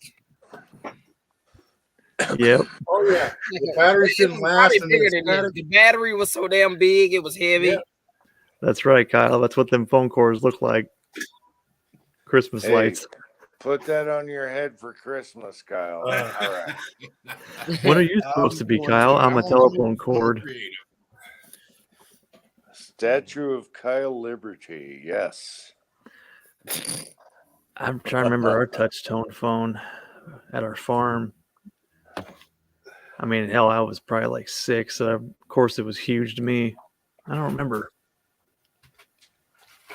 I remember if you lost it, there was a button on the base station you could push, and it would make the phone beep. But Yeah. if it was dead, you were fucked. You Yeah, couldn't- so you gotta find it. Yeah, that's true. But if you think about it, or at least I did. So when back in the day, when technology was advanced, and we was like, oh, we can't wait to the next best thing, and then now we got all of that shit, and it's like, I hate this shit. I It hate ruined it. our I lives, hate it. man. Yeah. I hate it. Did I mean- did y'all have the cordless phone with the pull-out antenna? Oh yeah. Yep. Oh yeah. Yeah. But it has its purpose, but yeah, technology dumbs us down, definitely. Dude, it is not anywhere near as satisfying not being able to slam a phone back on the base station to hang up on Oh, somebody.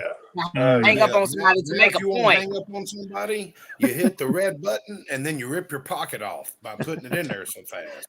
Yep. I'm sad that my kids will never get to know that. You can make a Right. bell ring by hanging up on somebody. That's true. Because the That's person true. on the other end could almost hear before it hung up, like the clatter, before you make contact to the damn Yep. receiver. Yep. They could hear the clack clack and then beep. They knew you were pissed. Yep. Yep. Yeah. You had to hit it hard enough so that the bells would ring while it was hanging up. Yep. Ding. Yeah. Oh yeah. Yep. Break the plastic, and then they started making the tabs out of plastic on the wall unit. So if you slam it hard enough, you break them damn tabs off, and you couldn't hang the phone up anymore. Oh yeah. Yeah, the phone hit the floor and you're just like, son of a bitch. Well, Yep. Hill Parkers, you're right though, man. Yep. He said I didn't realize the downsides and how tech would be used against it. Yeah. Yeah, man. I miss times before cell phones. I wish I would have gotten to grow up in that era. No, you don't. no. You didn't know where any of your friends were unless you cruised the neighborhood and found out where all the bicycles were, man. That'd be Man, I had a awesome. pager. I had a pager about this damn thick, man. Like my first pager was about this damn thick. It was bigger than this, but it was about no, it wasn't that damn thick. It was about half the size of it. It was a brick. I've still got pagers, old pagers, but that original one I got rid of it because it was heavy. Chico, I've got a AirCut cellular bag phone upstairs in the closet. Nice. I got this pager. I bet I can find it on Google. I bet that damn. And you know what? Stuff like that I probably threw away. And I bet that shit sells for a ton on eBay right now. Probably. Chico, how old are you? How much older are you than me? I'm 40. Okay, I'm 32. So yeah. I thought you were 36. I thought you were a little bit younger.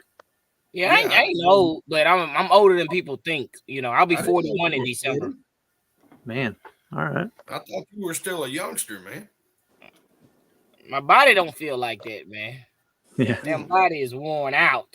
Preach Like on. you young, I was like my knees say otherwise, motherfucker. Being on the ground, up on the cars, up on the dashes, my back and my sciatica says otherwise.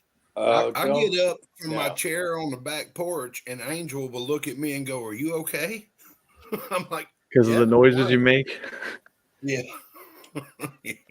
Don't even bitch. I don't want to hear it until you're in your 60s and have man boobs and a beer gut. Yes. Dude, I'm 32 and I already make noises putting my socks on.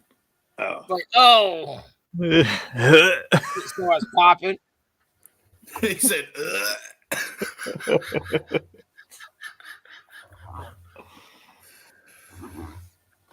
do I need to process some of this fat wood down? Let's see if we can get a fire going. I can do that. Fat wood. I never got that term. I can still balance on one foot and put one sock on though while I'm standing. I can still do that. Yeah, Like, I can do that. I have to sit in a chair. it kind of hurts, and I have to put my ankle on my knee in order to do it. Oh my god. You should be a gymnast. Oh my gosh. Really? Come on.